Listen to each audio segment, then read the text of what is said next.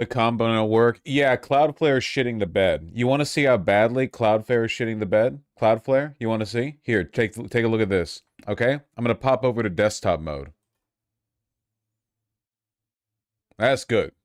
That's good. That's good comedy right there. Well, no one said being the world's greatest socialist live streamer would be easy. Is that really what it's going to look like? I'll just refresh. No? All right, well. We've been canceled? Yeah, I guess. Well,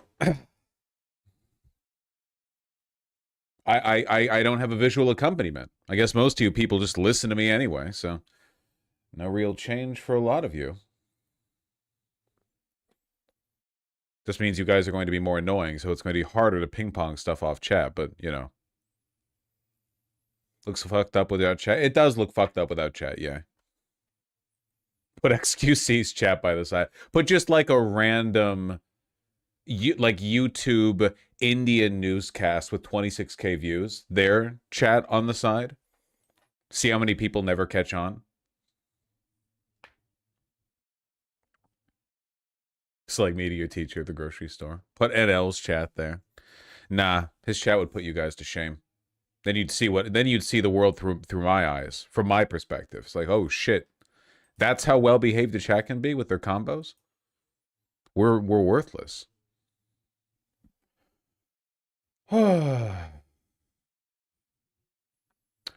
actually being really annoying today, lol. Chat? Oh yeah, for sure. 100%. Yeah.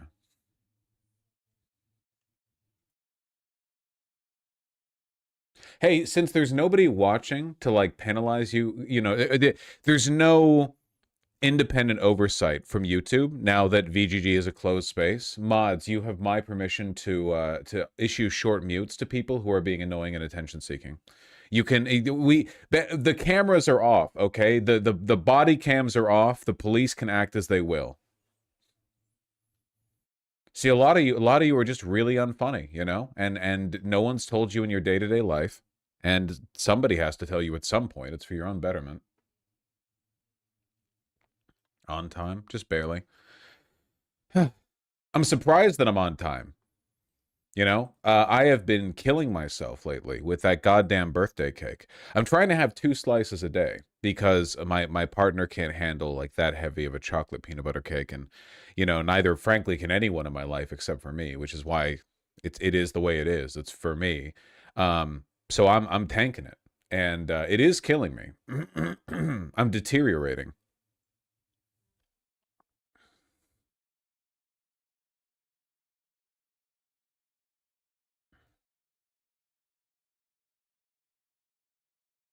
Get better friends. Got to get fatter friends. We even got some fat friends. Got to get fatter ones, I guess.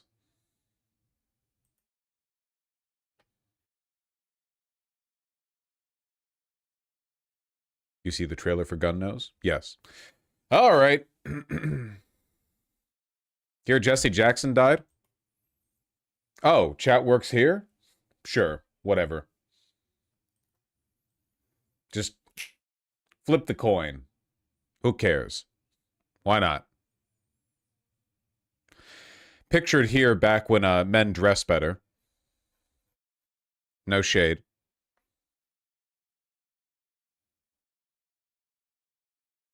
I'm dumb, who is he? Civil rights hero turned lib shit, but you know, you gotta give some respect historically. It's... You have to give some respect to the, you know, the historical precedent. Not everyone can be on their game 24/7 for their entire lives. It's ran for president back in 88. 88, huh? What a suspicious year to run for president. I don't know about that one. I saw this delightful clip that Twitter's not letting me pause because Elon is a hack and a piece of shit and a fucking retard and a pedophile. Just a delightful clip. Saw Hassan retweet it. Wasn't aware of it before. Thank you, Hassan, as always, making me a stronger leftist, you know. Of Chuck Schumer bragging about blocking agenda items pushed by Jesse Jackson. Really interesting stuff here. The Rego Park Jewish Center. I usually begin my speeches by saying I'm glad to be here. I'm not quite sure that's appropriate tonight. That when I walked up the stairs, I was pushed. That when I came here... Now, if you don't want to hear the other side,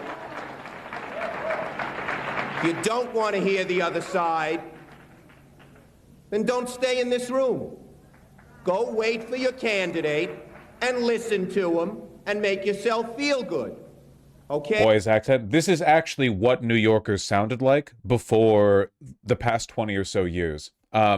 Modern international, before woke, basically, yeah. No, modern international culture and like the standard speaking English has basically obliterated regional US accents. This was authentically what everyone sounded like back then. Go look at literally any on the street clips from New York or New Jersey or whatever from the 90s or before. Hey, if you don't want to listen to the other side, please leave. I may not convert you to my point of view, but I will tell you something. If you believe in your argument, you can withstand very easily the argument from the other side. And so if you can't, then I ask you to leave. Let me remind you the last time I was booed publicly, and this was the last time, was something you all abhorred, because I was the leader in the fight against the pro-Palestinian Jackson plank at the Democratic Convention. And I got up on that platform and I said just what I thought. And certain other states got up and booed my speech. Back then, when there was less public pressure on Israel, Chuck Schumer could be honest and say that he was opposed to pro-Palestinian sentiment. Now he has to, like, hide it, and he's like, well, I support Israel's right to defend itself. Like, he has to engage in the defensive euphemism. But back then, he could be honest and engage in the offensive language of, I'm just against the pro-Palestinian. Now he would be like, no, I'm pro-Palestinian, I'm just anti-Hamas. But back then, he was honest, yeah. So that just as tonight, the MC had to get up and say, give the man a chance to be heard. Well, you know what, ladies and gentlemen? Perhaps it didn't surprise me that it happened there. This is from '89. It surprises me that it happened here. Yeah, back when he was just a humble member of the House of Representatives. And then he would go on to be a senator, and the Senate Majority Leader and the Senate Minority Leader, and the Democrats would just unambiguously embrace him and everything that he represents for decades and decades, you know? Folks, hey, Bob, I deserve a little courtesy, don't you think? Don't you think, Bob?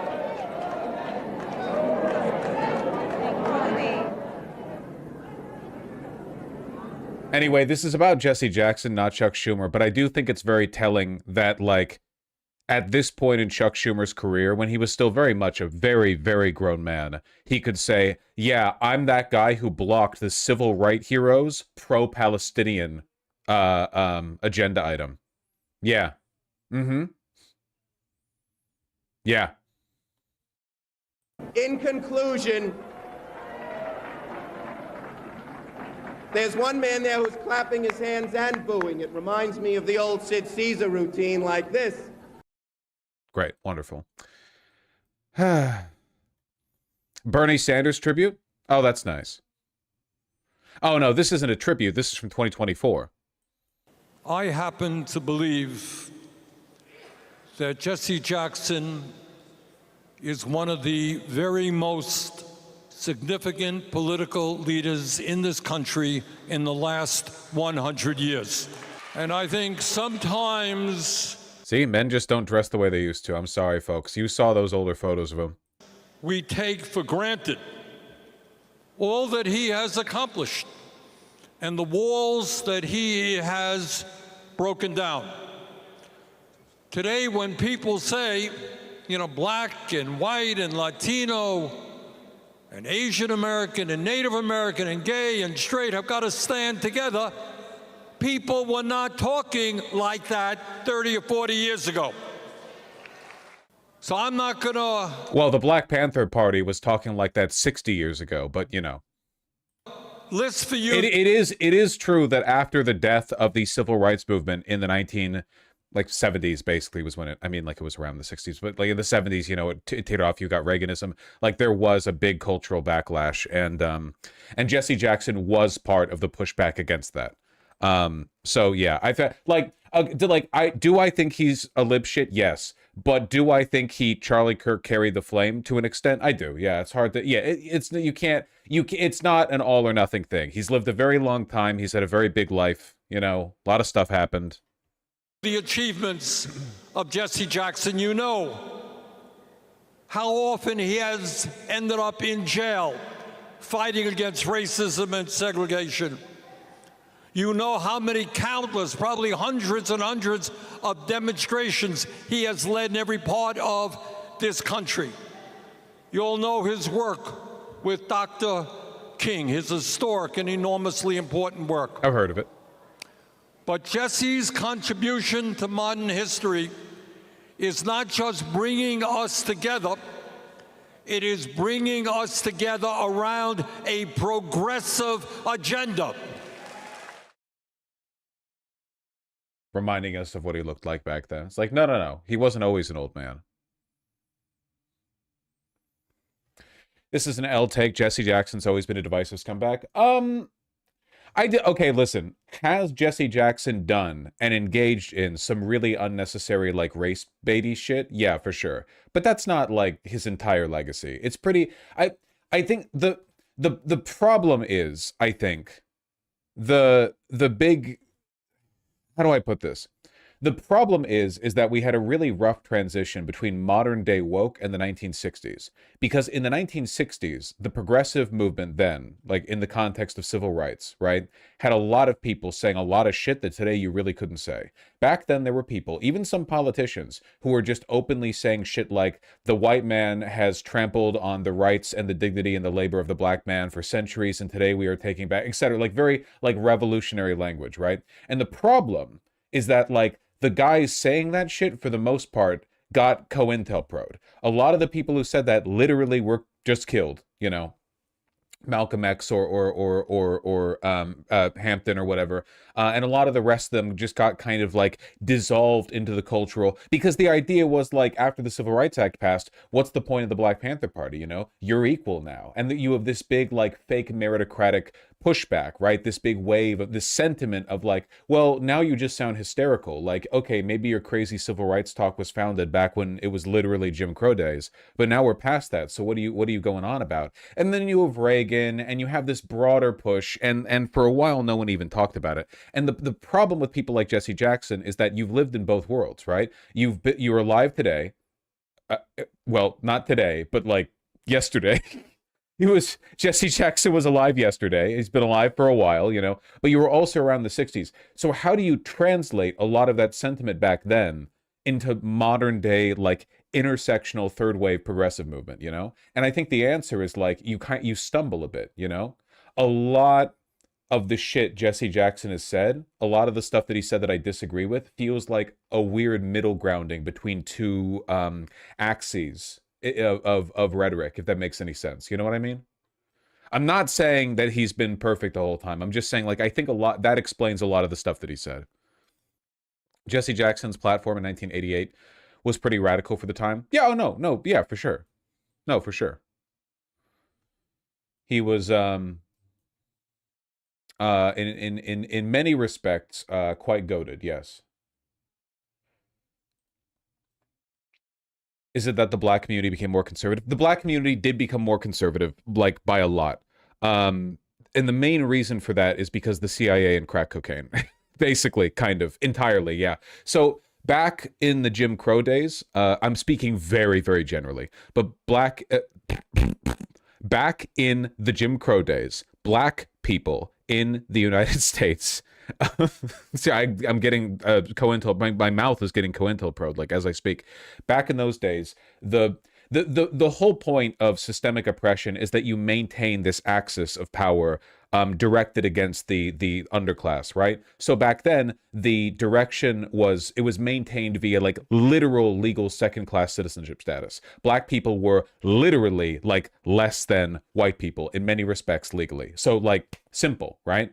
So because of that, you know, black people were allowed to live lives that were like a facsimile of what white people were allowed to have, just, you know, lesser. Black communities, in many respects, looked a lot like white communities. They were just poorer and disadvantaged, but altogether there was a similarity, you know?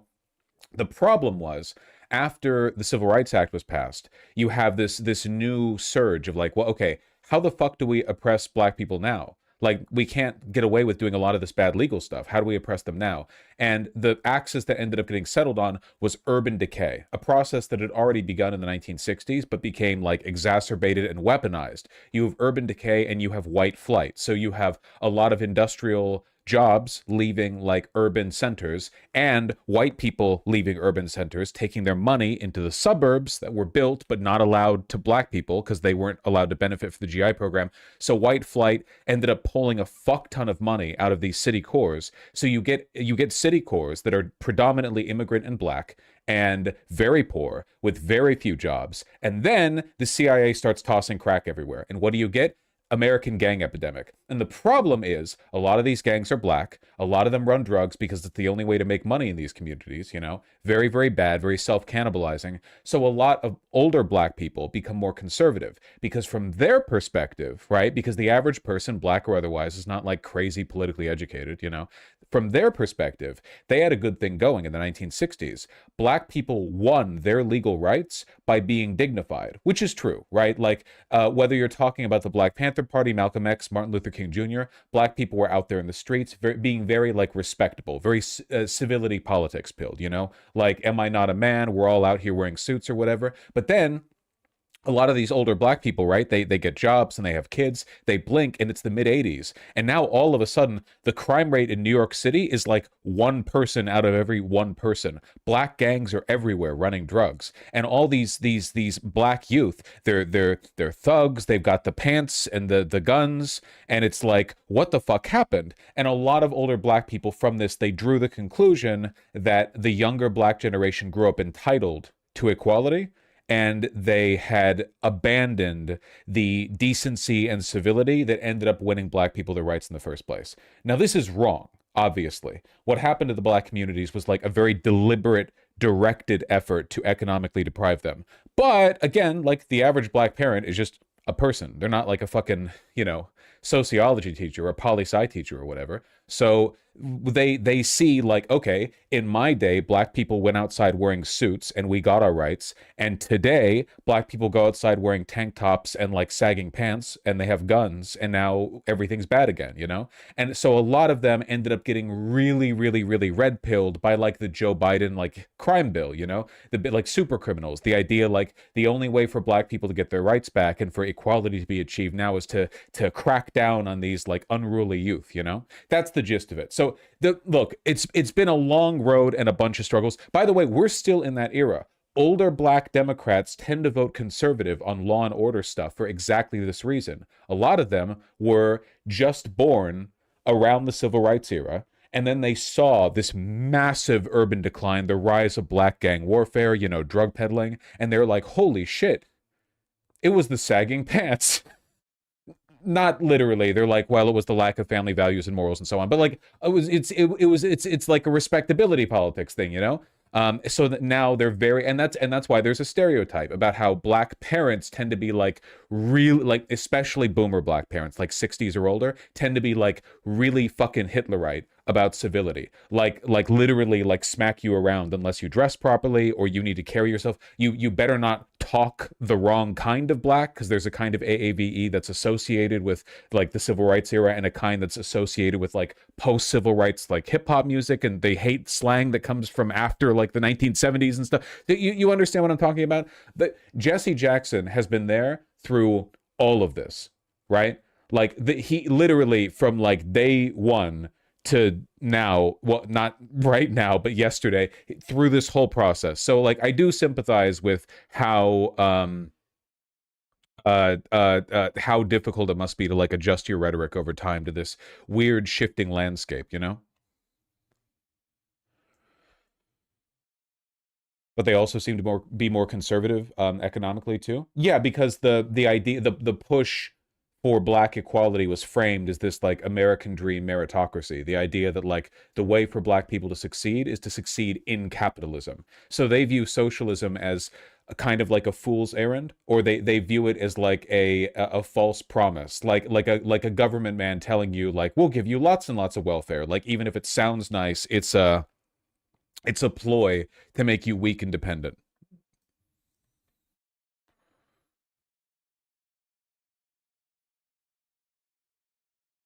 Yes. Also, never forget the U.S. overthrowing the black socialist leader of Grenada was in part because of fears of black socialist radicalization in Grenada spreading to black American communities. Oh, yeah, yeah. No. It's, again, like, and the more you read into it, the more like ammunition you get to this point. But yeah, the extent to which the sort of not cultural downfall, I guess, but like the reinforced oppression of black people post civil rights was a deliberate op by American intelligence is really obvious and not even remotely controversial. You know, this is controversial only when you're arguing with like regime pilled people. It's not even remotely ambiguous based on the historical evidence. It's a fact of life, you know.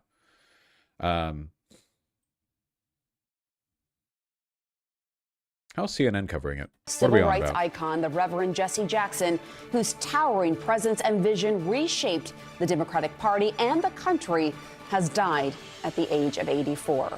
His family put this statement on Instagram. Our father was a servant leader, not only to our family, but to the oppressed, the voiceless, and the overlooked around the world. We ask you to honor his memory by continuing the fight for the values he lived by. God, dude, CNN, legitimately, you need to fix your shit. I don't know what the fuck is wrong with you. Every other video of yours has this, like every minute. It's crazy. Why don't they just not have it? It's CNN. And Abby Phillip has a look at Jesse Jackson's life and legacy.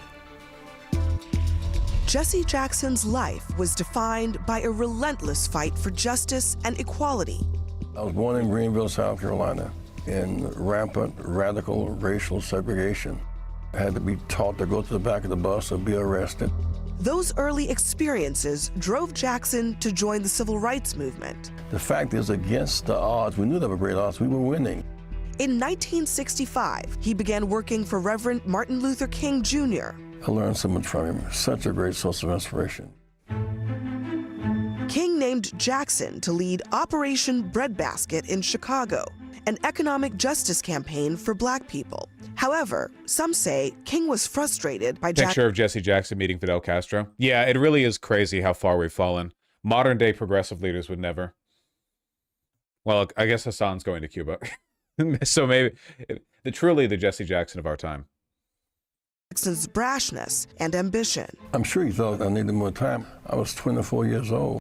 Both men were in Memphis in April 1968 to support striking sanitation workers. King and other civil rights leaders were staying at the Lorraine Motel. He said, Jesse, you know, you don't even have on a shirt and tie. You don't even have on a 60s white collared shirts do go hard. These are not white shirts, but these are nice shirts, yeah. Tie. We're going to dinner. I said, Doc, it does not require a tie, just an appetite. We laughed. I said, Doc, and the bullet hit.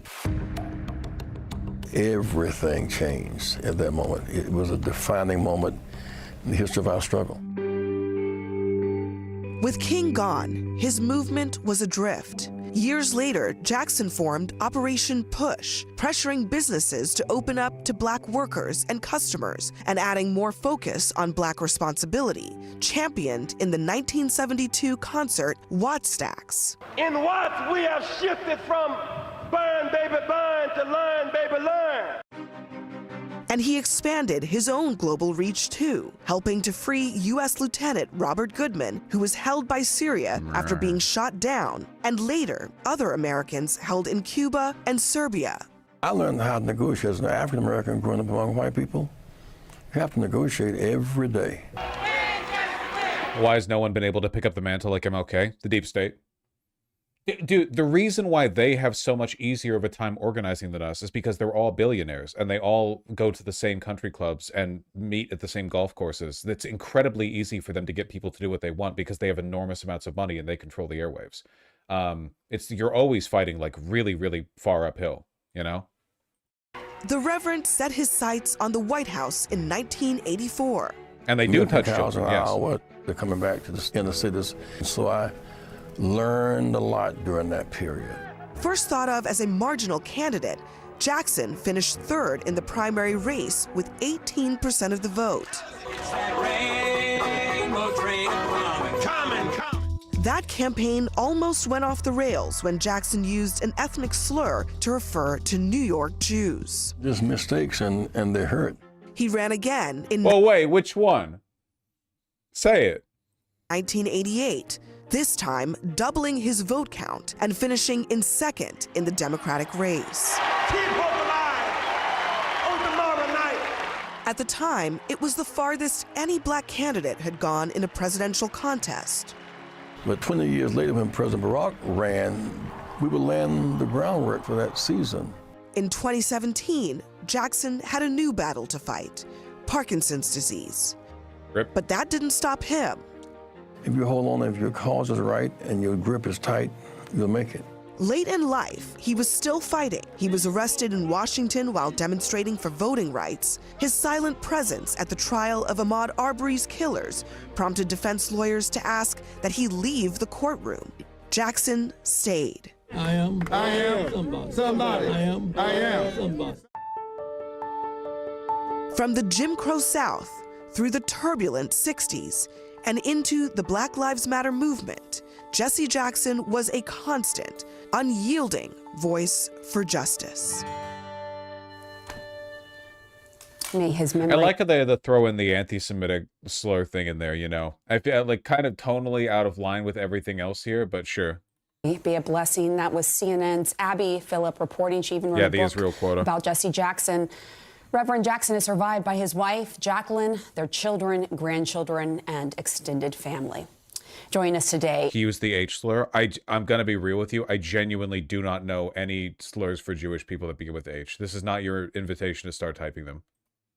In the group chat, Jeff Zeleny, CNN Chief National Affairs Correspondent, Chuck Rocha, Democratic strategist and former advisor to Bernie Sanders' presidential campaigns, and Ashley Davis, former White House official under President George W. Bush. Jeff, I want to start with you. You actually just finished reading Abby's book, A Dream Deferred. And we were talking about how Jesse Jackson served as sort of the bridge from Dr. Martin Luther King Jr., he was his protege, to President Obama, to present day. I mean, he kept fighting till the very end. There's no doubt about it. And the towering legacy and figure that Jesse Jackson is unparalleled in America's 20th century. Barack Obama would not have been elected as the first black president in America without Jesse Jackson. Not because they had a close relationship. They did not. It was stressed. It was filled with tension. Their family did. But this is why. Because Jesse Jackson, through his 1984 a bid for president, and 1988, a candidacy for president. He literally changed the Democratic Party and changed the way Democrats elect their presidents. Gone are the smoke-filled back rooms at party conventions. I mean, where the candidate was decided, but Jesse Jackson opened up that process through making it a delegate fight. And Barack Obama... It did used to be worse, yeah. Obama seized upon that in 2007 and 2008 and built a grassroots campaign that was basically the modern-day version at the time of what Jesse Jackson did, particularly in 1988. So he paved the way for that. But so much more. He literally was the bridge between the two. But to Barack Obama, as I think back to covering him during my time in Chicago, he moved to Chicago in part because he wanted the black American political experience, and Jesse Jackson was that in Chicago. He left Memphis after Dr. King's assassination, and Jesse Jackson was there, and he moved to Chicago to start the Rainbow Push Coalition, really building the broad-based modern Democratic Party. And as Chuck knows well... Unfortunately, and I guess this is like the big negative lesson, right? It's that if you are a black civil rights leader and a Republican strategist can just describe your life and career and be like, yeah, that's pretty good. It's probably not good for your legacy in the long haul, right? I mean, the problem at the end of the day is that the road that Jesse Jackson has taken has, for the most part, been he's like a living argument in favor of the anarchists and their view of like institutional assimilationism, which is that if you like the civil rights movement was like lightning in a bottle, right? It was like a flash in a pan. You had this real energy.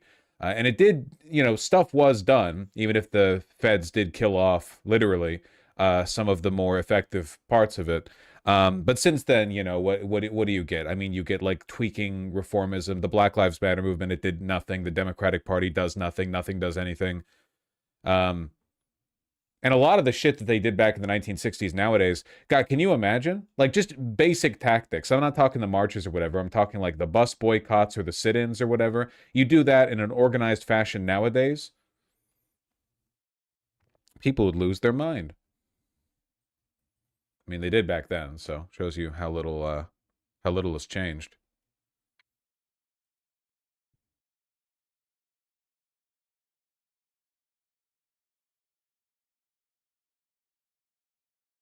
Yeah, it's unfortunate. It's wild how much this country's been pacified by the deep state. Yeah. It's not great. Trump responded to his death by posting 1 billion photos of him with Jesse Jackson through the years, so that's fun. Trump giving us the blue steel every time in the camera. No, very woke, yeah.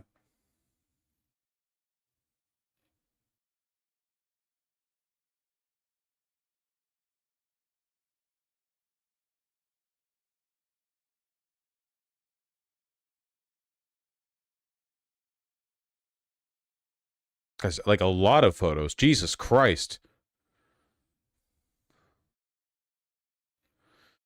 I guess credit to Trump that, at least to my knowledge, while skimming through this, he didn't post any photos of him with other black men.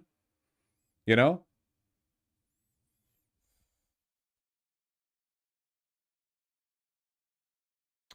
Where's his in memorial post? There we go.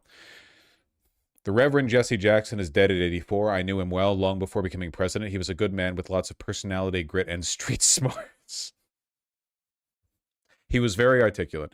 He was very gregarious, someone who truly loved people. Despite the fact that I am falsely and consistently called a racist by the scoundrels and lunatics on the radical left, Democrats all, it was always my pleasure to help Jesse along the way. I provided office space for him and his Rainbow Coalition for years, and the Trump building at 40 Wall Street responded to his request for help in getting criminal justice reform passed and signed when no other president would even try. Single-handedly pushed and passed long-term funding for HBCUs, which Jesse loved, but also, which other presidents would not do, responded to Jesse's support for Opportunity Zones, the single most successful economic development passage yet approved for black businessmen/women, and much more. Jesse was a force of nature like few others before him. He had much to do with the election without acknowledgement or credit of Barack Hussein Obama, a man who Jesse could not stand. He loved his family greatly, and to them I send my deepest sympathies and condolences. Jesse will be missed. President Donald J. Trump. Damn, I guess ally of Trump. I guess, man, that's like a totally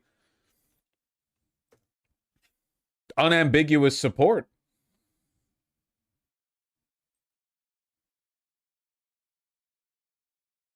Didn't expect this. Nah, like I said, Jesse Jackson's been neutered for a while, and also Trump loves people who are in his space. He still loves he loves Bill Clinton. He doesn't talk about Hillary Clinton really, which you'd expect that he would, because that's like playing the classics. He hung out a lot with Jesse Jackson, because they're both powerful, influential cultural figures in the 1990s. And yeah, Trump was a Democrat back then, so.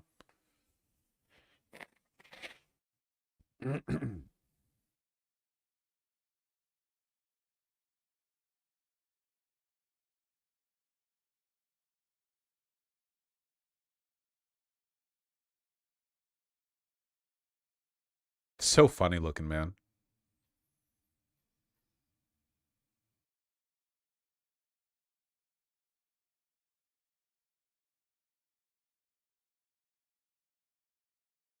No. Forgot about Hillary when he saw Billiam's fat ass. Who amongst us, right? Who amongst us?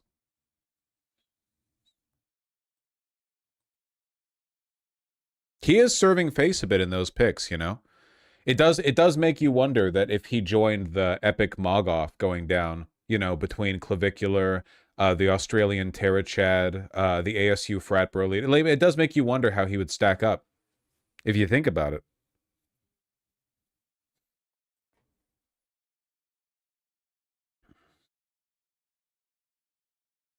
ASU clears. You don't know.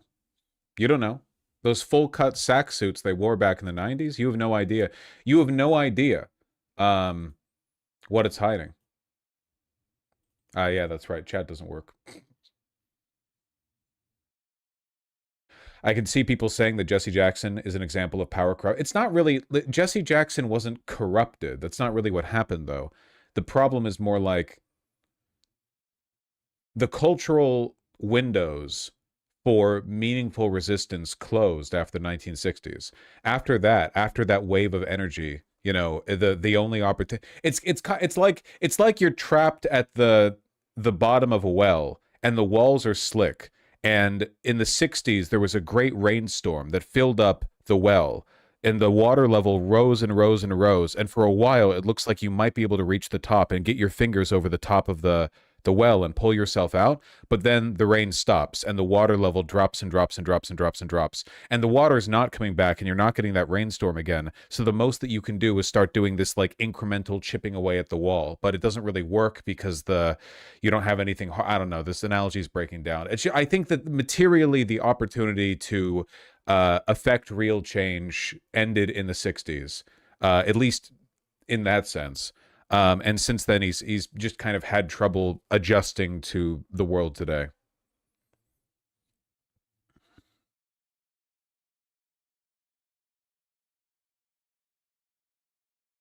I know this is real old hat stuff, but I can't believe the head of government communicates with the populace via things called truths. It's like decades of left linguistic critique boiled down to its bare essentials.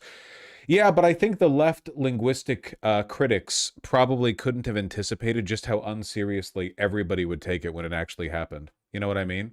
Like, you have secret police running around, disappearing people, and people's civil rights being violated willy-nilly, and people in Congress openly saying, like, we don't believe in the Fourth Amendment or whatever, but it's also, like, totally inept. Like, they can't even deal with some protesters in Minneapolis. The president will communicate via Truth Socials, but it will mostly be of interest to 80-year-olds, like people who would otherwise be getting their news on Facebook, and he will get less engagement on any one of his individual truths than, like, random lefty shitposters, you know? The future is deeply authoritarian, but mostly in the sense that it's authoritarianism carved out of apathy. You know, no one cares enough to get involved.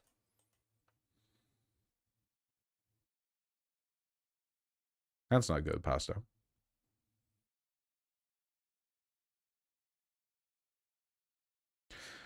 Chat works again. I know. I'm the live streamer. I can actually see my own OBS feed. Thank you for letting me know. Jesse Jackson did.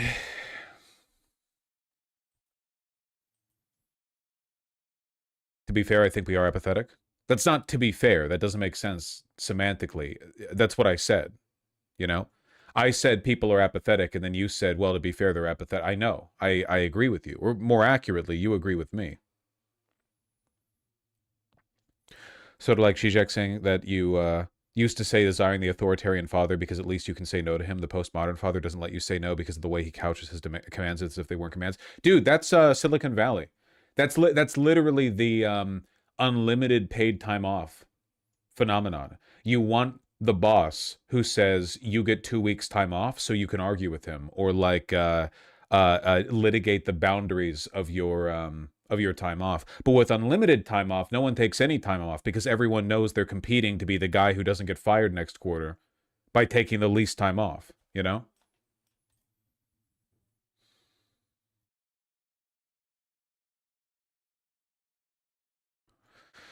Would this live streamer give an E33 debate segment as a treat? What the fuck are you talking about? Are you mentally ill? I mean, I assume you are, but I think that people like you should be shamed. What do you... Hey, the other day you said you'd be interested in see more game talk in the Reddit. I saw this post. It has like 8 likes. You've been shilling for an 8-like Reddit post for multiple days? Can you fucking reflect on where you're at? You're talking to other people. You're talking to other human beings. What the fuck?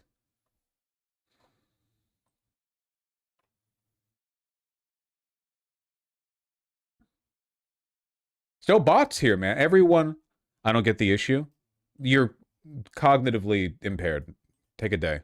I don't get some. It's more bizarre to me than a person like you. You come in here, you say slurs. I understand what you're doing, right? You know, you get muted, banned, whatever. Okay, you know, I don't get this. I don't get this. I don't understand where it comes from. Frankly, you people terrify me. Very scary stuff. Very scary. Like this person right here. Have you covered that Chibi Reviews got cheated on? Who the fuck? For one, yeah, I laughed about it. For two, who the fuck cares? You've said this multiple times now. We were talking about the death of civil rights legend Jesse Jackson. What do you... Dude, I don't... You've been here for years. You're a very prolific chatter. Has Vosh covered Chibi Reviews got cheated on? Has Vosh covered Chibi Reviews got cheated on? Has Vosh covered Chibi... Okay, sorry, Vosh. No, you're not! I see the chat. I'm looking at it. Don't quit making me acknowledge every time. Everyone has a special interest. I have to like shoot down. There's thousands of people here, man. Otherwise, it's me like me. Otherwise, I'm just muting people because they annoy me. But then people get unmuted and they're like, why did I get muted? What was mute-worthy about me repeatedly asking the same inane, unrelated, apropos of nothing question over and over? Like, and then I have to explain it and that takes longer.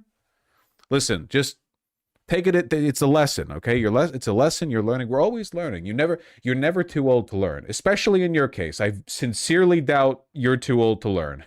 Frankly, you're probably just old enough to be doing mostly that with very few other things, you know?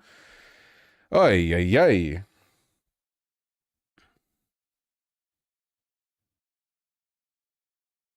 Here's a book showing the civil rights movement didn't end in the 60s. What? I didn't say the civil rights movement ended in the 60s. I mean, like, it kind of did, but movements don't really end, like, concretely, you know? There's a continuity. Things change.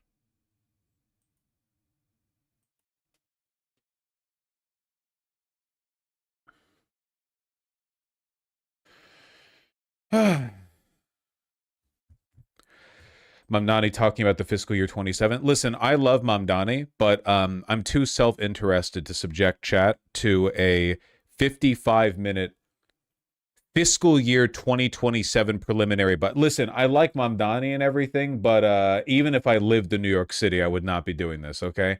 That's a hard, yeah, this is very policy wonk. This isn't even like a Mamdani or a farming thing. So we'll get to this later, you know, and by get to this, I mean, we'll read a tweet about it.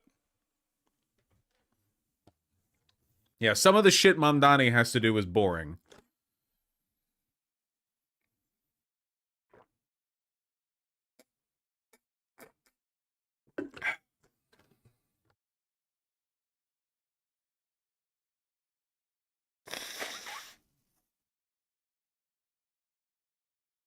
Have you seen the Chinese robots? What the fuck are you talking about? China's a country of 1.4 billion people.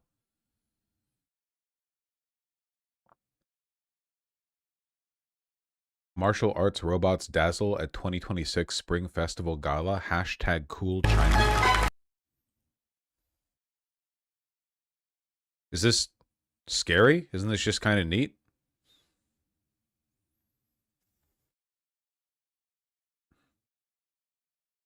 I don't know, it just seems kind of cool to me. I promise you guys that the repressive heel of the authoritarian government is not going to come in the form of humanoid robots.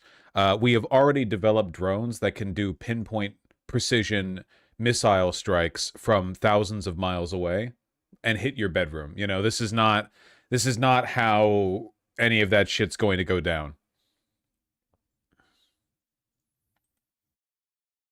Oh, thank you, Glass Oven. I appreciate that. Ooh, a flip. Woo! Hey, you see that auto adjustment on the ones that didn't quite make it? Still concerning. IMO drones can't do everything. I mean, they can do the important thing. They can kill people. I'm not really worried about this kind of tech, to be honest. Honestly, it seems like, okay, this is like a little apropos of nothing, but I was talking about this with my partner the other day. It kind of seems like a lot of the authoritarian technology that we fear is going to end up being like AI in corporate environments, in the sense that the hype is, oh, it's going to replace everyone. And then the reality is there's a big boom of hype. Yeah. But then it's like, oh shit, it actually doesn't work that well. And it's better to just teach people how to do the work to begin with, because then they can be promoted from within, that kind of stuff. You know, it's like, oh my God, did you know Palantir can surveil everyone? Okay, but like, who cares if they can surveil everyone? The CIA has been able to track people's ingoing and outgoing messages for decades. What have they done with it? Like, occasionally they do something, but they were able to do those things before. The CIA didn't need PRISM or the Patriot Act or whatever to murder, you know, Fred Hampton. Well, that was FBI, not CIA. It seems like the ICE has unlimited power and unlimited money, and they can do whatever they want. However, they're stopped in Minneapolis by a bunch of protesters. You know what I mean? It kind of seems like we're living in, like, the real threat isn't authoritarianism, it's apathy, because real authoritarianism needs people. Like Soviet Union, Nazi Germany, North Korea, whatever the fuck, right? Real totalitarian governance can't rely only on a surveillance state. It needs people. You need lots of people, because you need the social will. Like, it doesn't really matter. Like, if all you have is a surveillance apparatus, but the population is just kind of apathetic, you're not going to get the fervent zeal that people need sustained in order to justify the actions a totalitarian government needs to engage in to suppress civil dissent. So, you know, I don't know. It kind of seems like nobody, like, they're pitching us authoritarian tech, but how effective is it really going to be absent that zeal? And people are getting less zealous with time, not more zealous, you know?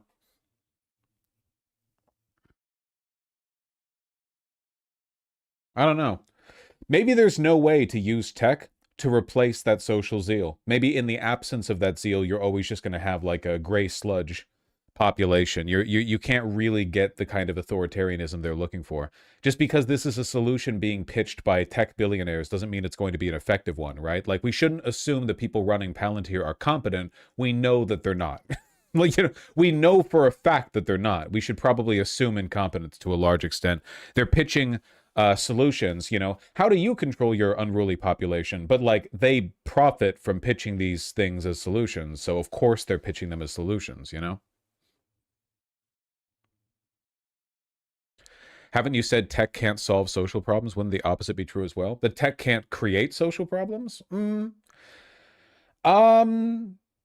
It definitely can, but maybe not as much as we think. Like, maybe tech can exacerbate underlying social trends, but it's not very good at, like, people are kind of like amorphous social blobs that just integrate and sort of adjust to the existence of any technological developments.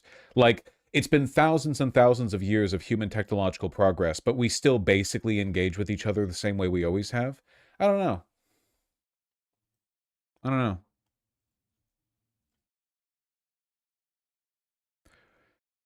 It's the whole guns don't kill people, people kill people argument, but for tech in general. That's kind of a good way of putting it, you know? It's kind of a good way of putting it, yeah. Like, guns kill people on an individual level, but on a systematic level, people kill people. Whether or not they have guns. I don't know, it's very weird. I was talking with my partner about this, and we were saying, like, maybe it's been a bit of a misnomer, or like inaccurate, to say that we've experienced a rise in global fascism over the past decade. Because, like, look around. Where is the fascist government? Where is the fascism institutionally? Oh, there are plenty of fascist people, and then what happens when they get in charge? Neoliberalism. Like, sure, not in a rules-based sense, not in a bureaucratic sense, but like, what fascist person or fascist leader is engaging in this, like, we will ruthlessly implement the industrial mechanisms of state and fold the population in line to bring about, like, the people are but the beating heart and the blood and the body of the fascism, the state, like, where is this happening? Nowhere. You get fascists in charge in France, Italy, Hungary, Britain, America. What happens in every one of these countries? Oh, it's just more Reaganism. It's the same thing. Literally, it's just more Reagan. It's just, well, like, a real fascist would never let an unaccountable cabal of multi-billionaire oligarchs with no national ties do whatever they want, right? Like, a real fascist would ruthlessly lock them into the national interest, but they're not. So it seems like, I don't know, it seems like the fascism was just an aesthetic that they needed to justify doing more neoliberalism. Like, doing it faster.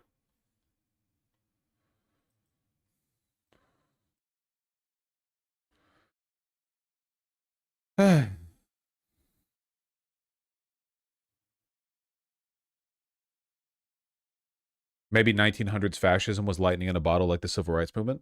That might be true. In fact, that's probably true.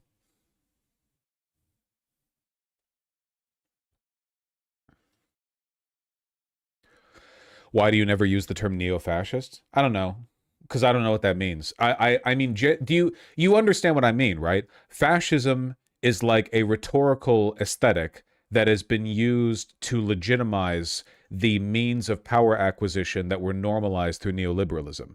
Like, all the people who are in charge right now are just the guys Reagan would have put in charge. A fascist would never allow the state to become as weak as it is right now. The whole point of fascism is that everyone lives and dies for the state, the nation state. What the fuck? America is, like, nationally, we've never been this weak. The government is giving up regulatory power. I know the fascists enjoyed privatization back in Germany, but they did so to the national interest. They were in favor of privatization as long as it was done at the behest of the state. Do you think that a big, like, automotive company like Volkswagen back in, like, 1941 could have been like, we think we will make more money working with the British, so goodbye? Do you think Hitler would have allowed that? Probably not. But American corporations work with other countries all the time. Like, there's no national push. They do work in, like, Trump gestures at punishing them, but nothing happens. They're allowed to.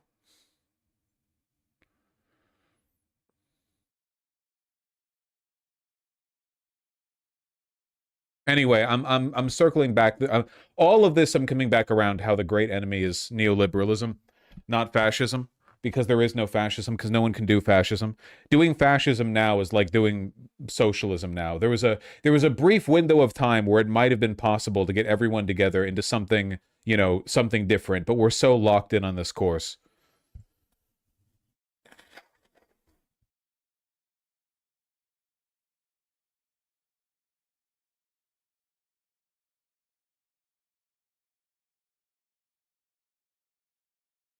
The ship will keep sinking. Yeah. Oh, yeah.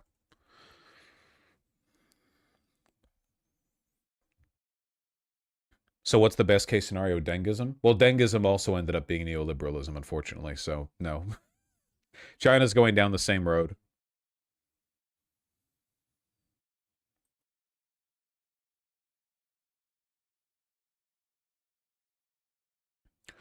Are fascists even mad at liberalism? It just seems like they hate people who self-describe as libs. Well, they hate social liberalism, but fascists love economic liberalism. Privatization, power of corporations. That's the whole genie in the bottle thing that socialists keep pointing out. Like, economic liberalism has created an enormous amount of evil, right? Like the idea of folding the commodity farm and the bourgeois and so on, like everywhere, even a lot of ostensibly socialist countries, which are of course not socialist, but the fundamental mechanism of power over the the proletariat in these countries, the exercise of that power has been through what is effectively like a capitalistic line of control. Soviet Union very shortly after its creation, Vietnam, China. The fundamental relationship here is the issue. The idea that this is the way to run a country, economically, I mean.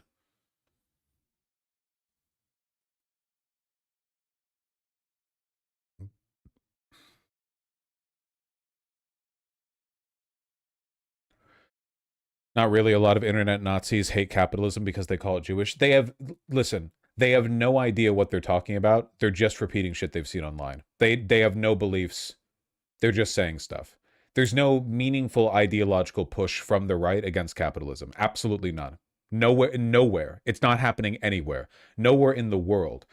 The entire Western fascist uprising has been, I mean, as we've seen, Epstein-led, Corpo-led. It's just a very, very small cabal of very wealthy people who needed some kind of rhetorical justification for the even more rapid accumulation of wealth in their hands. And it worked. In the past 10 years, trillions of dollars have flown upwards into the bank accounts of the the oligarchs who have, for the most part, both benefited from and pushed a lot of the sentiments that allow for the, lack of corporate oversight that directs money into their hands. The more people disbelieve in the future of their own countries, the more money gets pulled out of the treasury.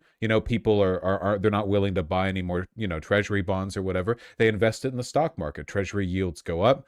It's this great cycle. The final form of neoliberalism, it seems, is when you give up complete. It's like neoliberalism was meant to be, at least in some sense, aspirationally egalitarian, and neoliberalism was like, that's gay as fuck, dog. We should have literally all the money. Cut tax rates down to the bottom, austerity, bare bones regulations. We're building the Tower of Babel. We're going all the way up to the top. And then it seems like sometime in the past 15 years, the people in charge, the powers that be, were like, we can't get any higher without tearing up the beams that we use to build this tower. And that's what they're doing now. It's the final stage of liberalism, And it has nothing to do with imperialism. I mean, all the stages have been imperialistic. It's more like, if we tear down all of the regulatory systems and the government power that allowed these, that allowed this wealth inequality, we can get even more for a short period of time before everything blows up. We are playing Jenga. We are playing Jenga. It's true. It's true. Yeah. What's the difference between neoliberalism and neoconservatism? Basically nothing. There's not, it was never, we're talking about an ideological distinction between somebody like Reagan and Clinton. The answer is meaningfully, very little. Foreign policy, how much you hate gay people. In the long arc of history, the 1980s and 1990s are not going to be sharply distinguished.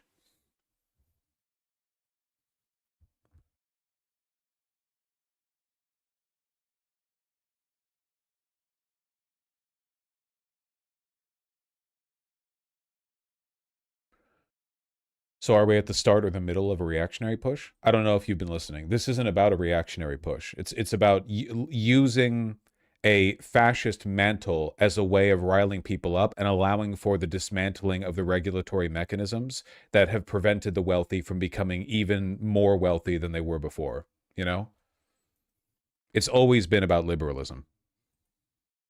No one's doing fascism anymore. The Italian fascists got in charge, and what did they do? Liberalism. Orban got in charge in Hungary. What did he do? Liberalism.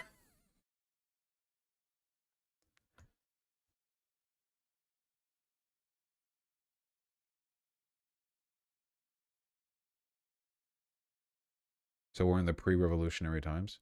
All times are pre-revolutionary times. I disagree. Imperialism is necessary for neoliberalism. I didn't say otherwise. I said imperialism is a feature of every stage of liberalism. You have to listen. You have to listen to what I.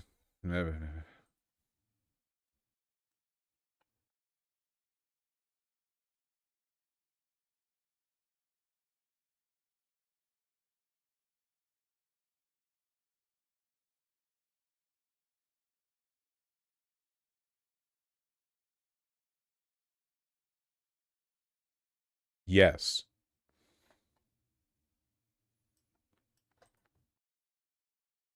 Well, at least chat's working. Lamau Vosh is a Trotskyite? No? Do you know what that means? It's probably a bit. It's probably a bit. Yeah, I'm a Maoist, you fucking idiot.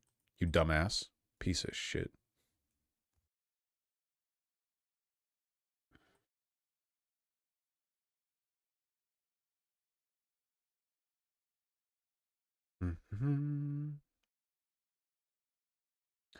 Well, as long as we're on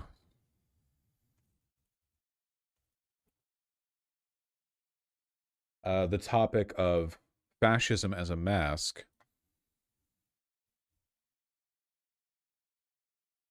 Seen this? Approaching protesters to say this. Yeah. You might have seen videos of ICE agents approaching protesters to say this. Yeah, why are you taking my information down? Because we have a nice little database. Oh, good. And now you're considered a domestic terrorist. Do you have some ID then, please? I don't need it. If not, we're going to put you in the vehicle and we're going to ID you. In the last couple months, we've gotten more and more tips from government officials and people working at tech companies, raising the alarm bells over the way that technology is being used by the Trump administration to achieve their immigration goals. Our reporting led us to uncover that the U.S. government is flooding tech companies, including Meta, Google, and Reddit, with hundreds of subpoenas. So like, sorry, I'm sorry. I'm not. I do want there to be some like distinguishment or distinction between the different segments or whatever. But like, this is a perfect example of what I mean. Okay, everyone talks now about ICE and how terrible ICE is, and they are terrible. But just the other day, Hillary Clinton was out there bragging about how her husband and Barack Obama were able to deport more people, and they were able to do it without causing such a mess. So like, it seems like all of the most fascist things the Trump administration's doing are either a maintaining of or a continuation of, because again, like the ICE isn't really, I'm not trying to downplay how bad the Trump admin is, because they're very, very bad. But like, okay, everyone recognizes that the worst things the Trump admin does or has tried to do have either failed or are just really openly reprehensible versions of things that have already been done, right? Because the really, really bad stuff they're doing, nobody talks about, and also it was already happening. Like the tax cuts or cutting U.S. aid, you know? Yeah, sloppy continuations of pre-existing. Like, obviously, the Trump tax cuts were Trump. Like, he did that. But it's not as though we haven't been cutting taxes decade over decade for nearly 100 years since World War II. You know? Like, the gutting of the American, the ability for us to use tax dollars to good end. Did Dems cut U.S. aid? Buddy, it goes so much deeper than that. The delegation of medical rights and like vaccine distribution being relayed to the fucking Bill and Melinda Gates Foundation in Africa, which has led to like a bunch of really, really, really bad stuff. Because when like inevitably, if you start deferring like charity and charitable aid over to private corporations, you know, or you know, charity groups or whatever, you inevitably get like really bad externalities. This stuff's been going on for ages and ages, you know? If we wanted to, we could have, with a fraction of America's wealth, we could have done unimaginable good in Africa, Middle East, Latin America. We talk about Trump destabilizing the Middle East, but previous presidents did as well, you know? All the really bad stuff that Trump is doing, it feels like it's just, but nobody talks about it. People still don't talk about the debt, man. I feel I feel crazy because the only people who talk about the national debt are those crazy like debt clock buy gold guys. It's like I feel like I'm talking about the birth rate crisis, you know, where you bring up our falling birth rates globally, and people are like, okay, Elon. And it's like, okay, I know he talks about it, but it's still a real problem, you know? The debt is a real problem. It's a really, really big problem. It's gonna blow up in our lifetimes. It's not sustainable. And there's no president who will be willing to raise taxes to the point that it could address it. We're like actually in the death spiral right now. But nobody talks about that. We talk about ICE. But what is ICE doing? Let's be real here. A more incompetent, openly evil version of shit they used to do under Obama and Trump 1 and Biden. You know? Yeah, I'm sorry, because we're talking now about them doing surveillance, but like a lot of this stuff seems like an obfuscation because like, okay, they're surveilling people. The intelligence agencies have been surveilling people for decades and decades and decades illegally. And that surveillance was approved and re-upped by Democrats too. You know? The Patriot Act was not a 100% Republican vote. Why don't people talk about this?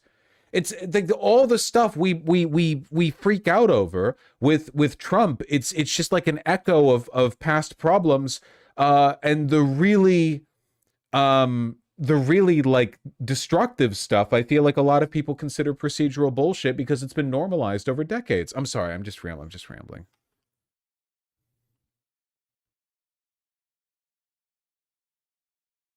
Data of U.S. citizens who have posted content that is critical. To be clear, I'm not saying that Trump and the admin aren't incredibly bad. What I'm saying is that it is an admin made up largely of neo-Nazis, but the neo-Nazism is an affect. The effect is more neoliberalism. Like, the effect of what we're seeing right now is a massive flow of wealth and power to corporate oligarchs, transnational corporations, broad deregulation. In a lot of respects, it's just a continuation of trends that were set into place by Reagan and then continued through Clinton, who established the Democratic line for a lot of Reagan's economic policies, Obama, who failed to punish any of the Wall Street execs. You understand what I mean? This is what I've been going on about with Newsom.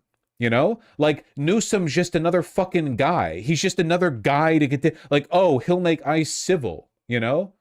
He'll make ICE not openly Nazi aligned, you know? Like, it's the downward spiral continues. Of ICE. In the past, these types of subpoenas have been used for things like terrorism and child trafficking. They're seen as a type of emergency measure. Using them at this scale to uncover accounts that are largely political is unprecedented. Get a real job! A lot of the holders of these social media accounts are Americans who are upset about ICE activity in their community and decided to start a social media account about it.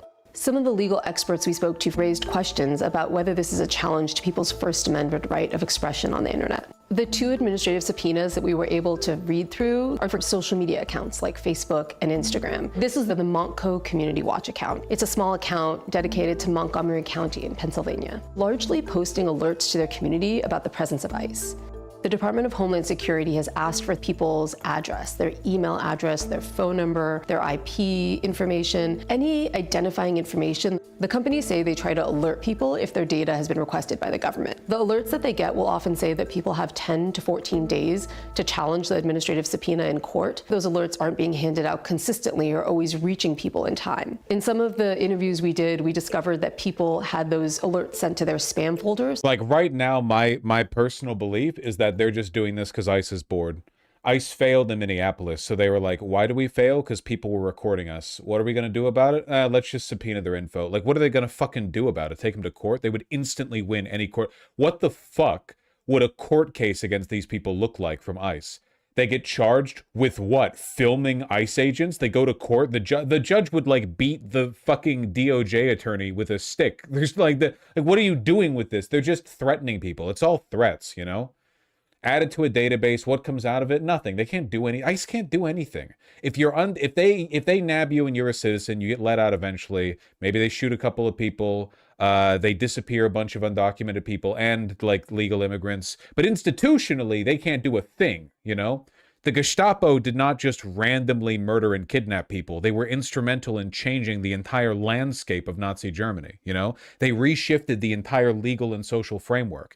Whereas in America, it's the same day to day. It's the same fucking thing. It's the same shit. I'm sorry. I feel like I'm losing my mind.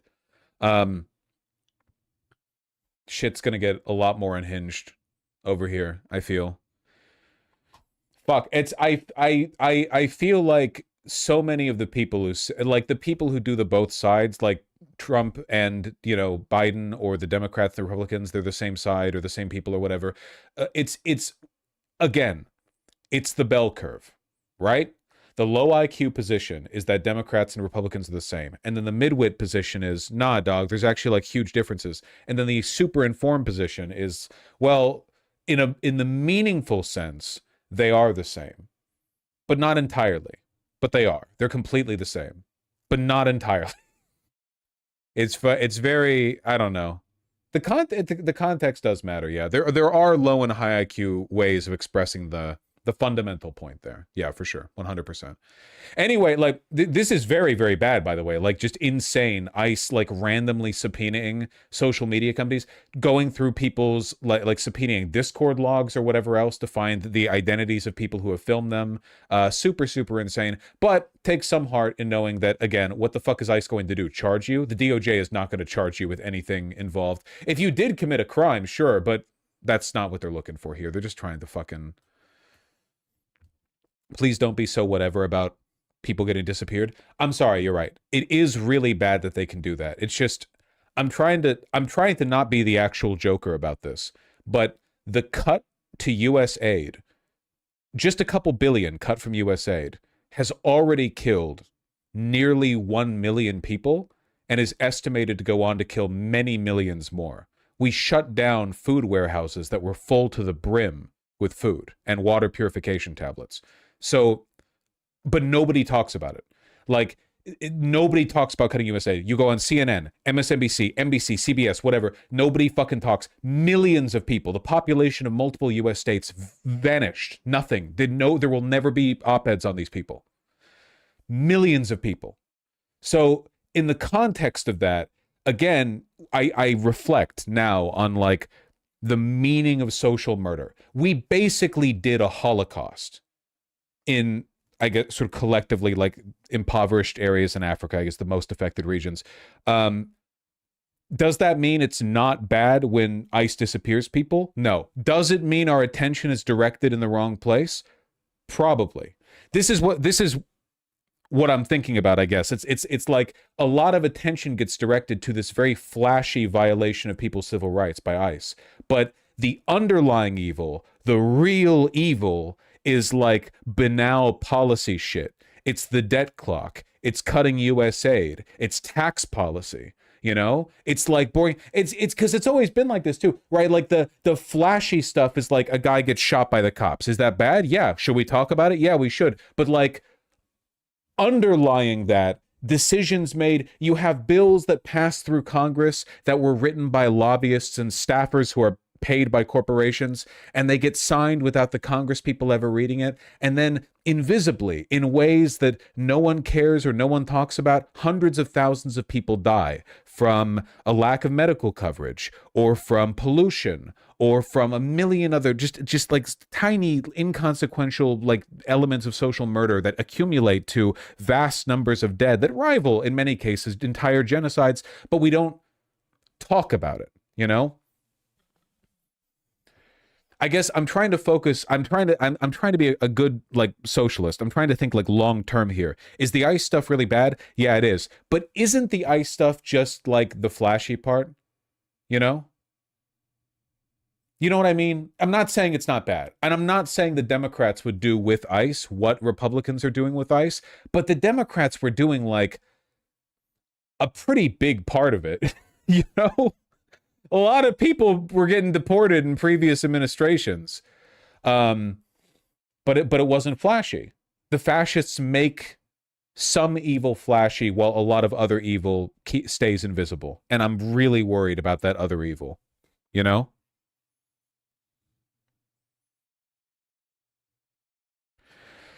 You can hold two positions at once. Yeah, of course. I would never say that what ICE is doing doesn't matter. It does matter. But that's not the point that I'm making, right? I would never you know, it's just we have to be aware of the broader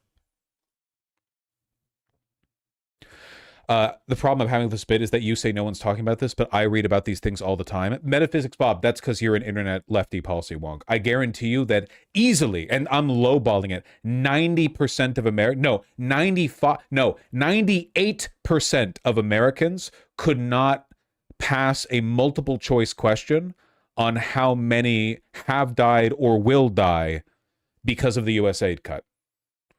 Like this is, you know, it's maybe in our space, this is like a known thing. Everyone knows about ICE, man. But like the general population, I promise you, they wouldn't even know what USAID is. Maybe 10% of America knows what USAID is or was.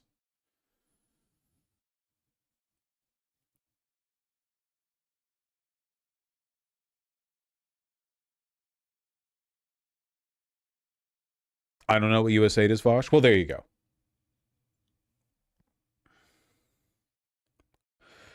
I'm a little confused. I thought we were supposed to focus on local politics having a local impact. Sure, but I don't know what that has to do with what I said. Yeah, like if you want to make yourself effective politically, you want to act locally.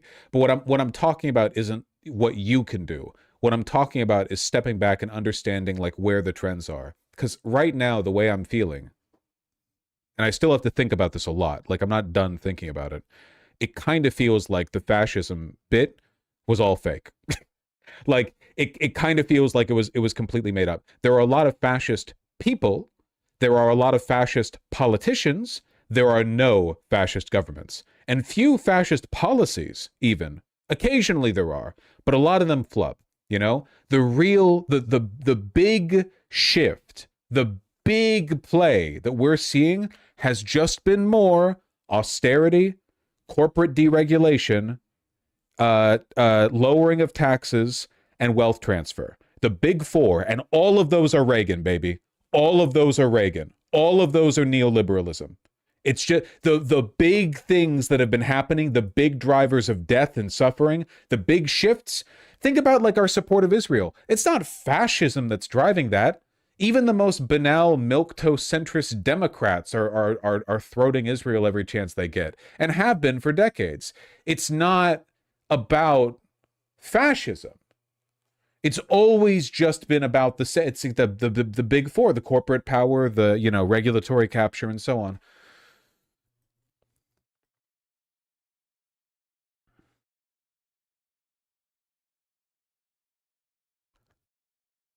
Aren't they trying to control the elections too? That's still a push at authoritarianism. Sure. There's a push, but I have a feeling it's not going to work. That's my pitch. I don't think Trump can actually shut down the elections. I think he's going to try. I don't think it's going to work because I think there is a fundamental disconnect right now. The government might push for fascism as a way of kind of riling people up or pushing for fervor, but the problem is the population is just not fascist and not primed for fascism. We have too much of a democratic civil society. Even the average Republican still wants to go. Listen, I need you guys to understand. In Nazi Germany, the average fascist would kill his neighbor or sentence them to death over criticism of the state. That they would listen to their neighbors, and if they heard dissenting speech, they would report them to the Gestapo. Nazi Germany was only able to be what it was because there were millions of people like that. Children snitching on their parents, and honestly, in some cases, vice versa. Nobody in America is like this. Well, I shouldn't say nobody, but most aren't. The average Republican isn't. They're not. You hear every once in a while like a Republican calls to get like a person deported, but no, by and large, this is not the... And by the way, in people's heads, the mental optics, like the moral weight of calling for a person to be deported is very different than calling to have a person killed. Okay? Like, there's just no...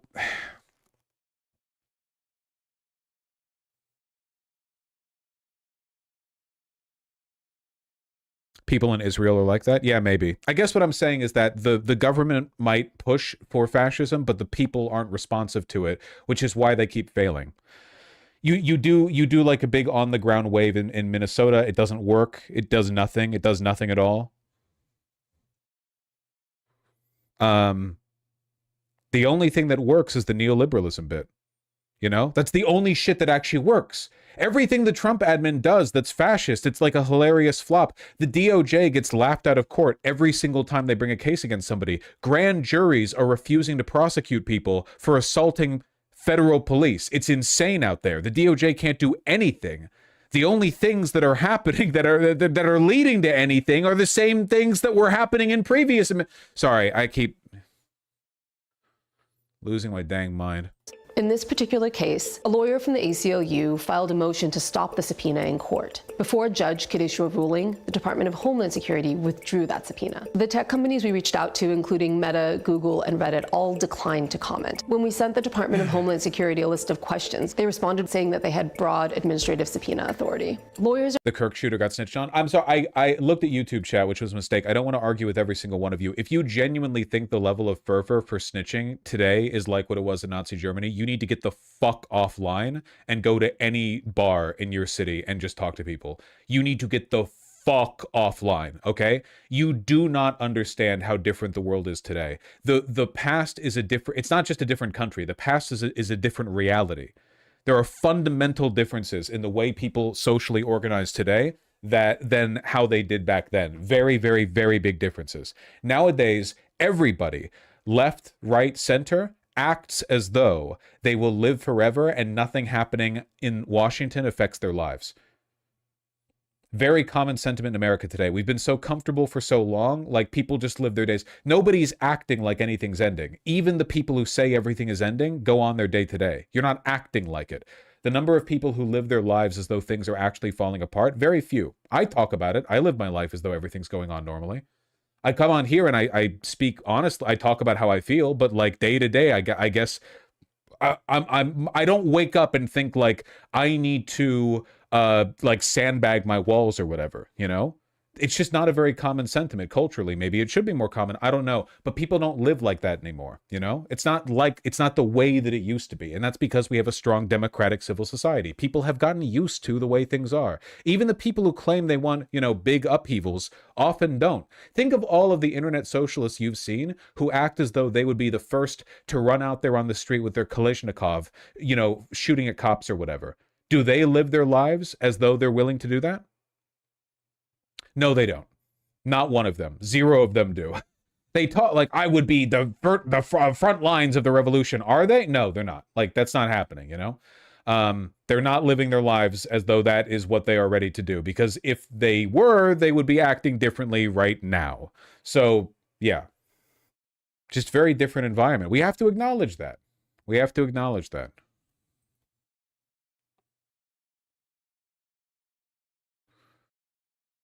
worried that this can have a chilling effect on free speech. Accounts that receive subpoenas might no longer want to post or be concerned that the government is seeking their data. And this, I think, kind of reinforces my point. The Trump administration has no ability to do anything about the fact that, like, 150 million Americans a day openly talk about how much they despise Trump. Like, what can some fascist government fucking every day a Twitter post goes viral about how they want Trump dead, you know? Like everyone everywhere, openly, in schools, workplaces, on every social media platform out there, everyone's like just openly hating Republicans and Trump. So what are they going to do about it? Take everyone to court? Not possible. Not even remotely possible. You couldn't take 1% of those people to court. What would you charge them with? Sedition? Ridiculous. Not going to happen. Never has happened. Meaningless.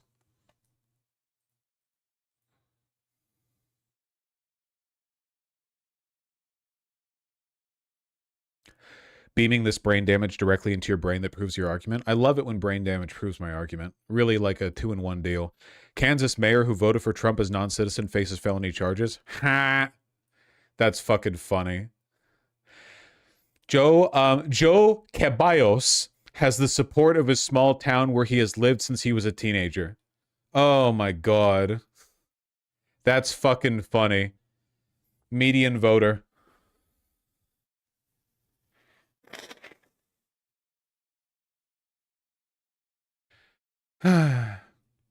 His town's residents are defending him and asking state and federal government to give him a slap in the wrist. Yeah. Me when my chud mayor, Joe Caballos, or Ceballos possibly, votes illegally. Please, sir, he was doing it for you. No one believes in shit, dude. Everyone just wants to live their life.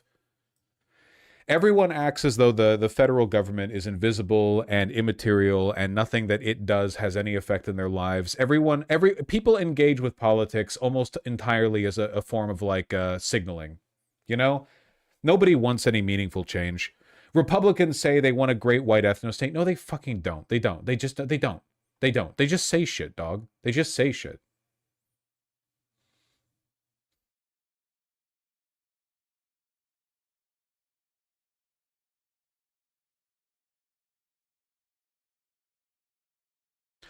Nakibios fears he'll be found guilty and deported to Mexico. That's fucking funny. Well, Godspeed, Joe.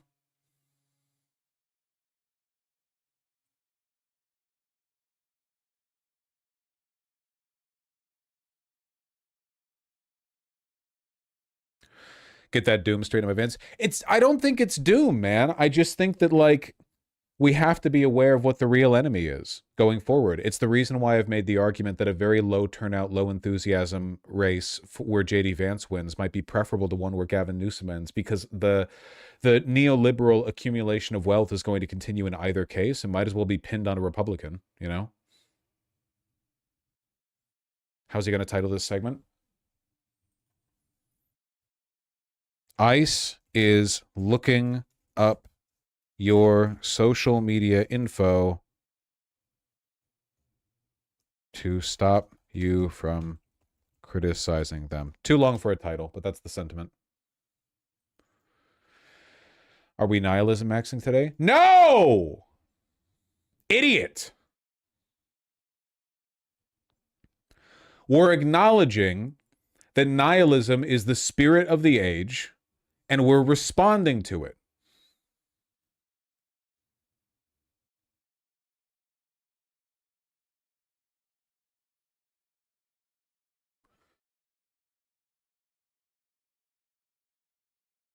What do you think the path looks like after a Vance win? I don't fucking know. Probably the exact same as what it is right now. Just continued decline. Again, my real, genuine, unmitigated optimism is going to be reserved for a candidate who I think will do something about the underlying rot. And not only do something about it, I need them to direct attention to it, you know? I need a presidential candidate who is going to say, listen, okay, obviously, like, Trump and everyone around him are fucking evil sociopath morons, and that shouldn't even need to be said. I'm not even running on that because it's so obvious. Like, yeah, we're going to put them all in jail. However, the reason they were allowed to reach the heights they did was because they are frontmen for an underlying sinister agenda to liquidate all wealth and all value in the world and transfer it into the bank accounts and stock holdings of like 5 people. And that is what I'm going to fight against, you know? Now, they probably wouldn't say it that openly because that would, yeah, I don't know, the deep state would assassinate them or something, but that's the sentiment that I'm looking for, you know?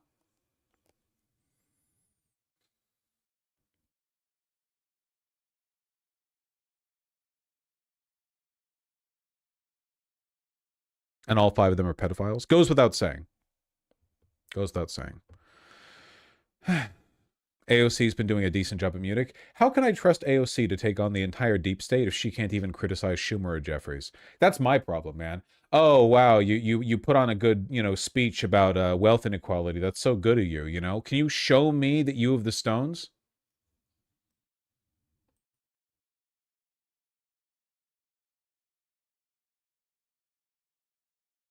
A lot of people are under the... I mean, Bernie doesn't attack leadership either. Yeah, and that's a deal breaker for me. It might not have been in the past, but we're in like, kind of feels like we're in the end game a little bit, at least within the next few decades. I mean, end game in a historical sense, not end game in like a tomorrow it's over sense.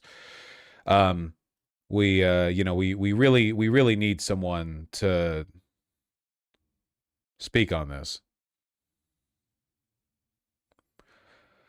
What do we do about voters just being morons who flip-flop in every issue? Voters only flip-flop the way they do because they're subjected to a nonstop barrage of corporate media that keeps them distracted with superficial cultural issues while ignoring the underlying blight. How many news agencies are there out there that say, yeah, the entire world, including our news channel, is run by a small cabal of Epsteinite billionaire pedophiles? Probably not very many. No, a part of fixing this country will involve some kind of seizure or censure of media. There's no way around it.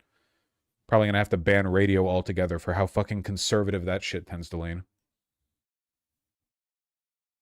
What can be done about corporate-owned media? Probably mass arrests. I know that sounds like extreme and not very viable, but I don't really know what else could be done. Like the people who run, like say CNN or the Atlantic or whatever, like these people are open evil oligarchs, you know? What are we supposed to do about the fact that Jeff Bezos directly intervened and prevented his editorial board from endorsing Kamala Harris right before the 2024 election. You know, what are we supposed to do about the fact that what is it? Not the Atlantic. Which of them is it? The guy who calls himself a super Zionist or a secular Zionist, who very openly evil. What are we supposed to do about the CBS acquisition? Like, these are attacks on our right to free and fair media. You know, and they should be responded to. Yeah, Larry Ellison types. Politico, thank you. These should be responded to as though they're attacks on the Constitution. The people engaging in them are traitors. This is not, so this is very clean-cut stuff, okay? This is not like the state should be breathing down your neck and monitoring everything you say. It's that literally all media is owned by like 5 people, and they're all extremely openly evil. It's not, it's like a very clear-cut issue, you know? Go after them and make the laws up after. I don't give a shit. There's no way out of here except for doing so.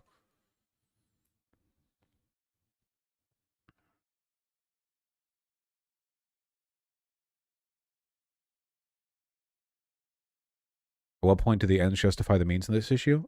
What? I'm a consequentialist. The ends always justify the means. What do you mean? That's people take that phrase in media to mean what it doesn't mean. The ends, like, definitionally, like what are you, a Kantian? You Kant?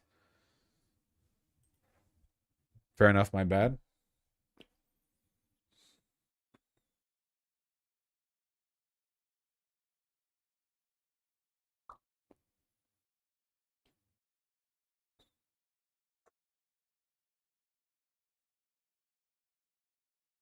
Aren't you rule-based? Everyone is. But rule-based is folded into act-based. The truth is, there's no point in discussing ethics anymore. Like, who is right and who is wrong is obvious and unveiled, you know, by God to all of us in our dreams. Discussing normative ethics is loser shit at this point. The world is run by the Epsteinite class. Like, what do you need? What, like, do you need like an instruction manual? You know?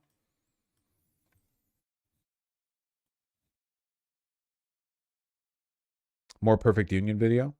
Why Blackstone's next target is your electricity bill. I can't watch a video from More Perfect Union, especially not one that's doing a fundraiser right after it comes out. That's like super scummy. I'm not gonna steal the views like that. Maybe we watch it later.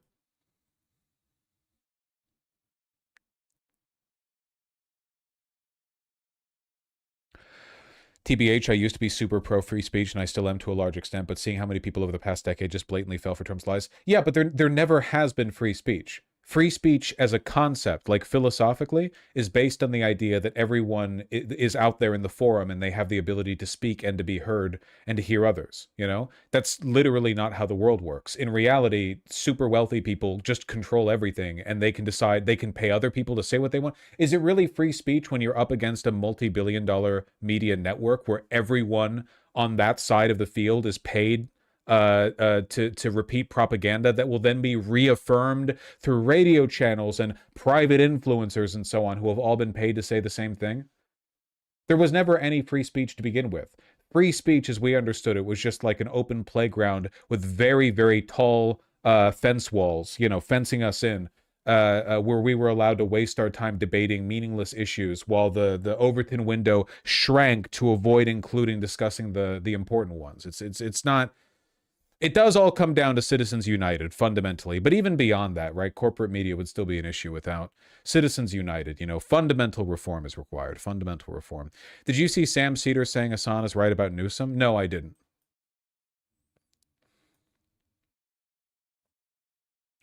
Were people mad about this?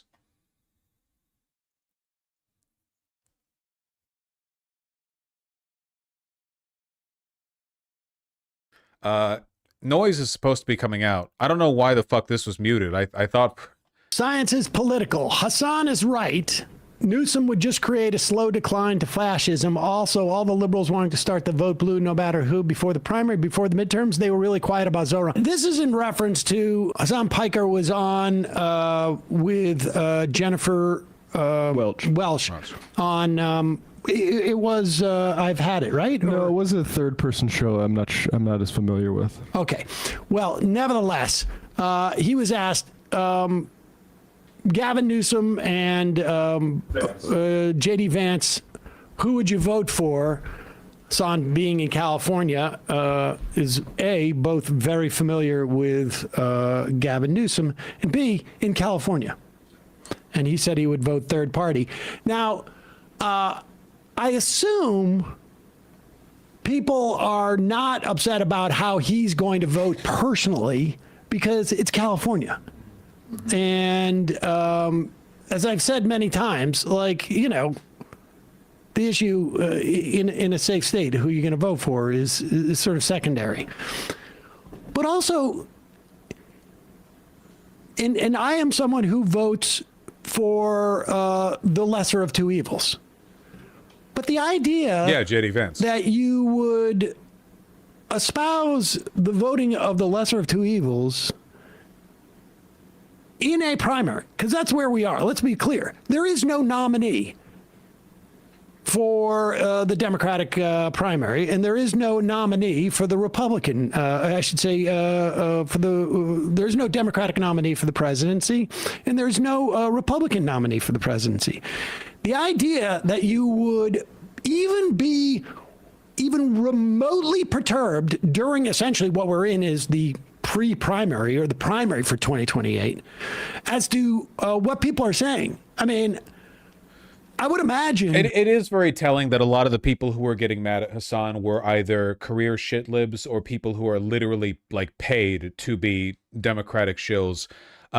Because optically, going after people before the primaries even began is an insane thing to do. Hassan says, give me somebody better than Gavin Newsom. And the response overwhelmingly from these people is like, no. Actually, like, no matter what, you're going with the Democrat. Well, if you believe that, then what's the point of the primary? Like, you could just put, why wouldn't the Democratic Party just choose who their guy is? Why have a primary if that's the attitude? Obviously, the point of choosing the best candidate in the primary is getting the person who has the best chance of beating the opponent.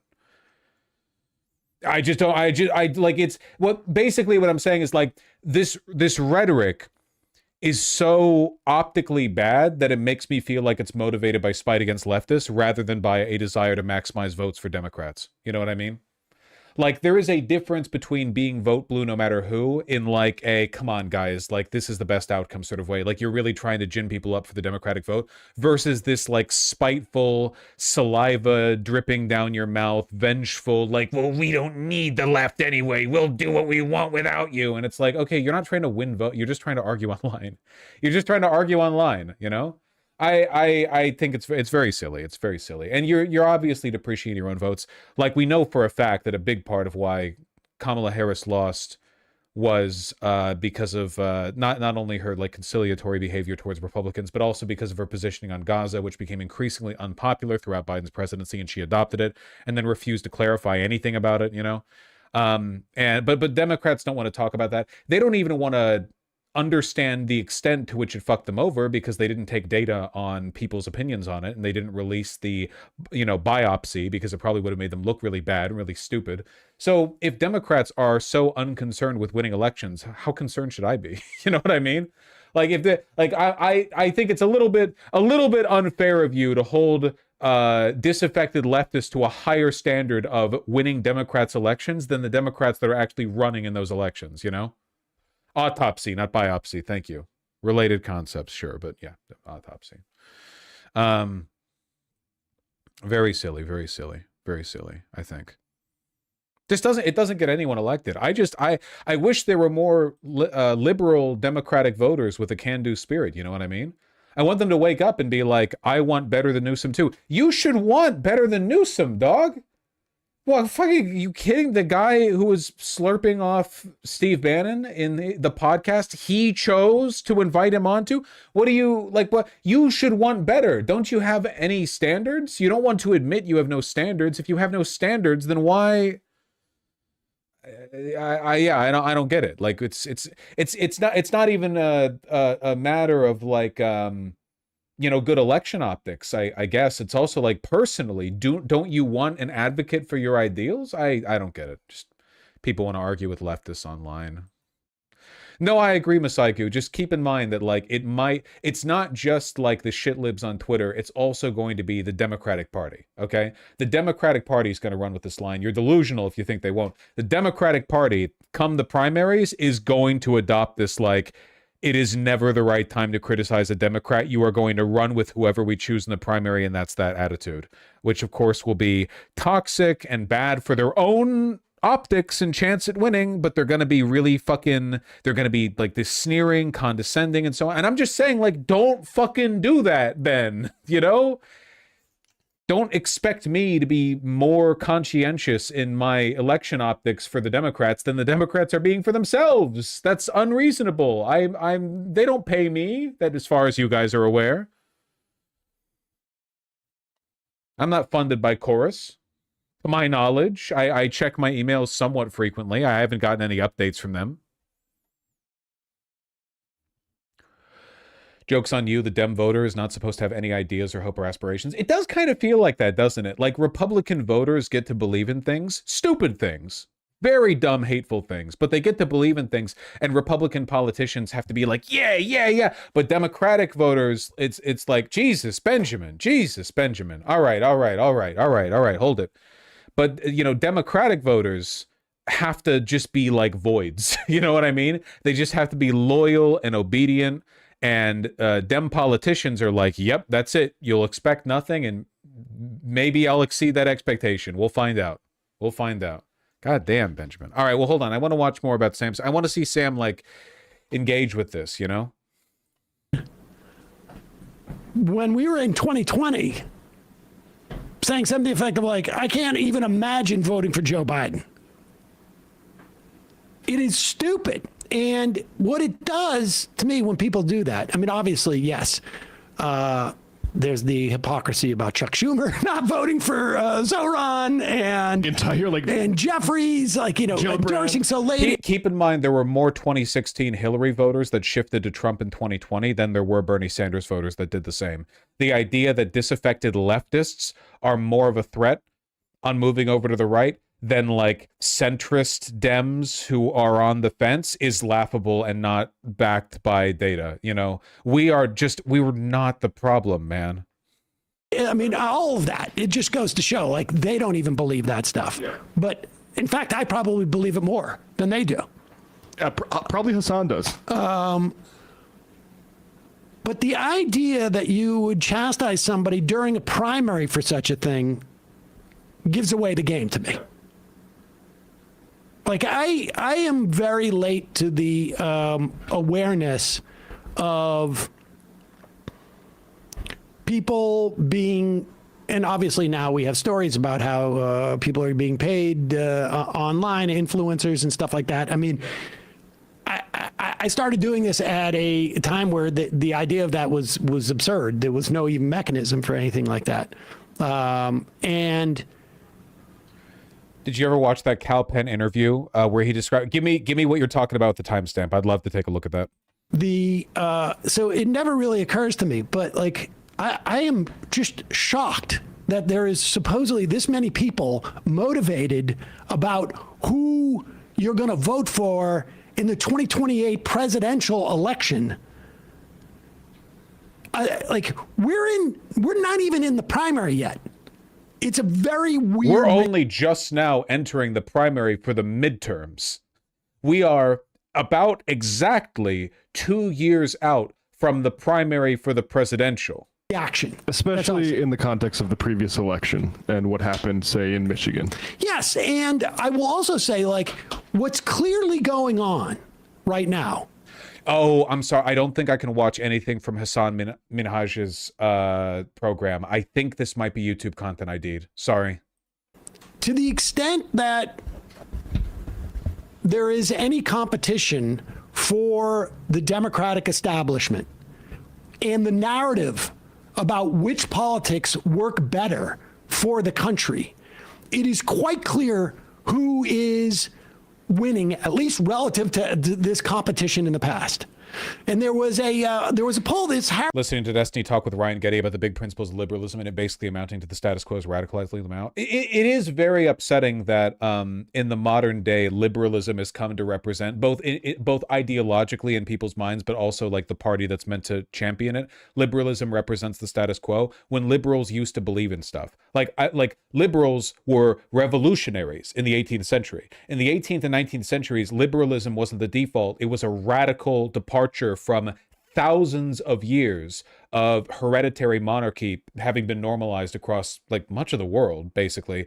And the people who advocated for liberalism weren't just like, oh yeah, like obviously we should have free speech and stuff. They were like militant, ideologically motivated people who would have strong arguments. And it seems like a lot of liberals nowadays just kind of want like this concessionary. I'm not saying that the only people who get to define liberalism should be fucking Locke or whatever, or you know, Rousseau or Jefferson, but it is worth knowing that like the founding fathers would not have tolerated the MAGA movement. That's just a fact. They would not, like, on any and every level, they would not have been allowed to exist. Not even remotely. They would have crushed it with state power. They would, the degree to which they would not have tolerated it cannot even be discussed. You know? But I'm not saying that we all have to be like paleo liberals or whatever. We all have to return with a V and only act the way the founding fathers would have. But it is, again, worth remembering that like liberalism used to have an aspirational vision of what the world is supposed to look like. They would have strong, determined normative principles. They would make arguments for things being better than other things. They would talk about how they wanted people to be and how the world should be. They were not just like, oh yeah, well, you know, the whole point is that we need to maintain this technocratic regulatory environment and this this liberal democracy that allows X and Y, and then whatever happens, happens, you know? Unfortunately, like, status quoism is just, it's dead end ideologically, morally, but also rhetorically. People just don't want this anymore, you know? Democrats aren't happy with this anymore. Not even Democratic voters. People, regular people aren't happy, and for reasons that are pretty obvious too. You know? Like, we don't need to, you don't have to be that highfalutin to understand what the issues are here. Harry Hampton clip that was going around.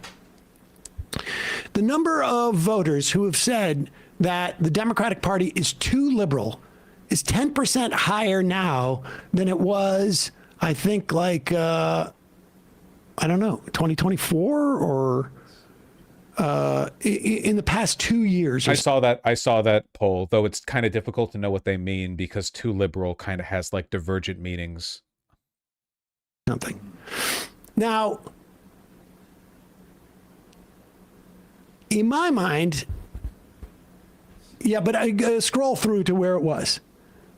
99. I just think it's just incredibly vague, you know? It's like how on dating apps, the only options for your ideology are like conservative, liberal, moderate, or don't answer, and it's like that doesn't fucking that's like very not helpful, you know what I mean? Like it just leads to people being confused. I don't want to put that I'm a fucking liberal on Hinge. At least give me progressive. Okay, no, okay. So right now we've seen that 40. What would an extreme liberal even look like? Dog, the French Revolution had people that they cut the heads off the fucking the kings of old on Notre Dame. They built a church of reason. They were executing people, man. Radical liberalism is a real thing. 42% of, I was shocked by this, of Democrats who perceive themselves as democratic socialists, 42% under the age of 35 do, 33% of all Democrats do, which I was shocked by. Yeah. That's a lot. I would expect that to be a bigger difference in those age numbers. Yeah, the older Dems. But keep going down. And then the argument is being made here. Okay, so in 2013, back during Obama, 48% of... The funny thing is that a lot of this would have been avoided if the Democrats actually were liberals. You know what I mean? Like if the Democrats advocated for liberalism as it existed in this country before, let's say, Reagan, like even a Carter version of liberalism, but you can go back LBJ or I mean, obviously FDR. Like there are variants of liberalism in this country that are not only aspirational, but downright radical compared to what we see from the Democrats today. And they had a vision and Democrats today don't. And that's, LBJ would have gone crazy. LBJ would not have tolerated the existence of the MAGA movement. So either, to be clear, also would not have been happy.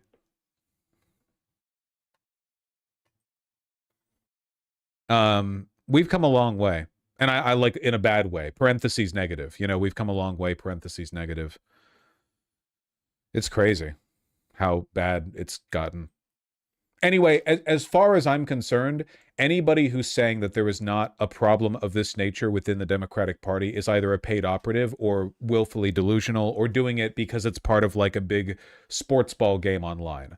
Like I think you genuinely have to be like it's like the conservative influencer thing. Like you're either being paid or mentally ill. Ezra Klein. Well, Ezra Klein's being paid. Ezra Klein is like his whole career hinges on being the kind of liberal that consultants that fund the Democratic Party can point at and go like, yeah, that's our guy. You know, it's one of the most influential liberal thinkers in the world. And what does he say? Nothing really. What does he think? Nothing really. You know, he'll go up there and he'll say basically he doesn't understand why people aren't voting Democrat. That's his answer, by the way. He doesn't actually have any prescriptions or any answers. He doesn't. Well, why aren't people voting Democrat? I don't get it. The Republicans are insane. I don't know. People are just like that. Maybe we need to be more anti-trans. Voters say, and he did. Curiously, he did come out with some weirdly defensive statements about Epstein. That's interesting. Wonder why he did that. I wonder why, like, for no reason, just like he stepped out. Hey, listen, everyone, I don't think there was anything about Epstein that implicates the wealthy in this country. I don't know. Why did he say that? That's so weird. Democrats are too liberal. In 2025, 58%. The problem is, I will tell you this right now. In 2004... I don't know if that's going to be fixed, Masaigo. If you said you were liberal, you would be pilloried by everybody from the right. Because it was considered like liberal meant communist. Like literally. The whole word progressive really came in as a word to say other than liberal. In that era, that's what it meant. And 15 years later, sometime in like 2017, 2018, if you identified as a liberal, you would not get attacked by someone on the right. Like, I had people call me on Air America saying, like, you're a liberal. And I would say, dude, I'm to the left of that. And they'd be like, what? You just admitted it. Like, literally, I was like, yes, I'm doing a radio show. I remember this era well. And if I said I'm a liberal in 2018 on this show, the calls I would get would not be conservatives going, you just admitted it. It would be all people from the left, mostly younger than me. A lot of people are now, saying like, I knew it. I knew it. And so the idea that like there's 10% extra who's saying that Democrats are too liberal, I don't think it means what it would have meant in 2013 or 1996. I think it means that there are people who are going like, they support Zionism. They are too wishy-washy on shit. Partner with capitalists. They partner with capitalists. By the way, and I want to make it clear, the only reason the definitions have shifted this much is because of a complete capitulation to conservative and corporate interests in mainstream media.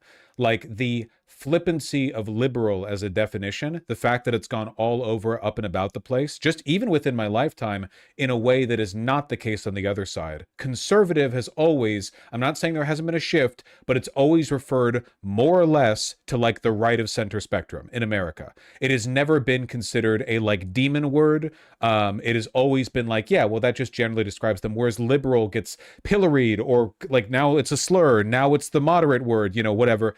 And that's entirely because the media has always fundamentally been on their side. And by always, I mean since at the very least the 1980s, probably to an extent earlier. I mean, obviously, the Vietnam War was not exactly an era full of left sympathetic people in mainstream media, but things were different back then. And I don't know everything about everything.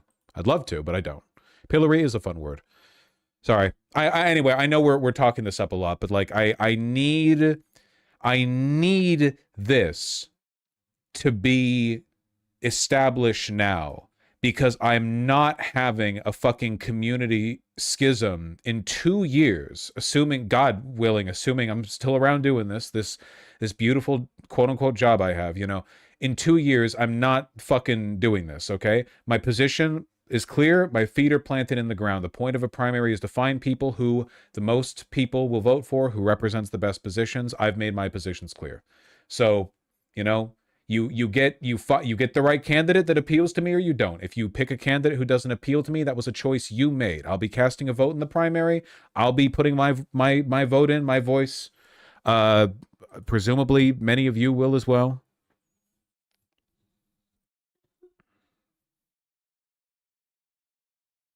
It's always been white people, Masaigo. It's always been white people. Presumptive candidate tier list win. We'll get there when we get there. We'll get there when we get there. Somebody said Will Stansel's getting mad over Vote Blue no matter who. I don't want to get mad at Stansel, the hero of Minneapolis grad.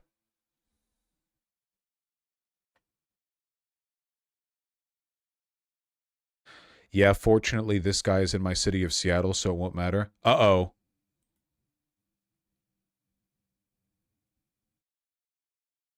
Okay, no, they're not talking about me. There's a possibility they might have been posting a clip of mine.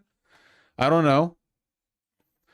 I refuse to vote for Gavin Newsom if he's the nominee in 2028. 41 likes, 65 comments. Oh, shit. Blue sky. Lib sky. Main character syndrome. It was linked to me by a chatter. I don't know.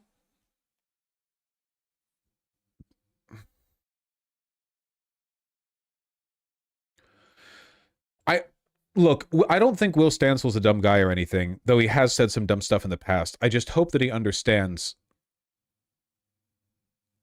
I hope Will Stansel understands that the reason ICE is able to do today what it is doing is because of precedent that has been established in a bipartisan sense.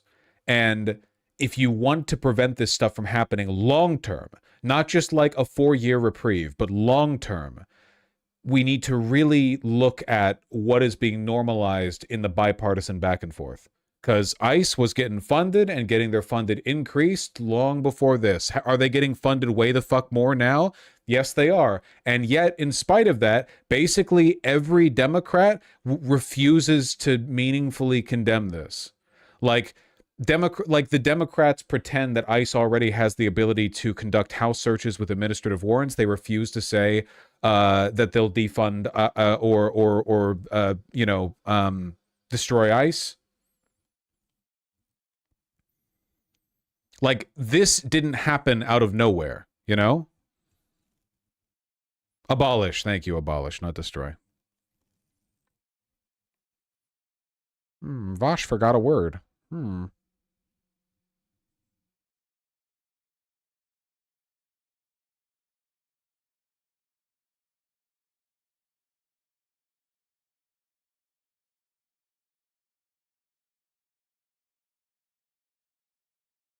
Did this account seriously get muted because somebody said they're rude? This fucking site. This? If I recall correctly, they said some insane shit. Maybe you should stop getting behind corporate tools who demonize trans people and immigrants while supporting genocide. They're referring to Democrats here, right? That's not insane. Different post? Okay, different post. I mean, that seems fine. This is what I'm talking about. No major Dem is demonizing trans people and immigrants. Dog, what do you mean? Gavin Newsom had Republicans on his podcast and said that he agreed Democrats went too far in defending them. Maybe that's not demonizing them in the sense that it's saying they're demons or saying they're like innately bad or whatever, but that's conceding a massive policy point and moral point of Republicans. And as for immigrants, Democrats and Joe Biden specifically have pushed for more punitive, more authoritarian immigration crackdowns at the southern border. In so doing, normalizing the idea that our country is under siege from undocumented immigrants, which is the rhetorical environment that allowed the Republicans to push for ICE as hard as they have.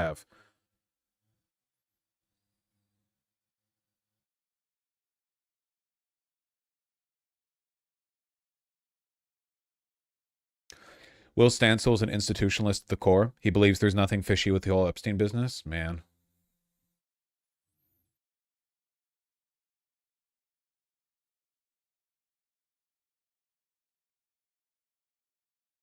People who think Gavin Newsom is 99% Hitler are unlikely to be placated by someone who's 97% Gavin Newsom. I really don't think it is that difficult to find someone who isn't like Gavin Newsom on the things that people are upset about. You know, he's pretty uniquely bad. Like, you don't need to play dumb about what it is he supports that people are upset with, you know? Liberals love to do this with like Gaza policy as well. They're like, wow, you're really so upset with Biden over facilitating a genocide that you wouldn't vote for him. So what, you want a Democrat who like doesn't do that? Okay, good luck finding that. And it's like, it shouldn't be that hard, man. What do you mean?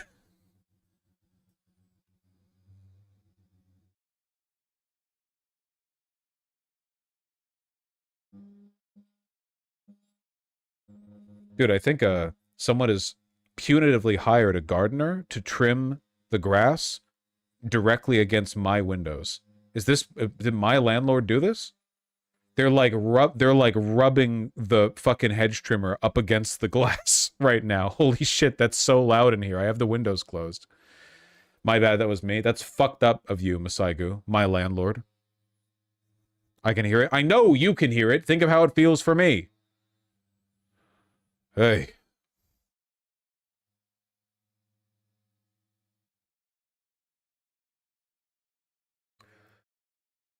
Will Stansel still the GOAT for single-handedly pushing ICE out of Minnesota? True, but like ICE is going to keep doing this forever until something stops. How many times can you remember a punitive carceral police state willfully retracting their own authoritarian measures? Like, something has to give.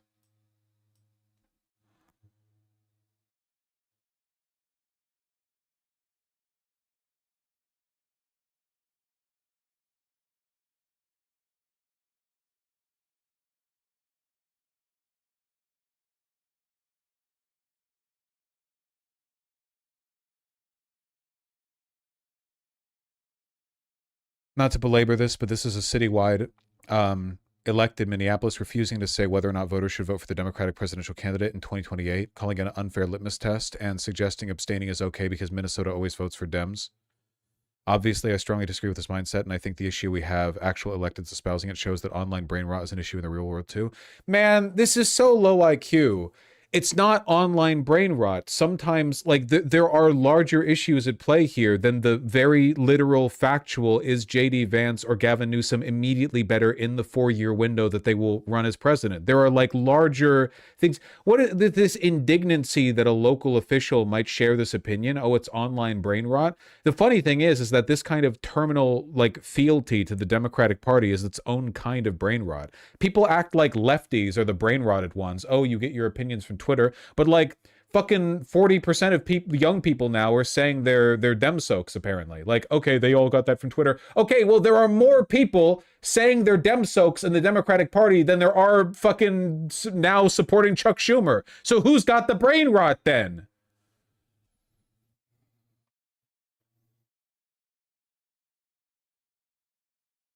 Yeah, I'm shadowboxing right now. It's just very frustrating. You'd think somebody like Will Stansel, who's not a dumb guy, would be able to, like, engage with arguments about why the place that he's at right now is a product of bipartisan sentiment. You know? It's like, it goes beyond just trumping out of nowhere. This was built on an environment in which both parties got together and agreed that America's under siege by immigrants. That it was a position that Democrats began defending in Biden's term as well. They were against it when Trump was in office from 2017 to 21. Whatever.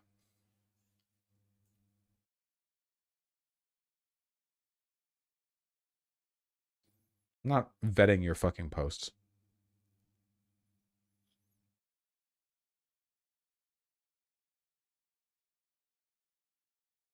I don't think he has good politics necessarily, Gayfesh. It's more like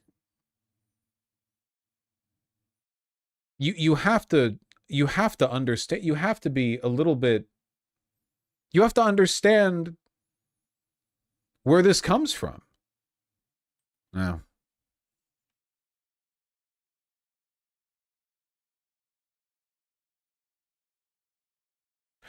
Sam Cedar joins Hassan in his war against Twitter shitlibs. There you go. That's a fiery title.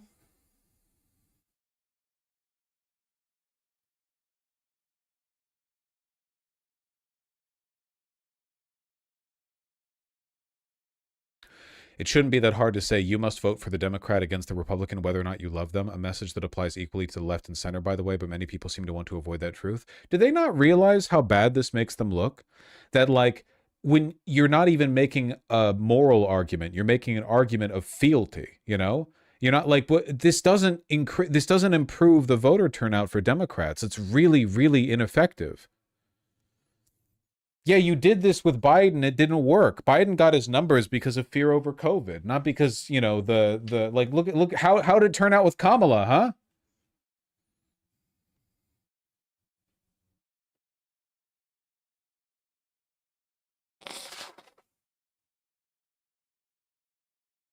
I don't get it. If you want the Dems to win, you'd think it would be prudent to at least make a convincing moral argument for their victory. You know, this is why it's good for them to win. But then you have to engage. You have to go back and forth on the, you know, well, okay, do these systems, are they really created by Republicans, or, you know, to what extent are they sort of managed in a bipartisan fashion? As blah, blah, blah, blah, blah.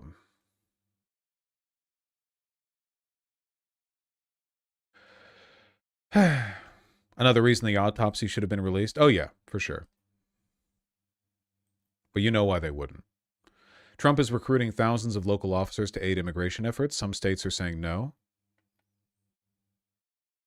We'll see how effectively they're able to steal the midterms. We'll see. We'll see.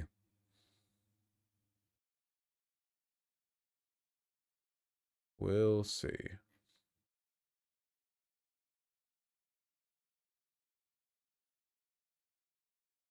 They're going full insane mode in Tennessee? Yeah, maybe.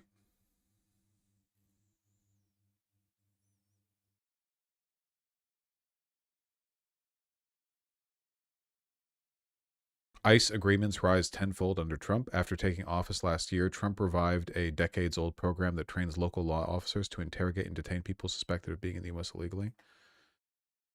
The 287 program, named for a section of the 1996 law that created it, had been used during President Joe Biden's admin only for immigrants already jailed or imprisoned on charges. But Trump expanded it. Wow, how interesting. Trump expanding something the Democrats built.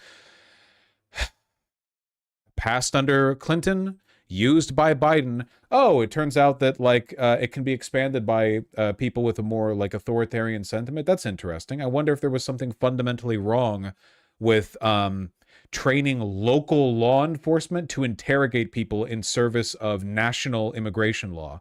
The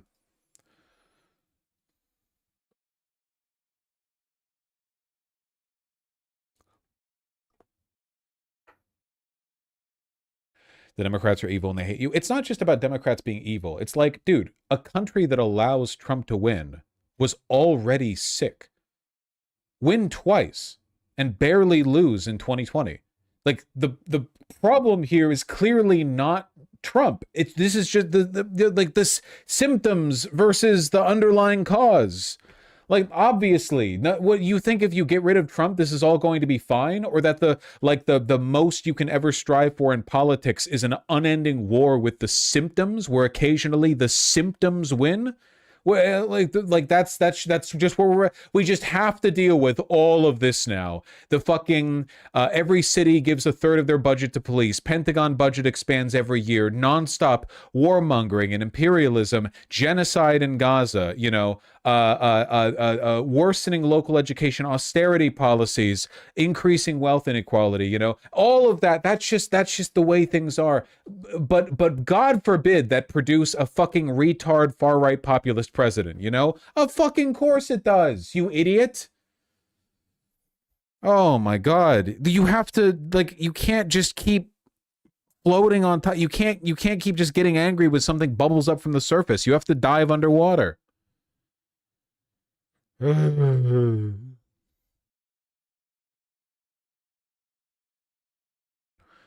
Barely lose in 2020, got destroyed. Dog, he got like 80 million votes. Yeah, he lost, but like in a serious country, Trump shouldn't be getting any votes. Trump, like legitimately, the fact that Trump is even capable of running as the primary candidate, 70 mil, whatever, I forget the exact number. He got too many votes, you know? Like it's not acceptable. We can't keep doing this, man. We can't keep fucking fencing on top of on the parapet. We can't keep tightrope walking over lava.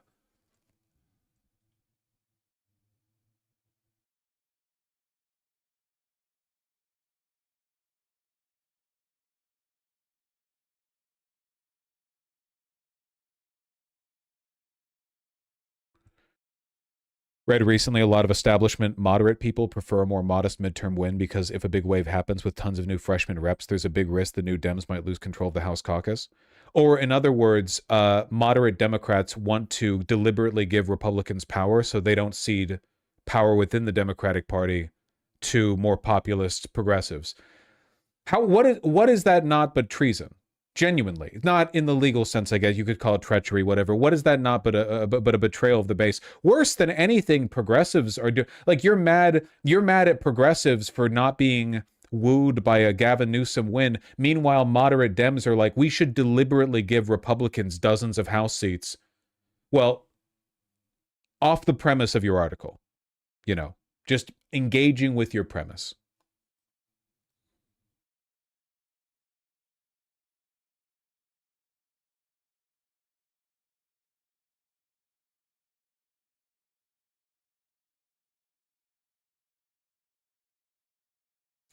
Again, Labour in the UK wants reform to win an election rather than have the Green candidate win. Yeah, and over here in America, the Democratic Party rat-fucked Bernie Sanders rather than allow him to win against Trump. And I know this is a contentious point for a lot of people, but no, I think that Bernie would have beaten Trump. Sorry, no. Hillary was a really fucking bad candidate. Bernie did really well in spite of how new and innovative and radical a lot of the stuff that he said was. And I think he would have pulled over a significant number of disaffected independents and some Republicans who were more wooed by Trump's populism than by Trump's like specific politics. I think Bernie would have won clearly. I can't prove it, but I do believe it very strongly.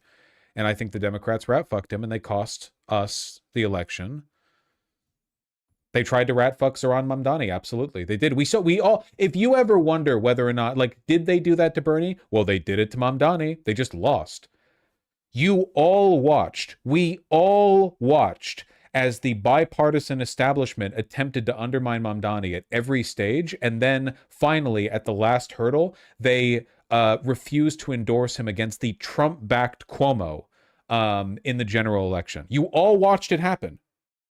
And like that, like very clearly out in the open, you think the party that did that wouldn't do the same thing to Bernie in 2016 or wouldn't do the same thing to the country broadly? Deliberately kowtow to a Republican if it meant keeping a progressive out? You know they'll do it.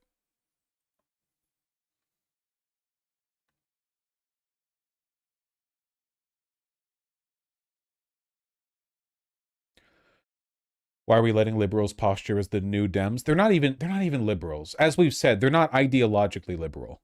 They're just like anti-democratic technocrats who are who want to facilitate continued wealth transfer. Ideologically, they're not liberal, and they don't have that much like in disagreement with the Republicans.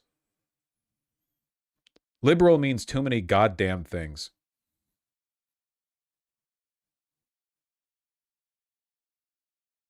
This shit is so stressful. Yeah, a little. It's why we do the game streams sometimes.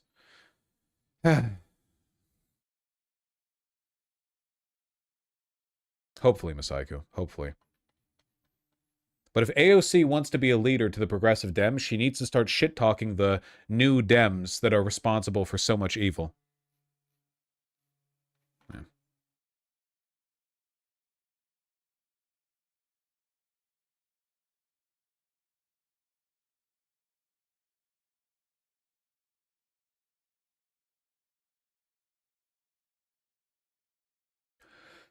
Low key, how do you not get doomer pilled with the blue MAGA types? I don't know. I guess for the most part, I view the direction this country is going in as a culmination of forces acting upon it, you know, in a historical material sense. So it kind of feels like we're like racing towards the end anyway. Like this is the big unfalsifiable, or I guess like I dare you to challenge me, okay? Spend 15 minutes learning about the debt and what our debt represents. Our deficit spending, the interest we spend on the debt, what a downgrade in US debt rating would look like to the world, what selling securities would look like around the world in USD. Basically, what does our debt crisis mean? What does it look like? Okay, you learn a little bit about it. What do you find out? It's very bad. Worse than anyone is talking about. Honestly, it's about as apocalyptic as some of the like crazier conspiracy theories make it sound. You know, it's actually like really bad. But we don't talk about it because it's a component of the great wealth transfer, you know? There's only one way to stop it. Only one, you know? And that is massive taxation. That's it. There's nothing else. No amount of austerity politics, nothing else. It massive taxation. So now I ask, is there any candidate who is willing and able to impose that taxation? The answer is no. Not Bernie, not AOC. Why? Because even if they personally wanted to, Congress wouldn't let them. And if Congress let them, I guarantee you the Supreme Court would suddenly start taking interest in the constitutionality of tax law. Okay? The powers that be are very aligned on this, you know? Bipartisan, very consistent. So I guess my thought process is that's like a ticking bomb nobody can defuse. The real question is, can we build systems that will endure after it blows up, right? So yeah, are there shitlibs who are deliberately undercutting their own chances at victory in 2028 by being insufferable online? Yeah. Are there people on the internet who don't know what they're talking about? Always, and there always will be, you know? But the bomb's going to go off one way or another. And our goal, or I guess my goal, you know, is once you understand that, I think, it's not like I know the future, this is just what I think is going to happen. Once you understand that, the question becomes, what do we do to prepare for it? You want to have the right people in the right places. You know, you want to have sympathetic politicians. You want to have people that can pick up the rubble after the buildings fall apart. Think of FDR, right? The Great Depression was really bad, not just in America, it was really bad everywhere. But because of FDR, not single-handedly. I'm not going to suggest there wasn't like a larger material. I'm not like doing great man theory, but like because of FDR, America went from being just another country suffering from the Great Depression into being a global superpower. Through Keynesian economic policies and a little bit of pizzazz and a little bit of a massive amount of like war profiteering, America went from being just another country to being the main character of the world for a century. So who you have and where really, really, really matters. You know? You know what I'm talking about? And when things fall apart, I want there to be a rigorous intellectual and political tradition in this country, maybe tradition's too strong of a word, sentiment against economic financialization. You know? I want, when things fall apart, I want there to be a lot of people around who are like, maybe it was a bad idea to make the entire economy the stock market. Maybe the economy should be like the movement of goods and services and not just debt accumulation and rampant speculation. Maybe that was like a bad way of doing the economy, you know, just like it was every other time we tried it. And if we have enough people who are in that position and have that mindset, maybe we get to rebuild, and maybe everything falls apart when I'm 52, but by the time I'm 65, I get to see a renewed America or a renewed world or whatever. You know, that's my hope, I guess. I'm sorry, somebody asked, like, why aren't you doomer pilled? That's the real answer. Like, I don't know, right? Like maybe the hope is you get over the bump and something, you know, there's like a lesson. There's a lesson learned there, you know? Be nice.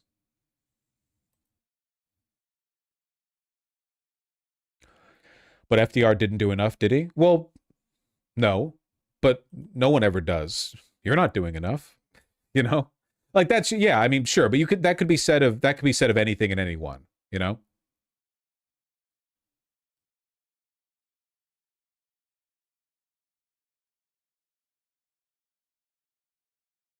Yeah, maybe Miss Iger. Maybe.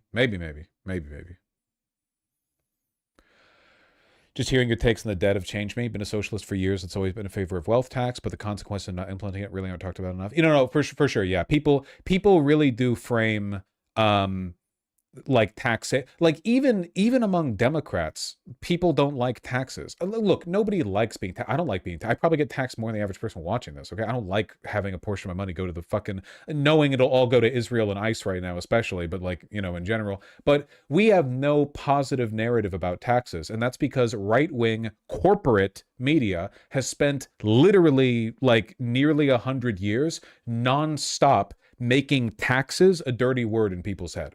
Like the sentiment, taxes are just what the government does to fuck you over and steal your money. Widespread, almost ubiquitous, to the point where even people left of center believe in it as well. There's no positive narrative for taxes. That's not necessarily the case in other countries. My understanding is that in the Scandinavian countries and, you know, Northern European countries, there's a little bit more of civic pride when it comes to taxation. Not saying they're happy about it. No one's happy about it, but they're a little bit more like, well, yeah, this is how society stays up. But nobody in America thinks that. You know? No, nope. Okay, maybe not. Maybe a little. I don't know. Maybe you don't know how bad it is in America. It's...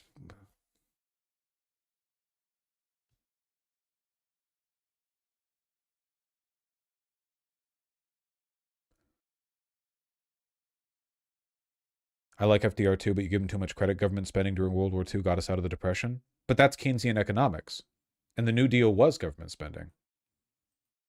Yes, the fact that America wasn't bombed during World War II helped a lot too, for sure. But like, but I'm making a broader point here about having the right people in the right place. That's all. That's all.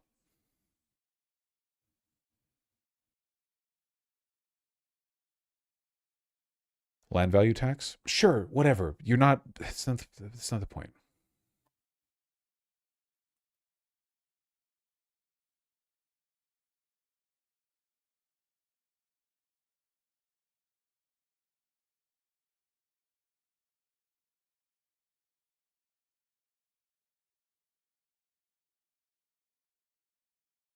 No. Yeah. I don't know. It's just important to keep in mind. Like I said, people ask, how do you not doomer? That's the answer. You know, there's a long arc here. What the deep state is building is fundamentally unstable. It's not like it like I said earlier in the stream, they have reached they have built the tallest tower they could build, and now they're cannibalizing the foundations of the tower to build even higher. They're trying to escape a sinking ship by pulling boards off of its base and using it to build a tower in the center of the deck to go up even higher. Like this is a fact. There's no sustainable solution to what we're doing and the path that we're going on right now. So things will change. That is a guarantee, and they will get worse. So we just have to ensure that we've set ourselves up to make things better after the fact. You know, it's kind of like the civilizational equivalent of how one of the first things they teach you when you get into wrestling is learning how to fall. You can do a lot of stuff if you know how to fall. If you don't know how to fall, one mistake and that could be your neck. You know how to fall. Now you get to practice. First thing you learn is how to fall. Rice and beans.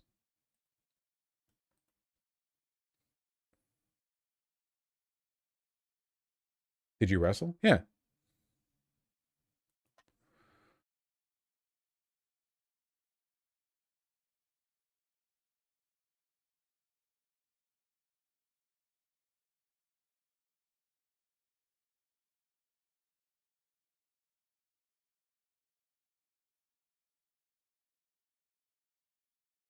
I feel like we've done 4 segments today that have all been the same segment.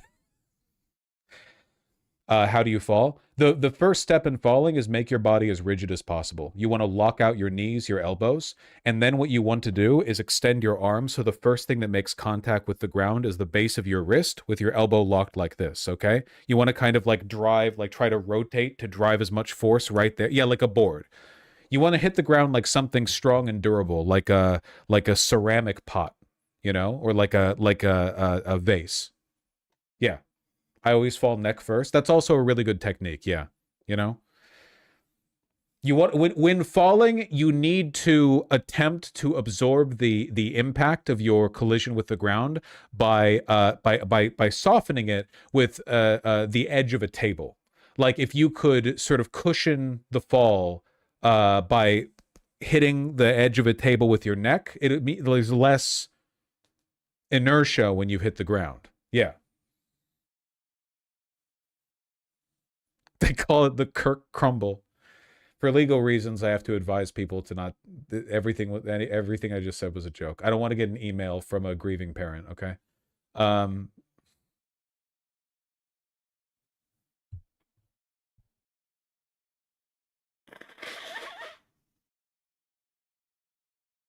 Fuentes has learned of our strategy. He's saying Dems should have won in 2024. Yeah, because he's doing what he's saying the same thing as me, and he's correct.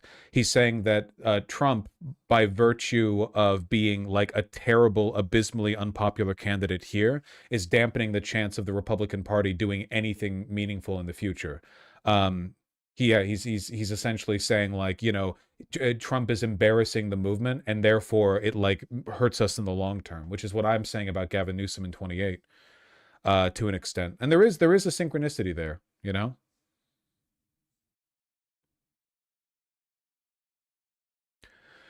How is your analysis that this explosion is inevitable and we just plan for after the explosion any different from accelerationism? Well, to an extent, I do believe in accelerationism. I've talked about that. I talked about it after Trump won in 24.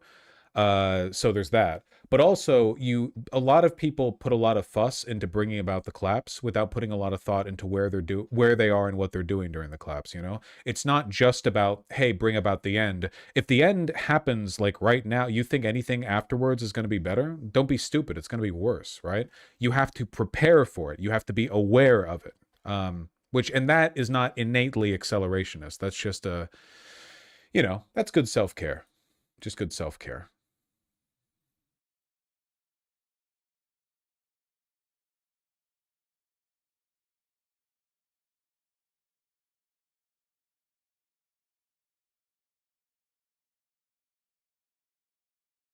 Anyone else just giving up on their careers? Please don't do that. You're going to be alive for a while.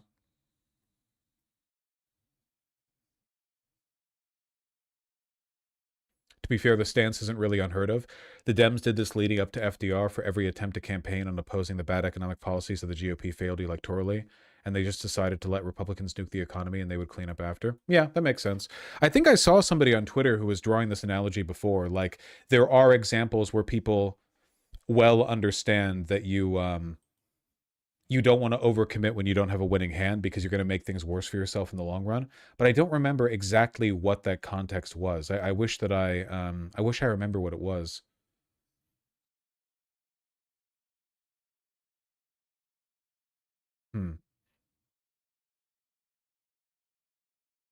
Maybe I'll find that at some point in the future. God, I wish I had a good memory. I have to do memory exercises. It is true. Also, the end is a misnomer. Nothing really ends, you know? There are just like schisms and bottlenecks and shifts, paradigm shifts or whatever. But like people, well, what's the point of doing anything? It's like saying, what's the point of brushing my teeth now when I'm 65, I'm going to get like lower back pain. It doesn't make any sense, you know? You do what you do as long as you can do, and that's that. What more do you want?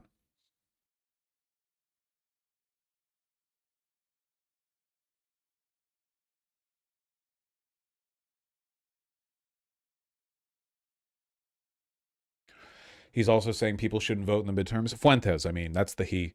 And that Republicans should get their ass handed on a platter. That's funny. I wonder if he does watch my shit. Don't vote. Don't vote. Do not vote in the midterms. The Republicans have to lose. They have to lose. They have to crash and burn. A cleansing fire is the only thing that will save us. It cannot be fixed. Fuck them. Fuck Trump. Fuck MAGA. Fuck all this stuff. It can't be fixed. If it could have been fixed. He literally does watch you. Remember, he said he stopped doing the Catboy stuff because of you. I didn't even discourage him that hard, you know? I want him to live his truth. It would have been fixed in 2025, but it wasn't. They made every mistake. Liberation Day, disaster. Doge, disaster. Big Beautiful Bill, disaster. Epstein files, disaster. Iran, disaster. The personnel, Mike Waltz, disaster. Ratcliffe, disaster. Rubio, disaster. Pam Bondi, disaster.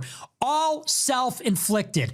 Trump personnel, Trump policy, Trump strategy, Trump playbook. We tried it your way. It didn't work. Fuck you. Now we don't vote. That's the message. Seriously. Can't blame anybody else. Bad advice, bad advisors, Biden's economy. Enough already. It didn't work. We're not voting.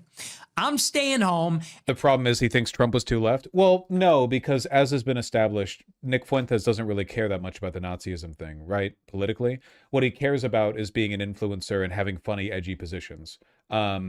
So the problem is that the Trump administration right now is really embarrassing because it's basically sort of denigrated the entire. For one, nothing's edgy anymore because now you have like fat, retarded neo-Nazis posting Nazi memes from the DHS and DOL accounts. Like literally, like people who are fucking physically spherical with like buck teeth going on there and doing like 4chan posting or whatever. Poll posting from government accounts. So for one, they're aping his demographic. They're taking his shit, basically. But also, like he's identifying the fact that Trump has basically not gotten anything done and is actually just tanking conservatism optically for the American public, which is totally, completely true. Look, again, Fuentes doesn't really, no one actually wants a Nazi Germany anymore. Nobody wants a Nazi America. Nobody fucking cares. Nobody actually wants 100 million deported. Nobody supports the policies or the money or the expenditures or the effort or the sentiment that would go into doing that. Everyone just wants to virtue or vice signal or whatever, you know, like there's no actual drive. What they want is a real narrative, which is why, and by the way, you know, I know that like Fuentes likes Mamdani or whatever, which is why Fuentes liked Bad Bunny's halftime show, which is why like you could, if you just flip the script a little bit, he'd be fine. He'd be like a Mamdani guy or whatever. You just want a narrative. Dems don't give a narrative, Republicans do, but now the narrative is fat and retarded. You get me? Any idea how his audience is taking all this? Without having seen it, my guess is that a core group of ideologically motivated neo-Nazis are very upset, but the larger portion are people who either view Nick Fuentes as like a funny lolcow or just a comedy guy who has a political bent, you know? A lot of you guys watch me because like I'm comedy or I'm insightful, you know, commentary with a political bent. It's normal. It's fine, you know? But I think a lot of you would be upset if I was like, you know, I don't actually care about the Socialist Project. This is boring. I'm going to move on. So there is a distinction there. Yes, I'm your favorite lolcow. I'm happy to be.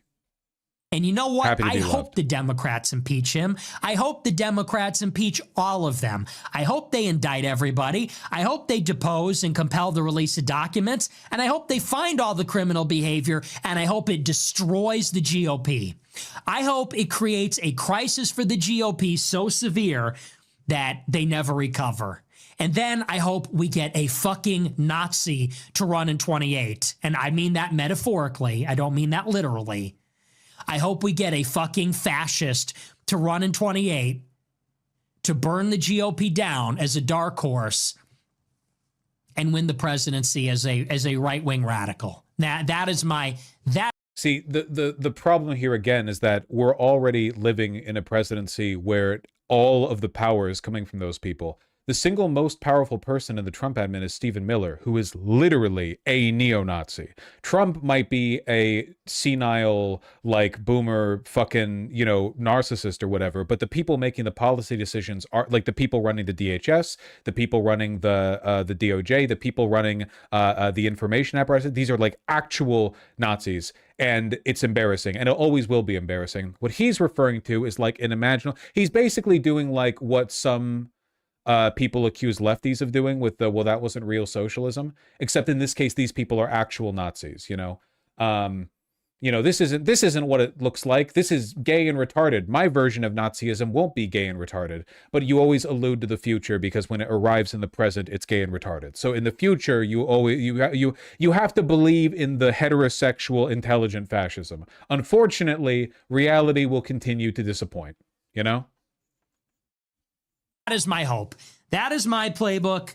That's what I want. I don't trust them anymore. They say, we just got to vote for Vance. No, shut up. I'm not listening to you. The same people. I think Fuentes wants a return of the FDR regime. Oh, whoa, hold on. Fuentes would love FDR.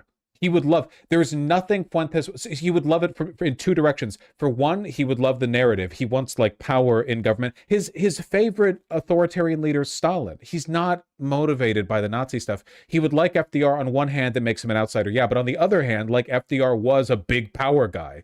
I think what a lot of people are hungry for is just narrative. They just want narrative, you know? It's a fundamental, it's a common human experience, which is why they're embarrassed. The narrative looks bad right now, you know? They just want a narrative. They want a main character to fix things. How do they fix things? Doesn't really matter. The aesthetics of fixing things, that's more important. That brought you this garbage now want to sell you Vance. I'm not listening.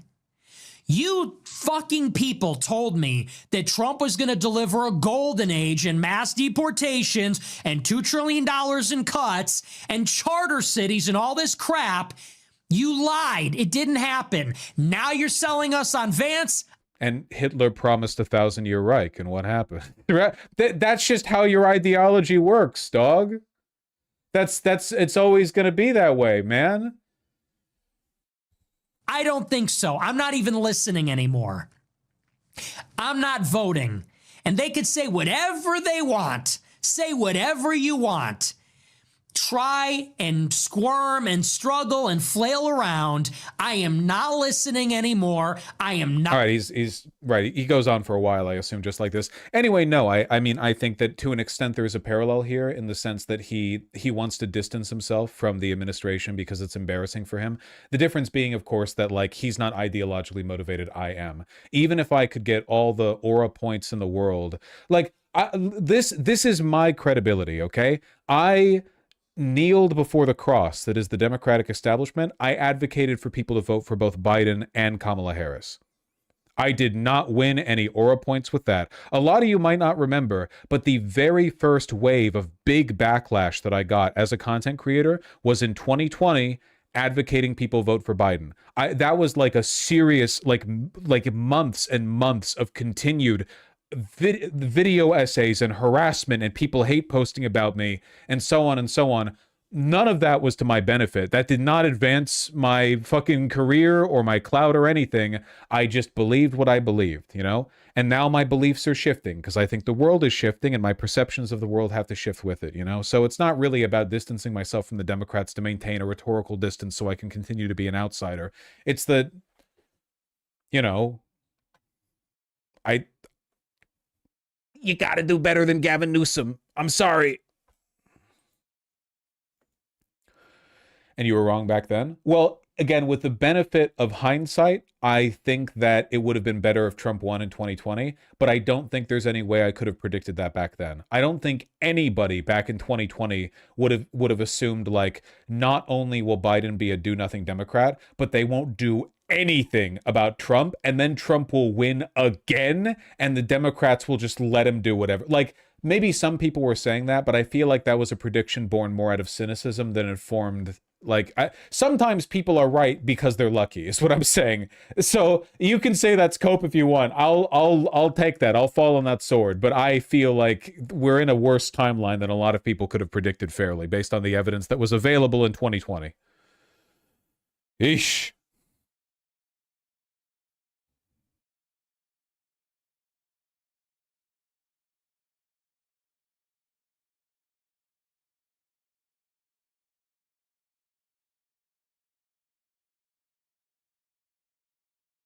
God damn.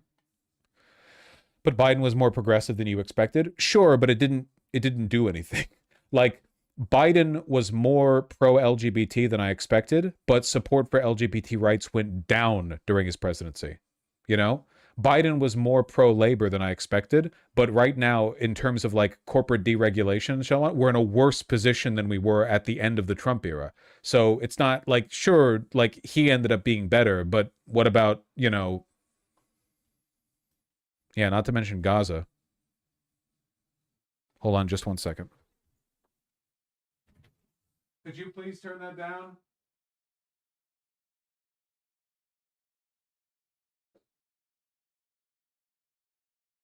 the music. Did something happen in Gaza? If so, I haven't heard about it.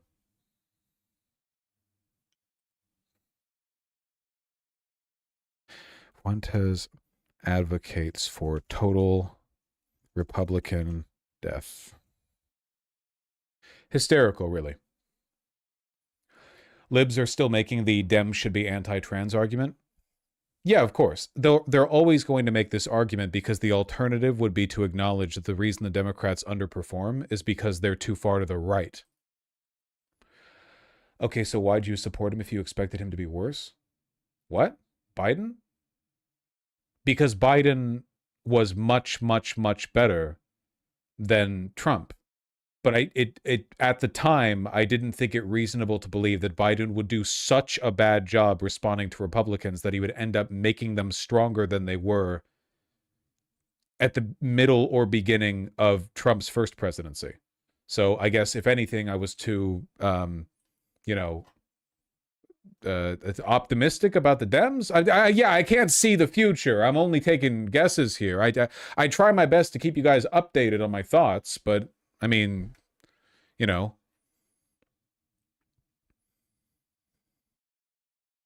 think like it's a relatively transparent process, in my opinion.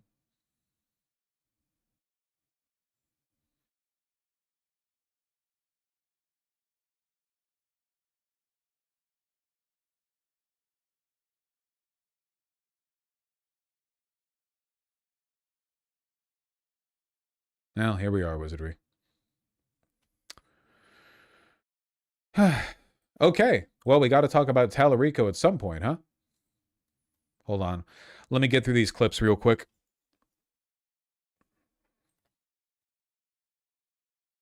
You ready? Thumbs up back there? Thumbs up from everybody, okay. Well, I'm Senator Lindsey Graham from South Carolina. I'm back. I come here every 2 weeks where I need to or not. So why did I come to Israel this time? To put a fine point of where we're at as a world regarding the Iranian regime. Nick Fuentes wants a real Nazi in charge of the Republicans, but there is no version of the Republican Party that does not have people like Lindsey Graham. And that's because the actual driving power behind the Republicans is not and never will be Nazism, a position supported by an incredibly marginal portion of Americans, but rather capital. Body cam footage when police arrived at a home in Prosper, Texas after a father fatally shot his 23-year-old British daughter. Oh, right. The father who shot his daughter and they had a big argument about Trump. Yes, I recall that. No criminal case was brought against Harrison after a grand jury. This just happened again, right? Many such cases.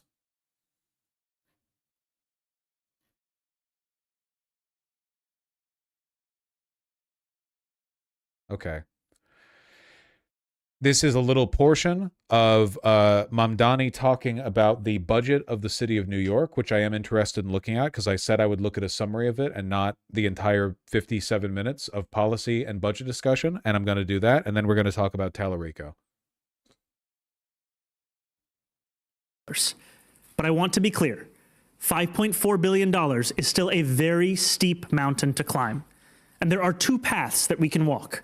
One that offers long-term stability, and a second one with significant pain that we deeply hope to avoid. The first path repairs the structural imbalance between the city and the state. We want to work with Albany to raise personal income taxes by 2% on the 33,000 New Yorkers earning more than $1 million a year, and to raise corporate taxes on the most profitable corporations.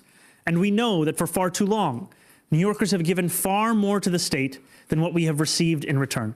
It is time to end the drain. If we cannot follow this first path, we will be forced onto a much more damaging path of last resort, one where we have to use the only tools at the city's disposal, raising property taxes and raiding our reserves. Ugh. This second path is painful. We will continue to work with Albany to avoid it. This first path will deliver the structural change that we need to recalibrate the relationship between the city and the state, Because as we know, New Yorkers contribute 54.5% of state revenue, but receive only 40.5% back. At the same time, New York City's portion of the state's GDP has grown by nearly 10% since 2010. That imbalance is untenable.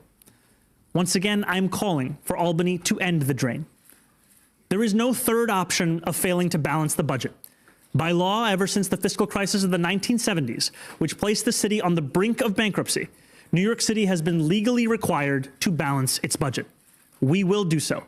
If we cannot pursue the first path, the only option we have remaining is the second path. At the heart of this path is a property tax increase. This would effectively be a tax on working and middle-class New Yorkers who have a median income of $122,000. The second path also requires us to raid our reserves. It would mean withdrawing $980 million from our city's rainy day fund in fiscal year 2026 and $229 million from the retiree health benefit. I like the way he's framing this. I mean, yeah, this was a budget crisis deliberately exacerbated by Eric Adams in an attempt to rat fuck Mamdani on the way out. The budget has not been balanced for a long time. They've done this deliberately in an effort to hurt him and hurt the city. And this is a direct consequence of the continued siphoning of wealth into the hands of, again, it's literally New York City, like hyper billionaires, you know, who have more than enough money to fix this. Again, it's a couple $2 billion. Like, there are plenty of New Yorkers who could just toss that away. Like, it's not like less than 1% of Elon's total value. Why is he framing property taxes as a thing that affects the middle class? Because it does. Not all of New York is Manhattan. There are lots of people in New York City who own property, their homes, who would be like very hampered by a property tax.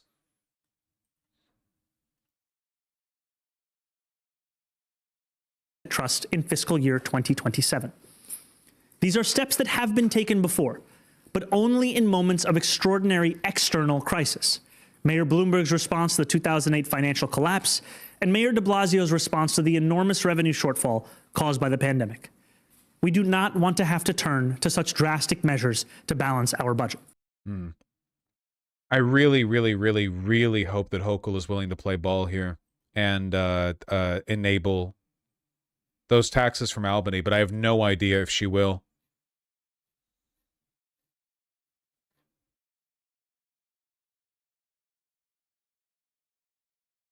For Governor Hochul in the legislature. We already have a situation where the governor said, I don't want to raise taxes on millionaires.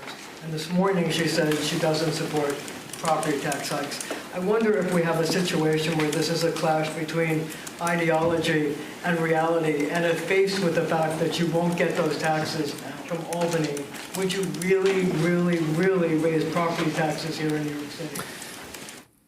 This is not a conversation on the basis of ideology. This is a conversation about a fiscal crisis. I have long believed in the importance of taxing the rich. I've said so publicly many a time. And I've long believed in the need for the state and the city's relationship to be a fair one. What we are speaking about in this moment, however, is not just that long-standing belief, the long-standing issues that have characterized that relationship, but a generational fiscal crisis of $5.4 billion. And when faced with this crisis, the question is, who should pay these taxes? I believe that it should be the wealthiest New Yorkers, the most profitable corporations. I believe that they can afford to pay a little bit more. We are in the most expensive city in the United States. There is so much fucking money in New York City. The idea that you can't pull a couple billion from it is ridiculous. United States of America. I firmly believe in the need to make this an affordable city. I believe that we do so and reckon with structural crises by pursuing the first path, one of raising taxes on the richest New Yorkers, the most profitable corporations, and ending the drain. Would you really, when push comes to shove, raise the property taxes? I do not want to raise property taxes. I have said time and time again that it is a broken system, one that we are sincerely looking to reform, which is why we're going to be sending up a proposed piece of legislation in the next few weeks. What I am showcasing to New Yorkers is that there is one tax the city can raise. It is a broken property tax system. We do not want to do so, which is why we have said time and again that we want to work with Albany to ensure that we resolve this fiscal crisis by addressing the structural roots of it. Thank you, Marshall. Has Mamdani even really changed much of how New York does stuff yet? I have no idea what you mean. You got to be more specific than that. He's been mayor for a month and a half.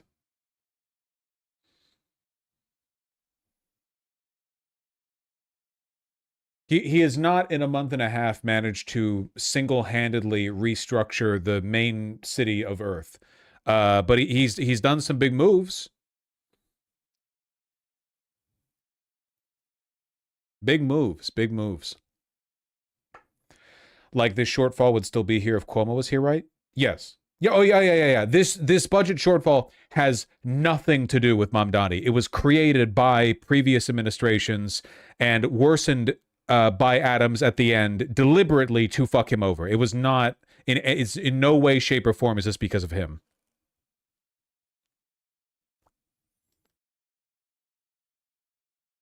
He got a big win today on the rent board. I saw that. Rent board resignation clears path for Mamdani rent freeze promise. Good, get out of there. Get out of there.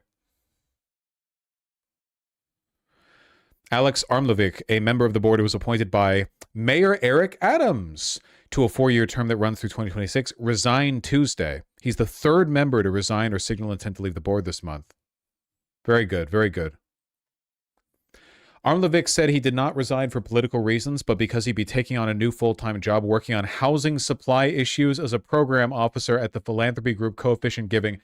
It reads, I'm leaving because regulatory capture failed me, and I want to just go and be a lobbyist. Yeah. I'm not making this money as a member of the board, so I'm going to leave. Yeah.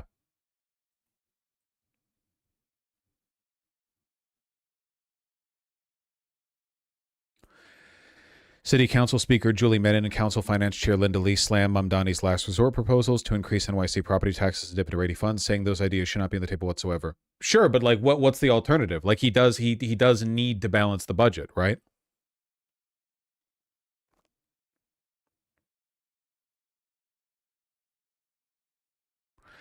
The council believes there are additional areas of saving and revenue that deserve careful scrutiny before increasing the burden of small property owners. Well, what I'm genuinely asking. Like, I want to know what the mayor can do to raise taxes to cover that shortfall.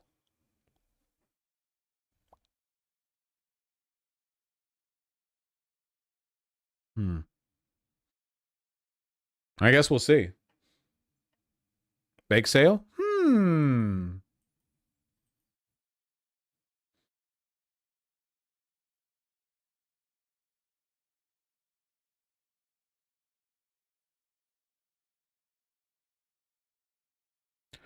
Also, keep in mind 1/3 of New Yorkers own property. It's like that everywhere. Like, most people live in property that their family owns. Not everyone's renting, you know? Most property owners are regular people. Do we? No, you don't, because you're a zillennial who uses the internet to get your politics.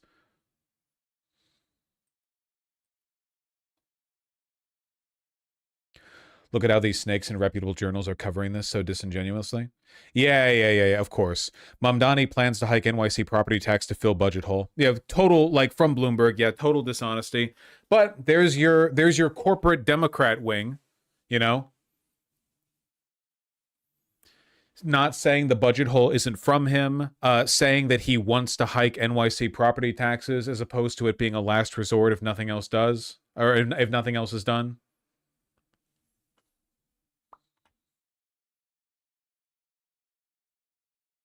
Super cool.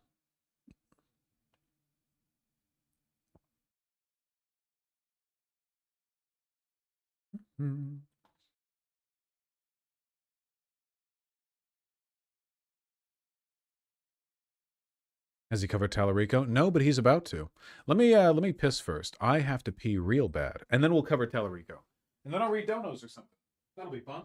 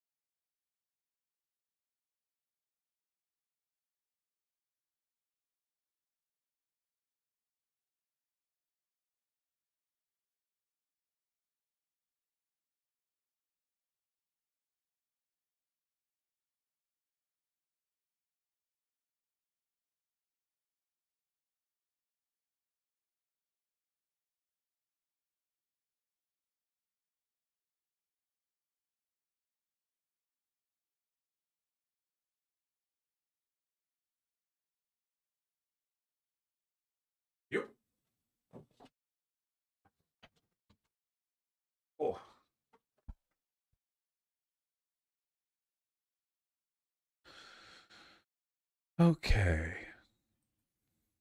That one kid that did Minnesota Somali fraud is doing California voter fraud now, by the way. Yeah, Nick, you can say Nick Shirley. I'm familiar with the name. So what, are we going to get ICE raids over there? I don't think that he's going to get the same oomph twice over. I would be very surprised if he did.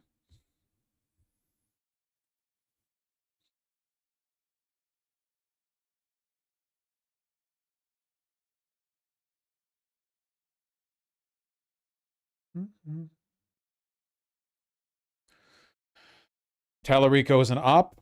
I'll stand my ground till he returns all Adelson's money he took from her in late 2025. That seems a little bit unnecessary to me. He took some Adelson money in advance of him voting in favor of legalizing in-person gambling in Texas, right? Like, I don't know. I'm not going to let a piece of shit like what's her name? Come on. The lady Jasmine Crockett win just because he's been imperfect in where he receives his donations.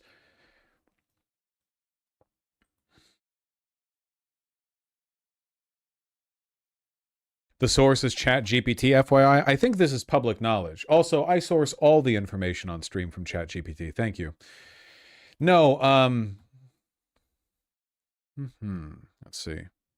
Talarico accepted $59K from Texas Sands PAC, a pro-gambling group funded by Adelson. Funded donations from billionaire Charles Butt, the HEB chairman, who supported candidates from both parties opposed to private school vouchers. Yeah, that's pretty bad.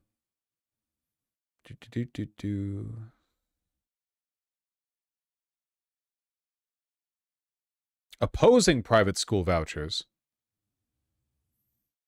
Oh, okay. Charles, sorry, I misread. Opposing private school vouchers. Okay. All right. That's better. Seems fine to me, I suppose. Not ideal, but, you know. Anyway, more importantly, talking about the stuff that actually matters, Talarico had an interview with Stephen Colbert, and unbelievably, the FCC threatened CBS into not airing it on TV. It actually happened. No, real 1984 shit, yeah. The FCC said it violated the, what is it called? Fair time clause. It said, basically, you know, you're not legally allowed to interview Talarico because you haven't spent an equal amount of time interviewing a conservative guest, which is fake, by the way. It's a fake interpretation. CBS capitulated there. But they did post it online. Fair time doesn't apply to talk shows. Yeah, no, it's also like not enforced. It was just naked threatening from the federal government, which again, you know, Stephen Colbert has had a lot of politicians on. Why do you think the Trump administration specifically wanted to keep Talarico from having his interview aired? My interpretation? They want Jasmine Crockett to win. Which, by the way, keep in mind that Jasmine Crockett has not only received funding from conservative groups, not just billionaires, but conservative groups, but also an article came out shortly after she declared her candidacy in the Senate race on the final day, by the way, that she had done so in response to polling that had been produced indicating she had a shot at winning, but that polling was produced by Republicans in an effort to goad her into running. That's real, by the way. That's real.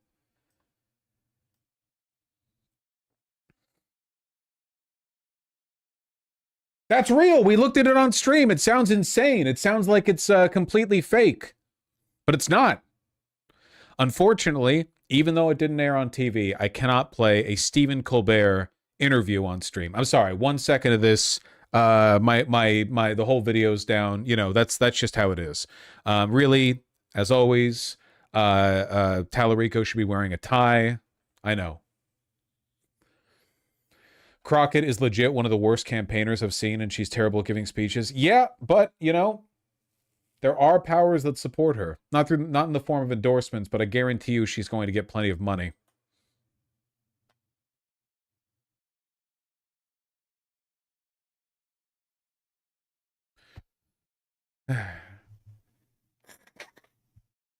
Crockett is so self-absorbed, it's infuriating. The fact that her like pitch for the Senate was a collection of insults from Donald Trump, fucking insane, dude. So goddamn, so fucking self-centered, so annoying. God, I hate her. Oh, Talarico is for sure going to run on this. Massive, massive, massive boost to his prestige. Not only through Stephen Colbert, but because the Trump administration very clearly does not want him to win. I think Talarico could beat Paxton. I think that the Trump administration knows that, which is why they have specifically directed the censorship against Talarico and would not do the same against Crockett.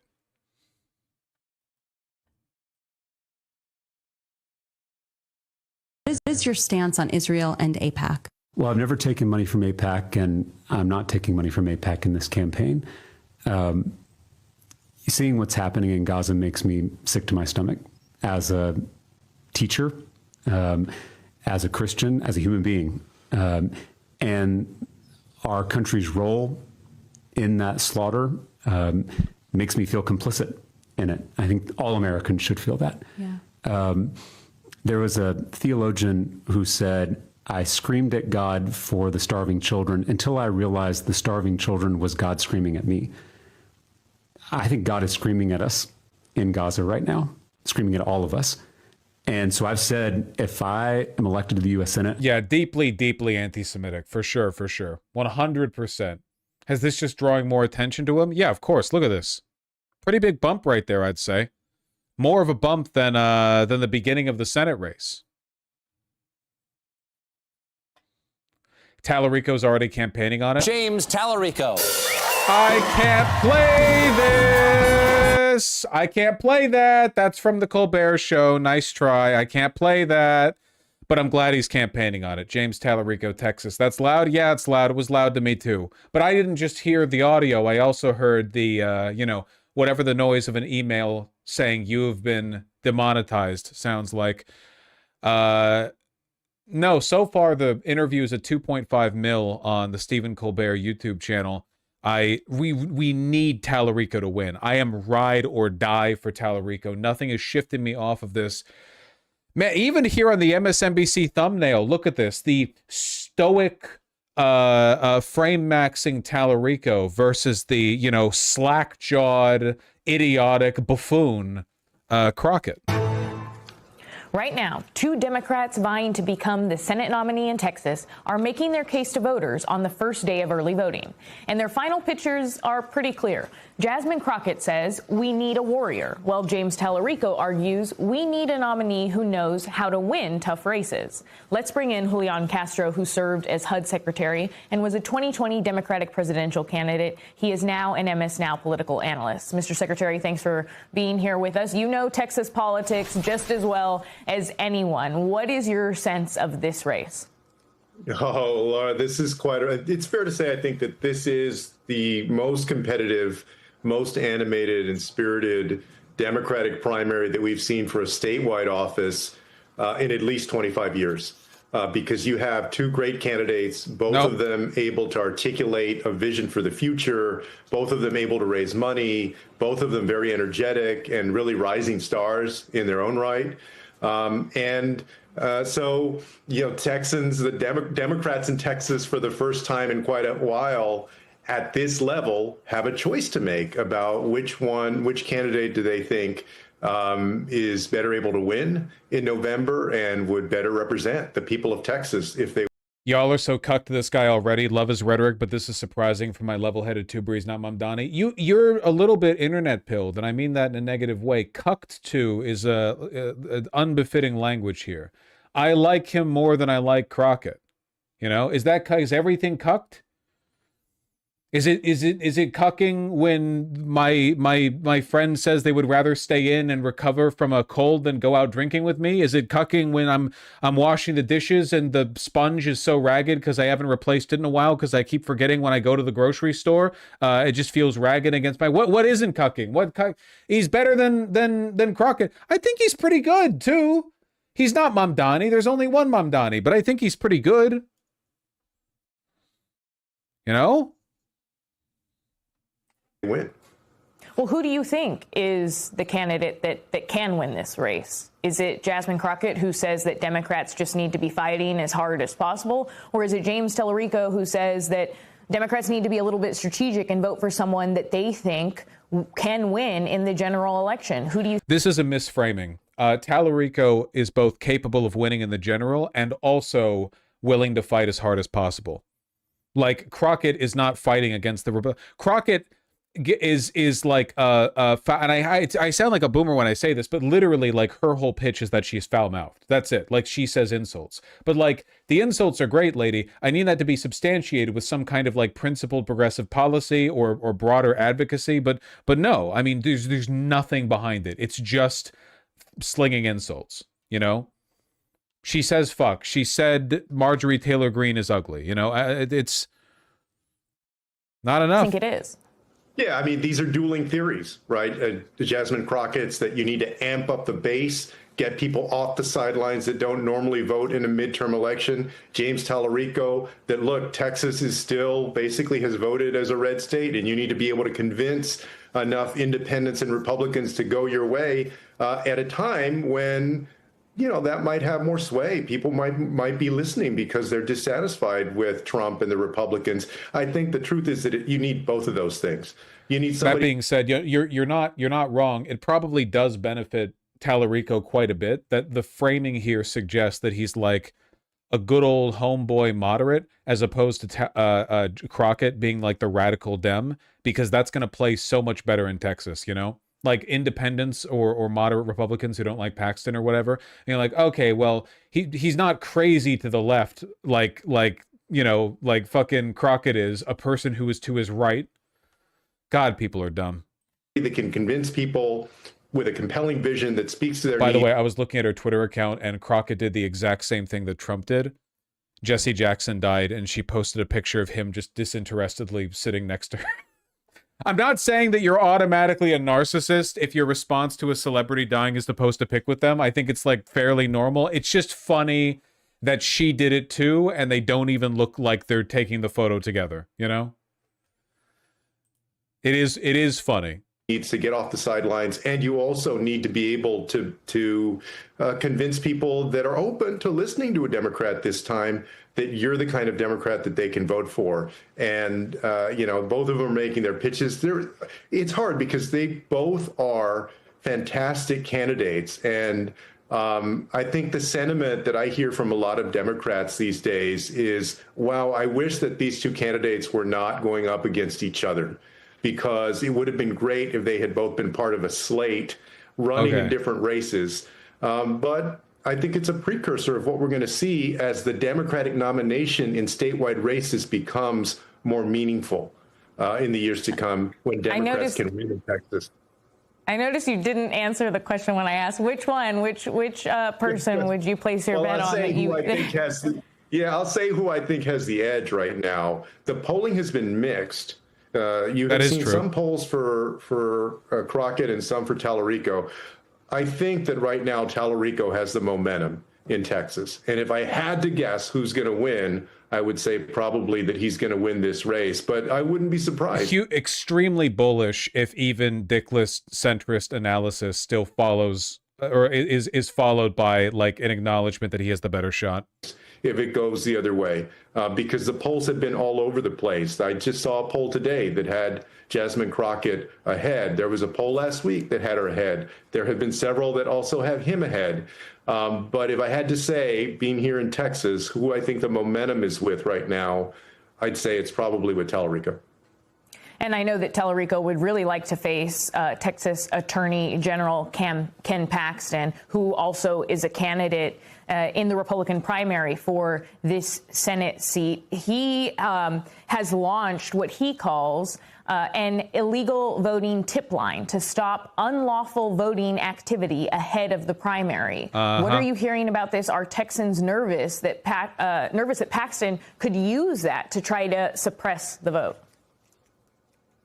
Well, I mean, I think not relevant to what we're talking about right now. Sorry, I was looking for discourse surrounding the FCC censorship of the Stephen Colbert interview, which is, of course, going to backfire hysterically. It already has. And And I saw this one, which I thought was quite funny. For those in the back, Jasmine Crockett does not take donations from AIPAC.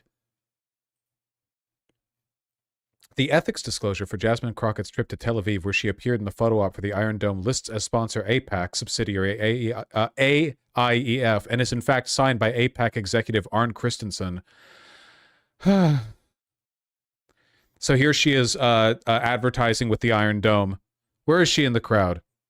It's hard to tell when everyone's so small like this. That her? She's pretty short, right? Yeah? Okay. That's so fucking funny that the ethics disclosure for Congress people means they need like a field trip report card from the deep state to prove that they weren't accepting money for the visit, you know? Member/officer post-travel disclosure form. Who paid for the trip? The American Israel Education Foundation. Signed by Arne Christensen. Yeah. Stupid. Fucking stupid.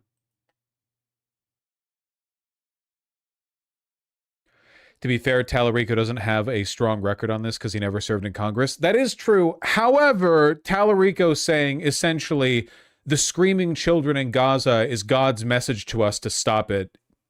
Yeah, I'm not saying it's impossible that he could say stuff like that, but then fund the Iron Dome. But like his rhetoric on the subject has been pretty strong, you know. So yeah, relative to the median Dem, it is also Texas. Yeah. I think that we've all seen the attack ads that have come on behalf of my primary opponent, who supposedly wants to get rid of super PACs, yet doesn't have anything to say about the negative ads, the ads that are darkening my skin, and this continual kind of, if she wins, we lose. It's not even undertones right now. It is straight up racist. And I need people to understand that How is if she wins, we lose racist? Cannot be the way that we proceed. If we are going to win, we are going to have to win because we are united. They're going to call Talarico racist so fucking much, dude. They already did this last week. Remember us digging through that inane fucking TikTok video where there was discourse about Talarico being racist because one person said he said a thing in the most uncredible way imaginable, and then fucking in the same video where she was making the accusation also talked about it for minutes on end? Oh my, yeah, the fucking Colin Allred thing. Jesus Christ. I want to see the ad, though. What's the ad they're talking about?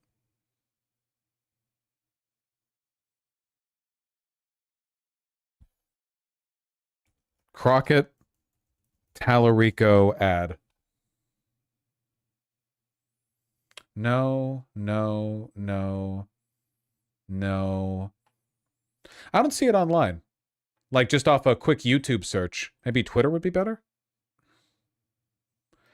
Compare the endorsements between Crockett and Talarico. No, you're always getting me to compare endorsements. You're always getting me to compare endorsements. No. The endorsements are 100% directed towards Talarico right now. 100%. If somebody could find that ad for me, I'd very much appreciate it. Adam Cochran is saying that her skin isn't darkened in it. There's just a dark filter over the ad. And if this is a screenshot from that ad, this really does not make it look like they darkened her skin. So, yeah, just lying.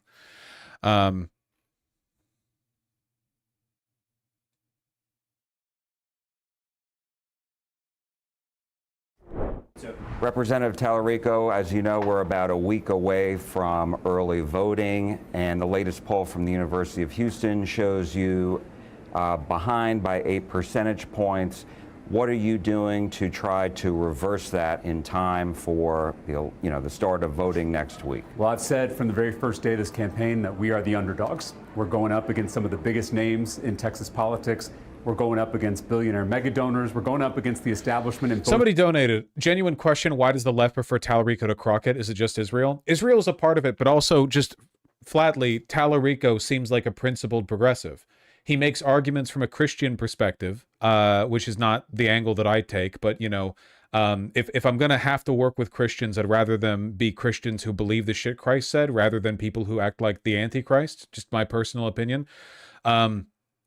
Talarico has a much better shot, in my opinion, of winning the general against Paxton, presumably Paxton. Yes, he's consistently had progressive positions, but the main thing, in my opinion, is that Crockett is just a grifter.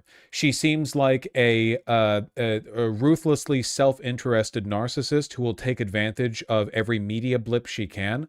But has no broader principles and no interest in changing anything, you know? Like, for me, the most damning thing she ever did was she was confronted by somebody for voting pro-Israel, which she had in the past, and rather than answer the question posed at her by the person with the camera, which was about her voting record, she spent essentially a minute saying, my record's out there, you can just look at it if you want. She's really defiant. She's really aggressive when people ask her to explain herself or provide any accountability. It seems to me like she just wants to be a celebrity. And I don't have any respect for that. I have no problem with her being abrasive against Republicans, but that's all she wants to do. And if she's going to do that at the expense of the broader movement, then no, fuck that. Political parties. So we know the deck is... Also, yeah, Crockett has said some wild shit about elections in general and about race, saying that it's good to have Hispanics in Texas because black people don't want to work the cotton fields no more. So you need somebody else doing that work because they ain't going back to it. That was fucking insane. Saying that she can win a Senate race in Texas without winning over any Republican voters, just entirely based on the black and like Democrat coalitions. That was fucking insane. I have no idea why you'd say that in Texas. Just like a lot of shit, yeah, I don't know. Insane shit. Absolutely wild.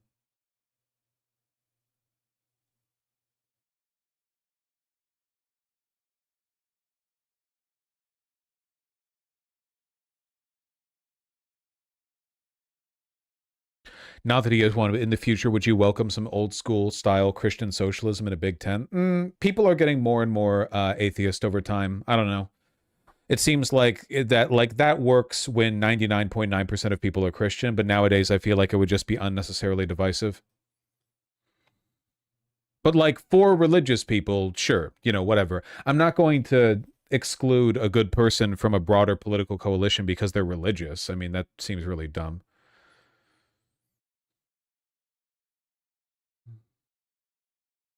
Most people in America are. Stacked against us. We know the odds are long, but when you see the turnout at this event here at UNT, you see the excitement, especially among young people in this state for change. I'm confident we're going to prevail in this primary and in this general election.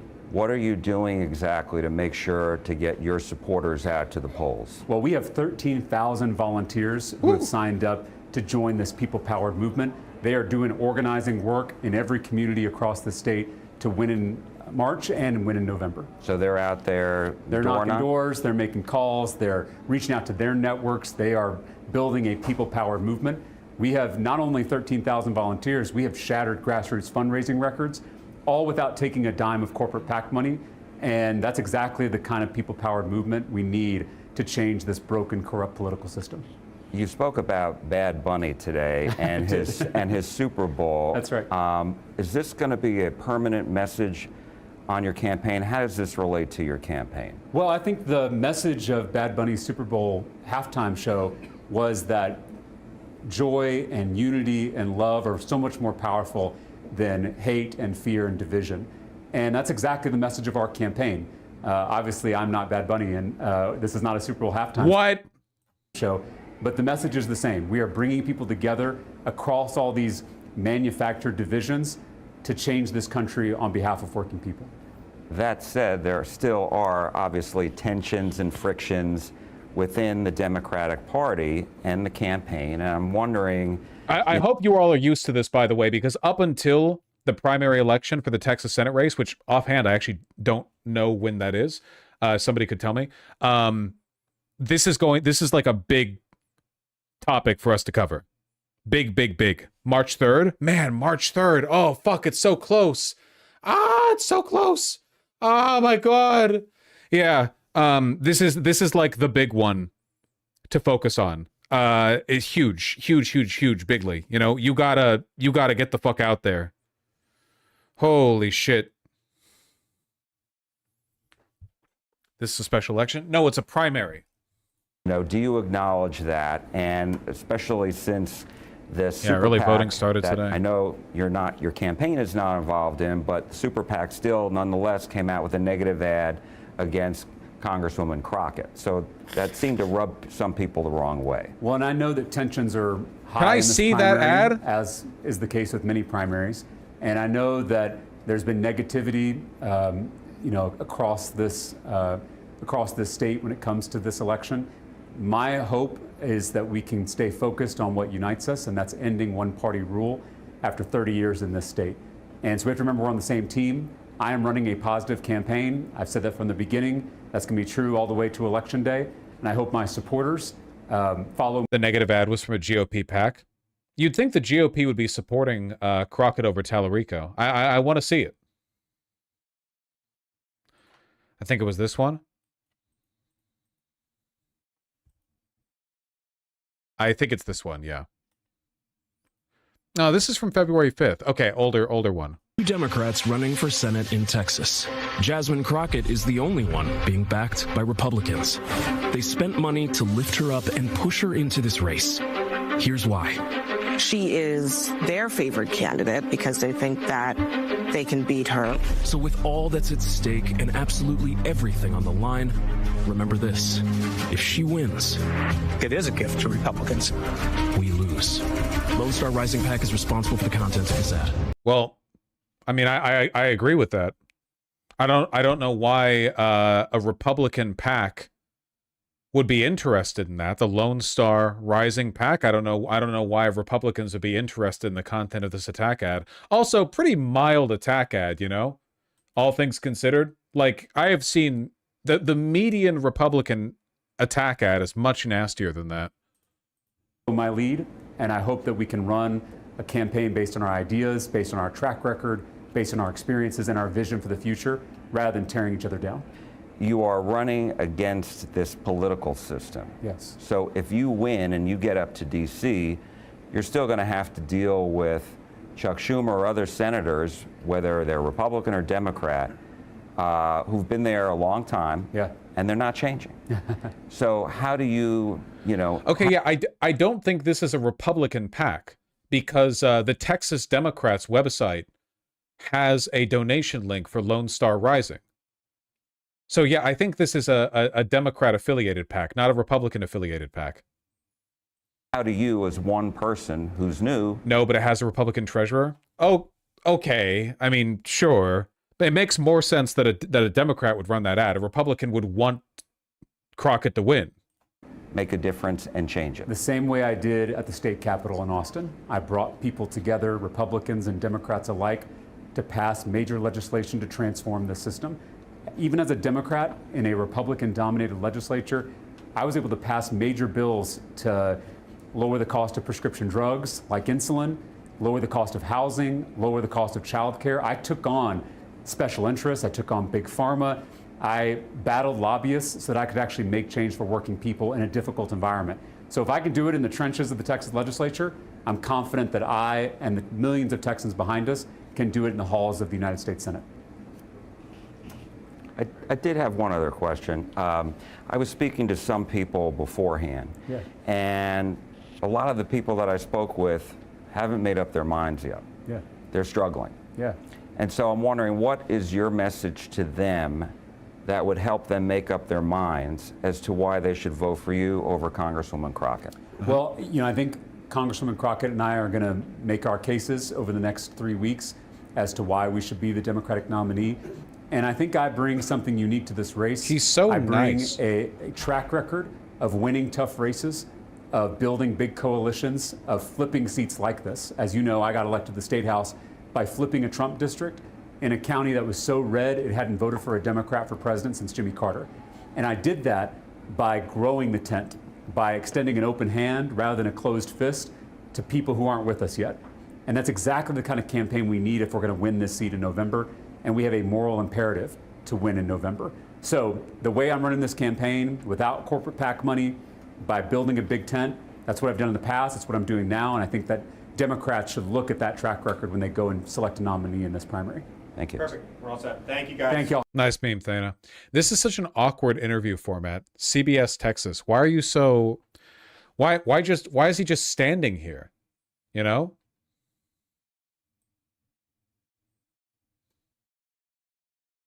A year ago, we felt good about the Senate. I've sat down with many senators in the past couple of months, and they're worried about Ohio. They're worried about Texas. I mean, we could have a problem in Texas if the wrong Republican nominee wins. Right, if Cornyn loses in the primary. Yeah. If Cornyn loses and if, was it Talarico wins. You know, that's scary. Believe them when they tell you this. This also popped up when I searched for... let's say, contemporary analysis of Talarico's chances. And I think somebody in chat might have referenced this earlier. I'm just gonna go ahead and say it. James Talarico is a piece of shit, and he's a danger to the black community. He would literally stab you in the front. But I'm watching this a little bit because it reaffirms my priors, but especially knowing Crockett, we are about to see so much fucking race baiting from CIA-backed black people. This is the K-Hive guy who hates Bernie. I mean, again, they're paid to be like this, right? It's not good. He hasn't done anything. I mean, so far you have the Colin Allred business. You had Jasmine Crockett has said that a super PAC ads attacking her darkened her skin, which it didn't, and saying that was racist, calling Talarico racist for not denouncing it. And now immediately with like this shit, that like this is the main angle they're going to employ in attacking him. The back and the fucking side while holding the knife while you're bleeding out and pretend like he didn't fucking stab you. He promised that he would not try to divide the party and attack Jasmine Crockett. There's been a lot of discourse around her electability, and some would say that is code for they don't think a black woman can win statewide. Why is she so obsessed with playing the race card? Because idpol liberalism was invented by the deep state to distract you from economic progressivism. Remember, this really came to head with Hillary Clinton in the Democratic primary in 2016, invoking idpol as a way of distracting people from Bernie's progressivism. You know, it's very, very consistent, and the Democrats still are the main ones to invoke this. You know, what if we had trans black drone pilots and so on and so on? You know. Should she win this primary against you, do you think she can win a statewide race? Absolutely. You know, Congresswoman Crockett is my friend. Yeah. I have deep love and respect for her. He's so nice. He has a oh my god, so fucking annoying. fucking super PAC called Lone Star Rising that solely only gives money to him and spent about $1 million worth of ads, and they're running negative Jasmine or Crockett attack ads, saying that if she wins, then we fucking lose. What? Okay. What the fuck does that mean? If she wins, It is a gift to Republicans. we lose. Lone Star Rising PAC is responsible for the content of this ad. This motherfucker been gaslighting the whole motherfucking time, using his campaign to issue out fake and misinformation that Jasmine Crockett is the one that's going to be putting out negative ads against him when she ain't even released shit. It was fucking Talica. The entire fucking... Is this guy paid by Chorus? I'm just wondering.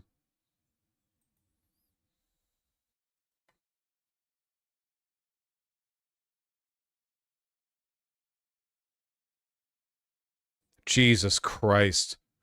Pin tweet dancing with Kamala Harris.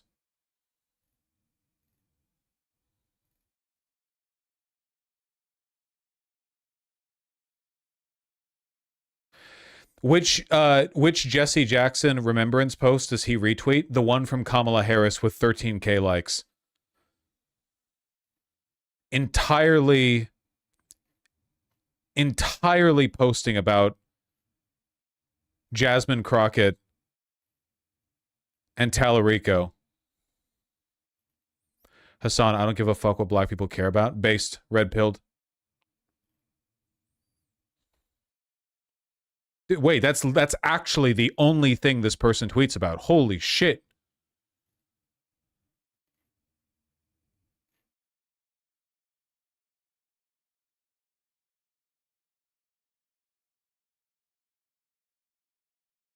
Literally a Fed paid off. Yeah.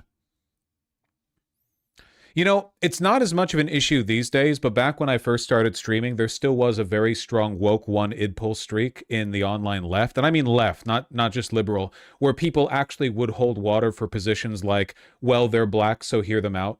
Like people like obvious paid influencers would say the stupidest fucking shit.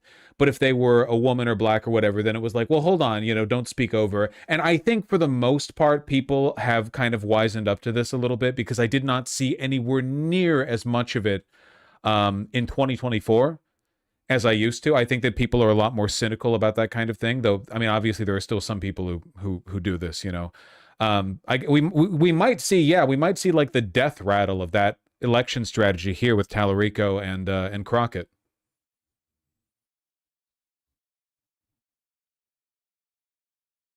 Time. You Agatha all the motherfucking long. You're fake. You're phony. You're a liar. And you can lie at the drop of a hat. You're worse than JD Vance. Because how the Might be overplaying it a little bit here, though. fuck you gonna issue this statement saying Texas Democrats should not spend precious time or money attacking one another? However, you got this super PAC with all this motherfucking money coming from billionaires, coming from all these goddamn mega donors, but yet they're spending that money on ads attacking Jasmine Crockett for you. Well, how do you know they're only giving money to James? Because the fucking treasurer said it. And then you got all these fucking weirdos. He's screaming, man. Holy shit. Do you think this guy knows how PACs work? And then you got all these fucking weirdos that's for Talarico out here harassing black women who live in fucking Texas who support Jasmine Crockett. Oh, bitch, but it gets worse. Now they're so bold that they're actually attacking our legends like Roland fucking Martin. And when we call out the hypocrisy, the racism, the anti-blackness, they chop it up. I'm sorry. I genuinely, I cannot tell you how happy I am that we have now advanced politically to a point where I don't need to engage with these arguments and we can all just laugh at them, because I swear to God, back in 2019, there would be people in chat being like, well, I don't know, like, are these people being racist against Jasmine Crockett? And then we would have to like actually engage or something, you know? Oh, his cortisol is through the, absolutely. His cortisol is in the damn clouds. As a black leftist, these black DNC puppets piss me off almost as much as black Republicans. Like, honestly, it's giving a, wait, I can't say it. Fuck! I follow too many edgy black people on Twitter. I can't say it. Oh, I can't, I'm beaming the thought directly into your head. It's like these black people are being paid to act like caricatures and humiliate themselves to their own detriment.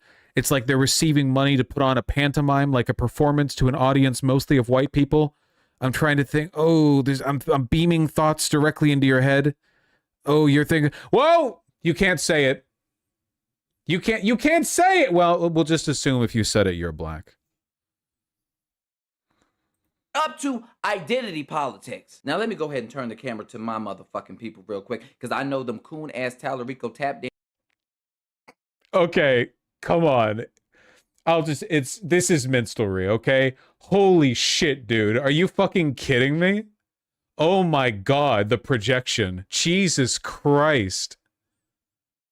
Talarico tap dancing hoes gonna be in my comment section in a minute. If you think voting for this microaggressive lying ass white man who's literally gaslighting you, making us believe that we're I think he's too light-skinned to say that, I think. I'm the arbiter. I get to decide.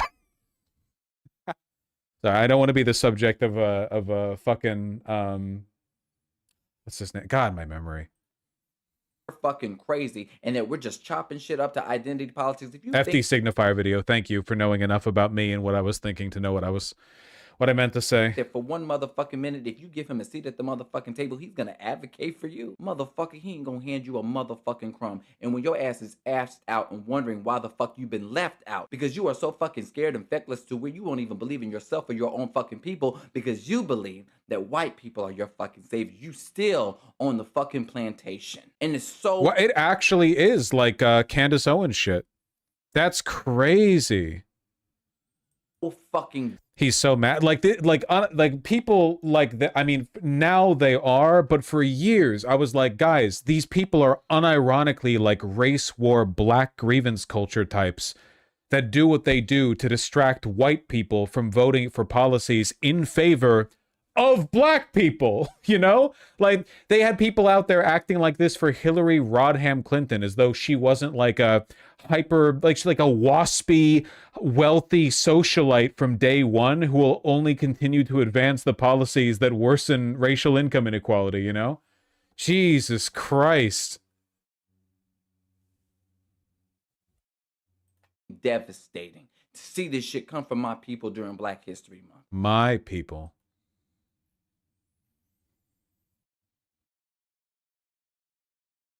It's funny as fuck, though.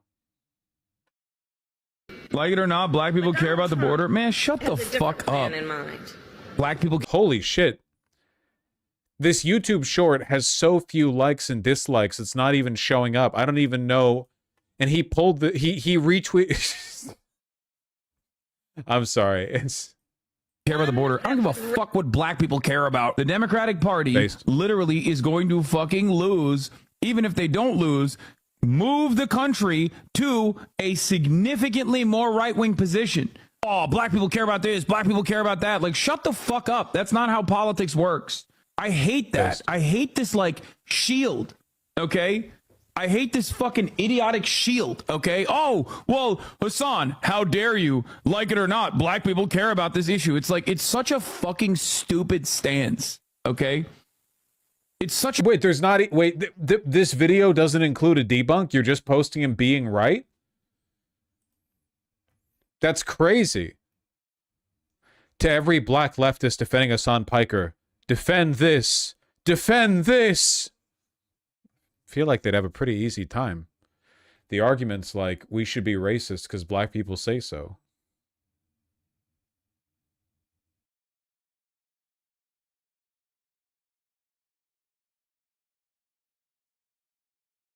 For years, Jasmine Crockett was everything that the far left claimed that they wanted in a leader. A brilliant civil rights attorney, a fierce advocate for voting rights, a woman who stood in committee hearings and dismantled Republican talking points with surgical precision. When she called out Trump and the Republican Party, progressive far leftists erupted in applause. When she became a national voice of the Democratic Party representing the... Dude, fucking slow down. Holy shit. It's like you're hoping you talk so fast, nobody stops to think about any of the shit you're saying. Future of a multiracial democracy fighting for the working class, she was hailed as our Democratic superstar. Was when she was convenient. That was when she was their megaphone, their frontline soldier, not when she became their candidate. Representative Jasmine Crockett announced she was running for the United States Senate. Praise from the far left, oddly not there. Instead, they gave their support to her opponent, James Talarico, a 2-year middle school teacher, youth pastor, and state representative. A man whose legislative accomplishments, while respectable, pale in comparisons to Crockett's record as a practicing civil rights attorney, elected official in both the Texas House and the United States House of Representatives. Holy shit. Just call me racist. Put the calling me racist in the bag. And National Party leader who served as co-chair National Party for the leader. Harris-Walz campaign. America's far left is backing this man who has centered his campaign on opposing billionaire influence, blasting wealthy donors, and proposing a $10,000 contribution cap. But he still accepted a $59,000 check. One from Republican mega donor Marion Adelson. Yes, the same Adelson who poured $100 million into pro-Trump efforts in 2020. Black women are celebrated as symbols, but not trusted as leaders. They can be the voice of your movement, the face of your resistance, the warrior in your viral videos, holding the goddamn... The thing I always notice from this, like, particular brand of, like, DNC shill, especially, I've noticed it more with, like, the black creators. I don't know why. It might just be I haven't seen enough white creators who do this. But, like, the production quality is always weirdly high for the amount of money they should be making. This video has 663 likes, you know? Like, where are you? Where are you getting the investment for this? Genuinely, like, it's not. I think it's not chorus, but it's like more than chorus money or something. You know, like it takes a lot of money to put together like chill bullshit like this, right? Like, where are you? Are you sending all of this to like an editing house?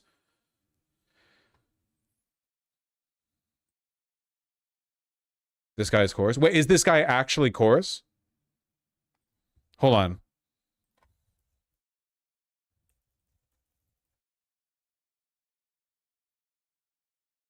Oh my fucking God.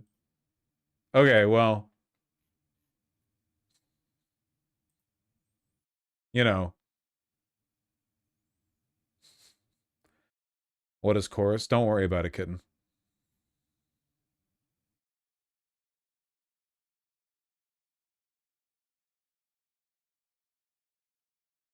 Founding member of chorus. With, funnily enough, apparently no independent popularity. Maybe more on Insta. I don't know. Zachary Kirk Instagram. I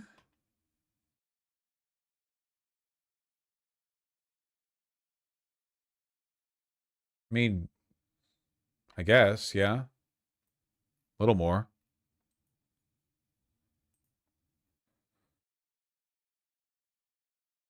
Sieg Heil?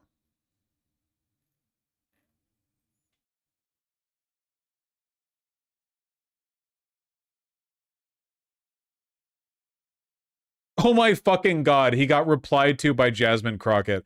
I'm sorry. That's crazy.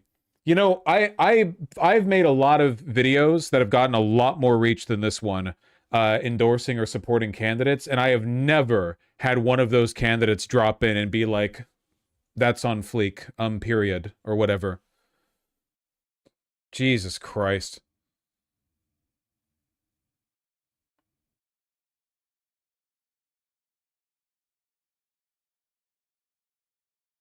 You're just not him?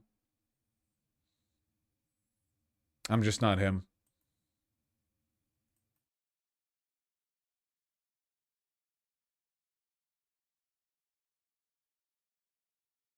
I know, Jesus Christ. You just shared it.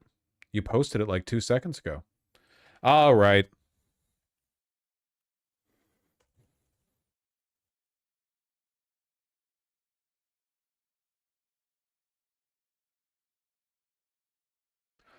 Aren't candidates not supposed to interact with PAC operatives? I don't think he's a PAC. Chorus isn't a PAC. It's a training program for libshits.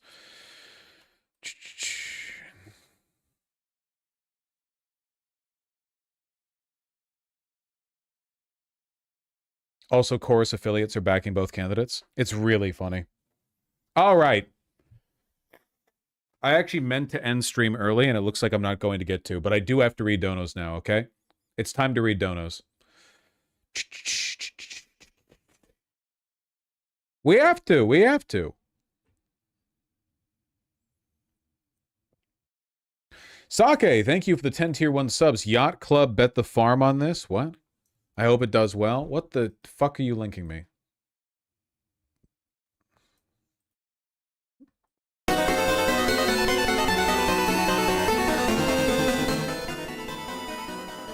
These are the Shovel Knight people. Presumably it's going to do well, right? Shovel Knight's super beloved.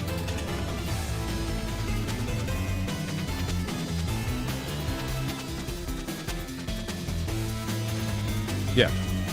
Mina the Hollower. That's kind of an interesting name. The Hollower.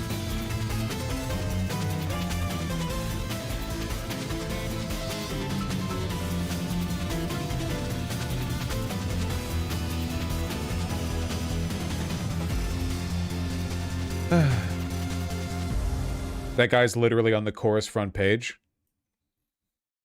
Yeah. Jesus Christ.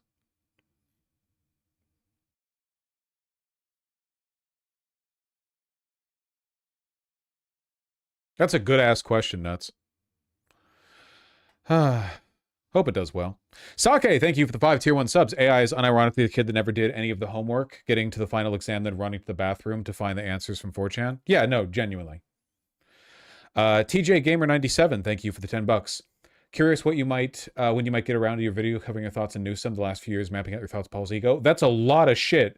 A full video on the Gavin Newsom thing will probably take a while, just because I don't want to do it right now when it's like a drama Vogue thing.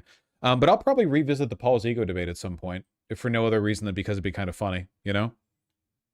The K-Hiver is too. Is Kenny Walden the K-Hiver? Wait, this one? Wait, both of the guys that we looked at, the guys with 5 likes who were like, it's giving racism against black women, it's giving racist misogyny. Both of those guys are on the front page of Chorus. Incredible. Phenomenal. Truly excellent. Oh my God. For such little money, too.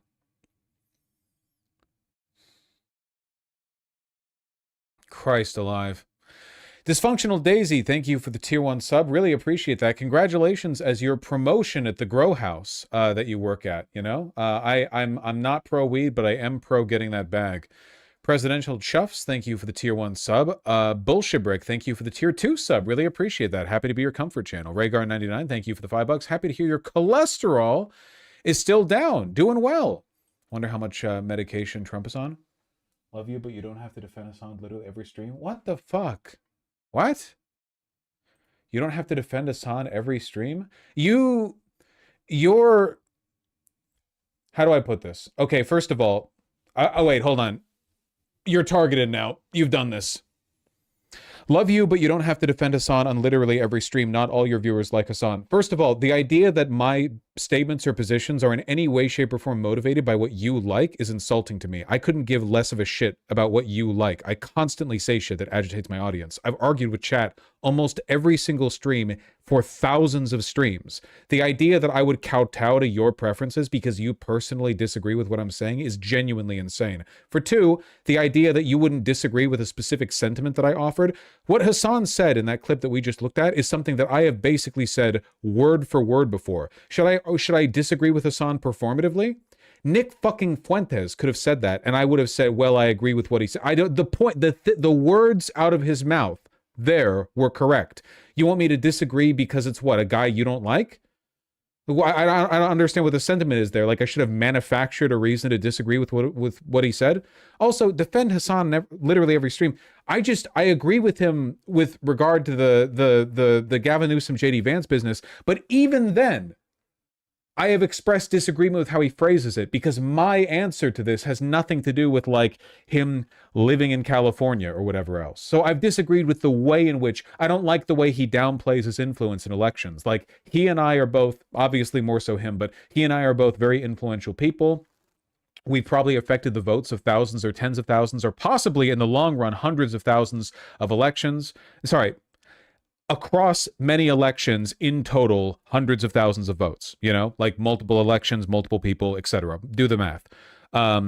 We should take responsibility for that, you know? But what you're a filthy little drama frog, okay? Like and there are some of you are like this too. Some of you are like this specifically with Hassan. Hassan is like the least bad person of all of the people on stream that I have disagreed with. And I disagree with Hassan on plenty, but there are the differences between me and like any liberal are greater, but you don't get up in arms about this. You're trying to project your drama bullshit, and I just don't care. Your weird petty drama feud, I don't wake up and think about Hassan. I don't see a Hassan clip and go, oh, that Hassan. It's just like he's there. I don't know. Quit being weird. I've disagreed with lots of shit that he said. You know, if I see a thing I disagree with, I say it. If you ever think that's not true, then you can give me shit for it. If you ever think that I am lying about what I believe in order to appeal to him or his fans, you let me know. But I don't think any of you think that, you know? I don't think you think that. What, you think I disagreed with what Hassan said back there or something?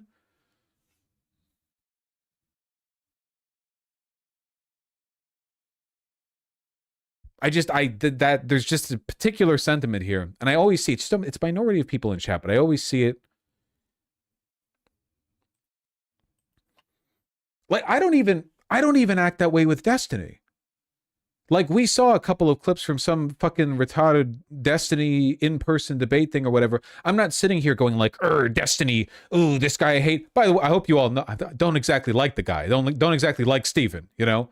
But I'm not I'm gonna sit here and be like, well, the statement that he made is correct in this particular context, but I still, I hate him. Like, what do you, the way you guys engage with this stuff is this weird fucking team sports bullshit. Just try to separate things that are true from things that aren't, you know? And who you like is who you like.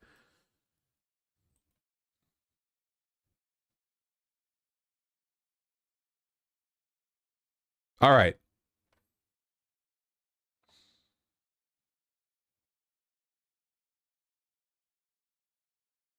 That's also true, Gayfish.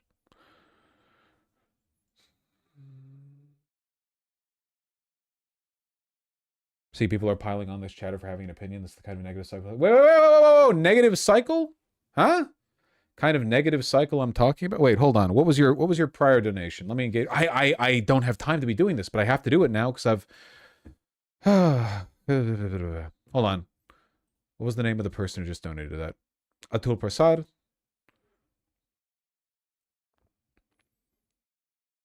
Okay, Atul Prasad, you've actually been very generous. Thank you. Thank you so much for the $20. Wait, the $20 multiple times. 3 $20 donations, plus you just offered a $12 one. Thank you. That's super, super generous for a total of $72. So, running in order now. You're ride or die for Talarico, but you won't risk demonetization to play his interview. My brother, that's not what I call ride or die. No. So, for one, it could get demonetized, or it could get blocked. And if it gets blocked, the stream and also the video of the content can't be shown without editing it such that the content isn't even there.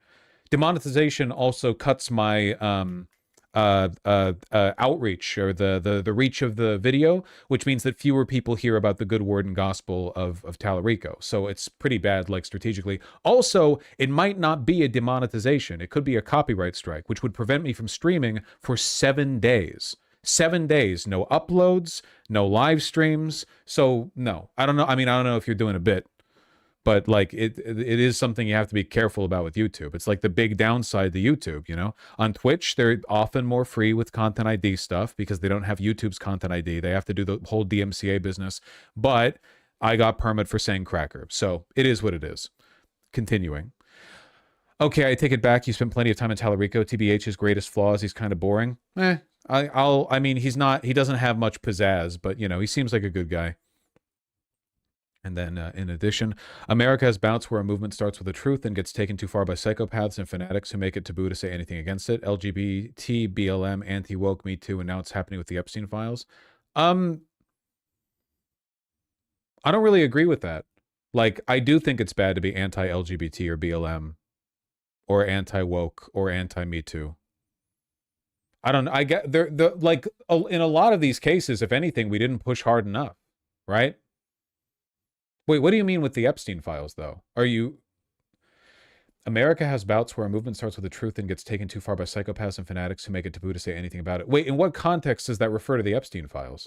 Like people are being too anti-Epstein files? I don't understand that one.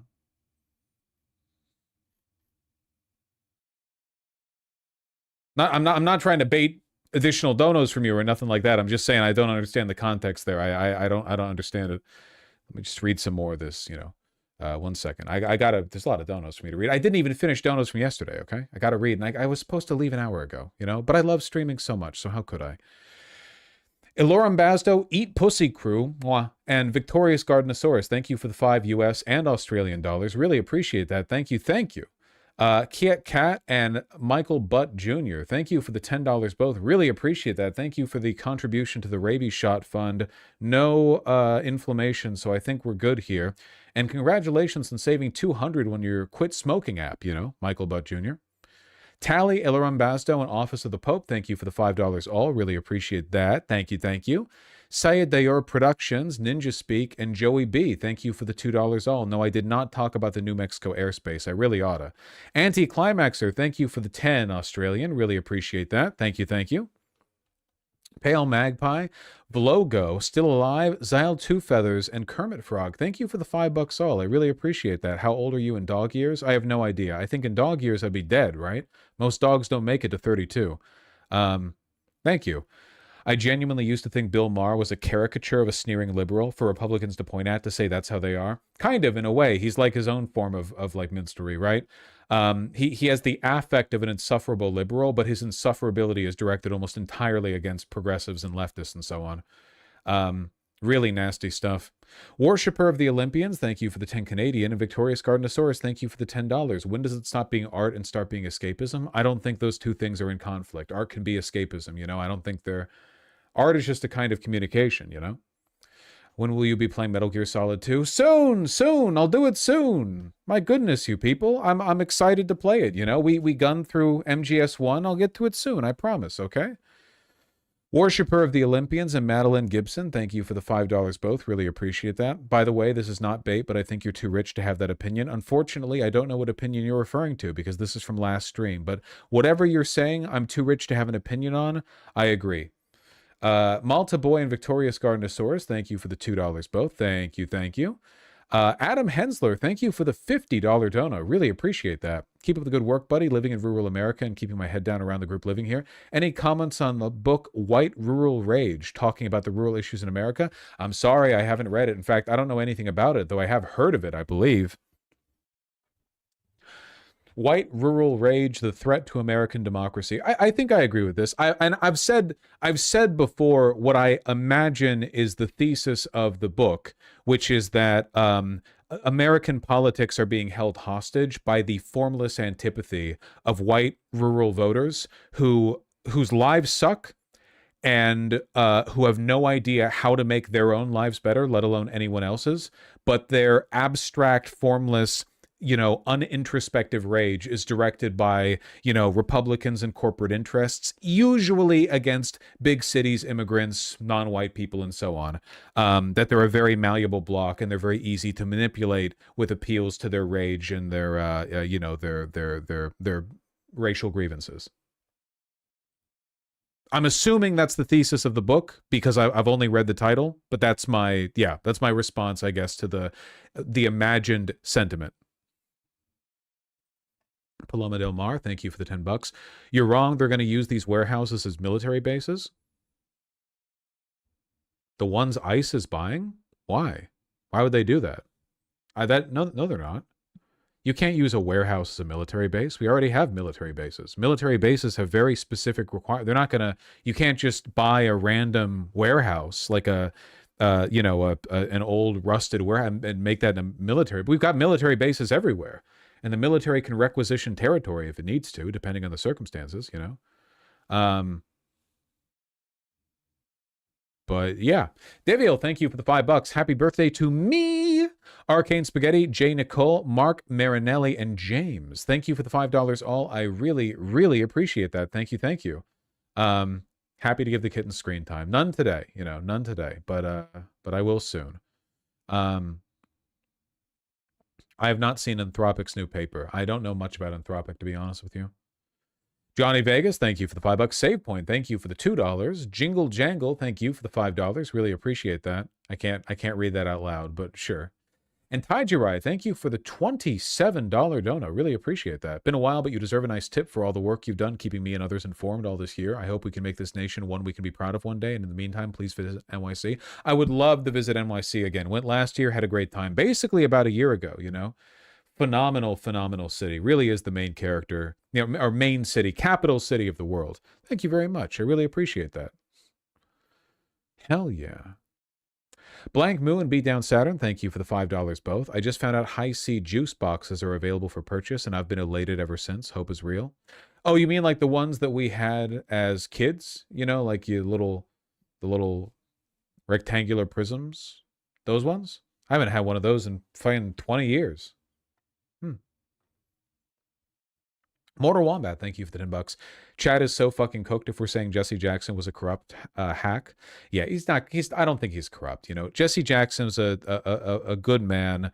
I just think that materially circumstances drifted and made it difficult for the kind of advocacy that he initially did to register. So in the shift that followed, it was more difficult. You know, it's tough. It's really tough. The world's gotten in many ways a lot less hopeful since the 1960s.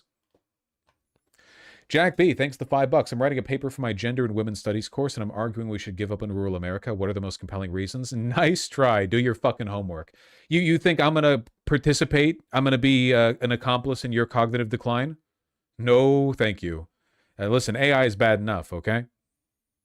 I have not watched one battle after another, but it's on my list. What are you doing over there? I've had a hard time keeping up with movies lately, and by lately I mean for my entire life, but I do want to get better at that. Greg Cucharo, Victorious Gardenosaurus, and Victorious Gardenosaurus again. Thank you for the $5 all. Quick reminder, PV's doing this kind of work and is super chill. What kind of work, you say? Both sides bad, but one side causes much less harm here at home. Both cause massive harm outside our borders and enable global capitalism. Oh, you mean PV makes that distinction? No, 100%. PV does good work, and you should work with them, you know? Sign up in Canvas and Phone Bank if you can. There's a lot of work to do, especially in these upcoming midterms, you know? A lot of work. And speaking of PV, Benjamin Gilbert Liff, thank you for the $500 donation, you know? I rag on people for being paid by Chorus, but who am I to talk, huh? Can't forget my obligatory duty to annoy Sake by super chatting. It's fair, Benjamin. You are pitching a lot of money at Google for no reason, but I forgive you. You know, I forgive you. It's okay. I could never get mad at you and your beef. I benefit so much. Chris T with the $10. I just voted for James Tallarico. Nice. Hell yeah. Balls Deep 6969, Fella Guy, and Balls Deep 6969 again. Thank you very much. As a left-wing Christian, Tallarico strengthened my faith after years of Republicans destroying it. Yeah, it is pretty difficult to reconcile with the fact that Christianity's like spokesman, its mascot, is a pretty chill guy in text, and every powerful proponent of it is essentially the Antichrist. I mean, Jesus Christ, in the Epstein files, a bunch of info came out about how Republican operatives were planning on taking down the last pope. I mean, what do you... Bannon. Like, it's insane. It's like a joke, you know?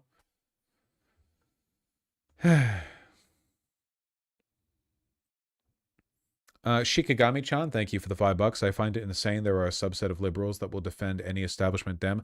Well, in fairness, you know, these people are literally paid to act like that. So, you know how it is. I don't think their positions are very authentic. Tallarico's too boring. I'm dying. Please stop, you win. Tallarico's really not that boring, you know? He's not super interesting. He's no Mamdani, but I don't really think that's the standard we should set. Like, everyone needs to act like a, you know, social media star. Victorious Gardenosaurus, thank you for the $5. Really appreciate it. Thank you. Yeah, there are more boring politicians out there. Then we got a follow-up $10 dono. Thank you. Thank you, Atul Prasad. People are smearing people left and right if they're mentioned in the files. You mean mentioned in any context? To an extent, but like almost all of the negativity that I've seen in the context of the Epstein files has been directed at people who are implicated much more than just their names being in there, you know? It's not like a Norman Finkelstein thing, right? Like, I mean, who's getting hate for being in the files? But like they're in the files because someone mentioned them, not because they were actually affiliated in any way with Jeffrey Epstein. I'm sure some people, but like for the most part, I don't think that's really happening, you know. DVS Offline, thank you for the $10. Enjoy your small rib roast. Have a fun time with your father's fancy grill. Seriously, few things more pleasurable than grilling. I hope you're able to have some fun. Horizon, congratulations on getting invited to the planning group for your local No Kings protest. Get on out there and socialize, you know. Make some friends, slap some backs, have a good time. Grill, even. Kowalski, thank you for the $5.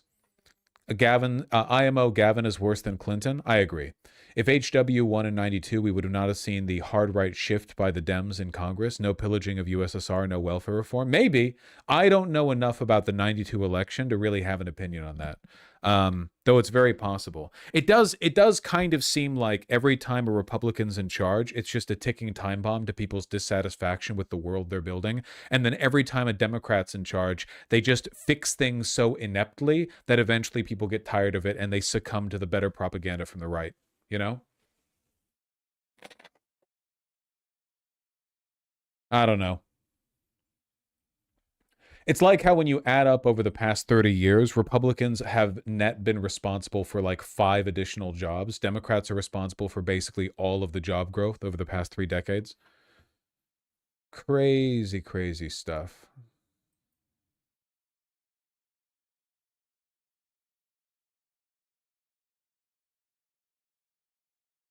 Quite. Indubitably. I like bagels. I responded to your bit earlier. Thank you, thank you. Simric, thank you for the $10. Just voted in the Texas primary for Talarico and Nuremberg. I'm also voting for Nuremberg. Go vote in the primaries to get the candidates you want to vote for. Yeah, if you're in Texas, you have a moral responsibility to participate in this here primary, you know? Florian 24, thank you for the tier 1 sub. Have this and it's a YouTube link. What if I don't want to have a YouTube link? What if I actually despise being given YouTube links? What the fuck is this?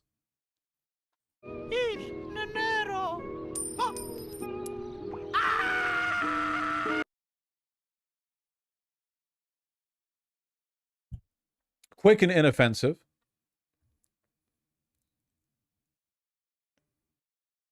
We used to have real advertisements, you know?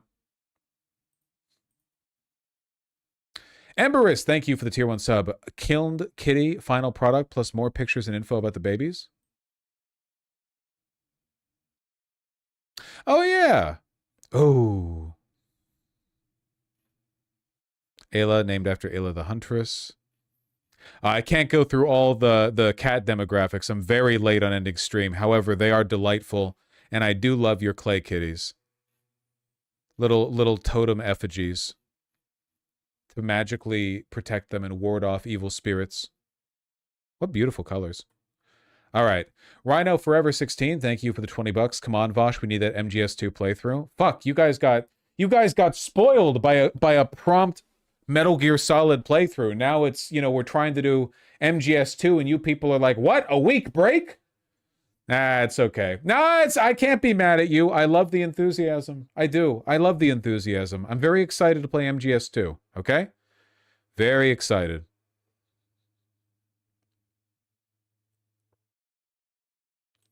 Alexa LT, thank you for the $10. Alexa from Massachusetts Progressive Victory here. Look at our cool guy running for MA01.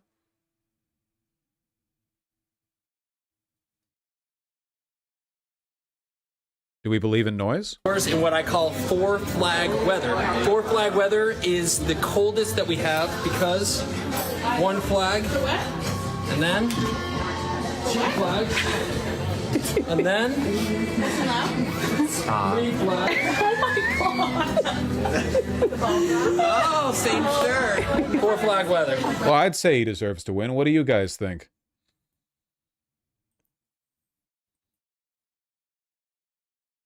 Very New England. You a Patriots fan? We can forgive him. We can forgive him. I don't know shit about dressing like that. It do get real cold over there. Pinchenko, thank you for the super kind $20. I really appreciate that. Can we please do some Whitney Webb coverage in the future? What the fuck are we talking about? Site cannot be reached. I regret to inform you that your link does not work. So Google share link? What am I looking at here? Oh, I see. Hidden in plain sight, the shocking origins of the Jeffrey Epstein case. Epstein's only the latest incarnation of a much older, more extensive and sophisticated operation that, hey, I can give this a peek, but I can't make any promises for coverage. You know? It's difficult to cover everything relating to the Epstein files because it does implicate basically everyone, you know? Pretty much every guy, you know, in the universe. Sake, thank you for the insanely kind 20 gifted tier 1 subs. I will never understand commitment to being ineffective with contributions, even for a bit. 20 fewer white names. Keep beefing, you two. Oh, keep beefing. It's like you two are having a food fight and I'm an ant colony on the ground, you know? I don't really care which one of you is winning. All I care about is the meatballs that keep landing on the tile, you know? And Sake with the additional 10 tier 1 subs. Thank you. Jesus Christ, the meatballs floweth. Unironically not dealing with the PF aftermath properly left so much brain rot to fester. How was ethnic cleansing as bad, right? Such a hard idea. It really does make me wonder if that would have blown up the way that it did then, if it happened now, you know? If today a conversation was had that played out that way, I feel like it would. A lot of it was just because it was me on the other side, but man, we've rewatched it like 4 or 5 times, and every time it's like, what the fuck? How did this turn into such big drama? You know what I mean? Genuinely, how the fuck did this blow up the way that it did? Yeah, not gonna lie, I even fell for that shit. Yeah, it's crazy. Like, cause it's all secondhand rhetoric too. It's like, you know, people in the adjacency, you know, they're like, I can't believe he did that. I can't believe. What are we talking about? The convo with Professor Flowers, where it was like a conversation about black nationalism, and I was talking about, you know, it was a variety of things, but the conversation ended up being about like whether or not it would be bad to force all of the white people to leave South Africa, which would be definitionally an ethnic cleansing in the forced removal of around 6 million people. And my position was that's bad and wouldn't fix anything. That's like pretty bad. And her position was it could be goated with the sauce. Something like that, I think. And yeah, I got a lot of flack for that one. I got a lot of hate for that one. I got so much hate for that one. Holy shit.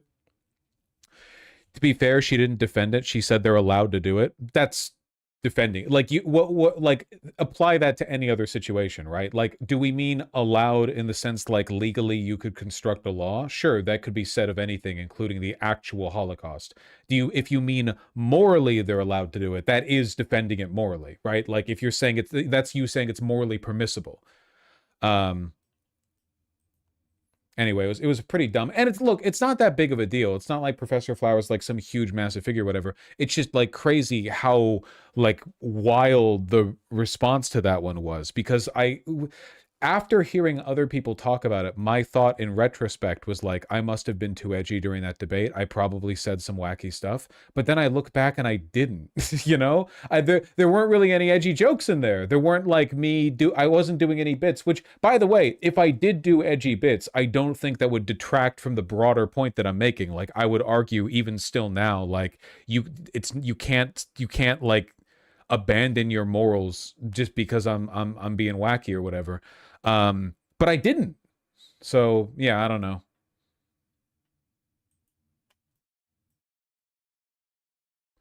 Why are we talking about this again? Well, it got brought up, you know, but yeah. Nuts. I've seen stuff from FD Signifier that's really good. Apparently he came out with like Tyler Perry stuff today that I'm interested in, because I don't know anything about Tyler Perry. I've never even watched one of his videos. All I know is like through adjacent, like, you know, what I've seen other people say. And I'm interested in watching it. He's like insanely stupid when it comes to me, but you know, I don't want to let that take away from other good content.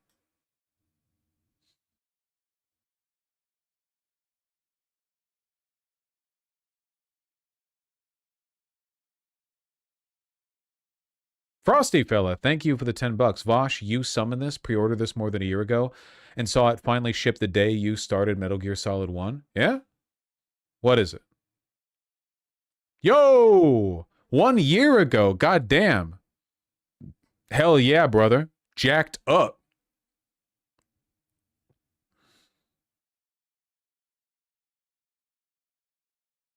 That's sick. Can't wait to learn more about this enigmatic character in Metal Gear Solid 2. Romulus, thank you for the $5. Vosh, I showed your take on a military coup to a bunch of Pentagon officers. Since they have the means to act on that, it's now retroactively a Fed post. Hey, you cut that out. DOJ, I was just hypothetically reading a chat message, okay? It wasn't real. Sake, Sake, you're really delivering today, I gotta say. Thank you for the 10 gifted tier 1 subs. I actually had a solid victory over AI this week when a friend asked AI to give her a recipe for protein pancakes, then came to me for a better one after a fail. Nice. God, that's so... I don't understand why anyone would... Like, wouldn't you want to Google pancake recipes so that you could find one that looks good to you? But I don't get that at all. Why would you pitch it to AI? You know they're out there, man. I don't get it. It's insane.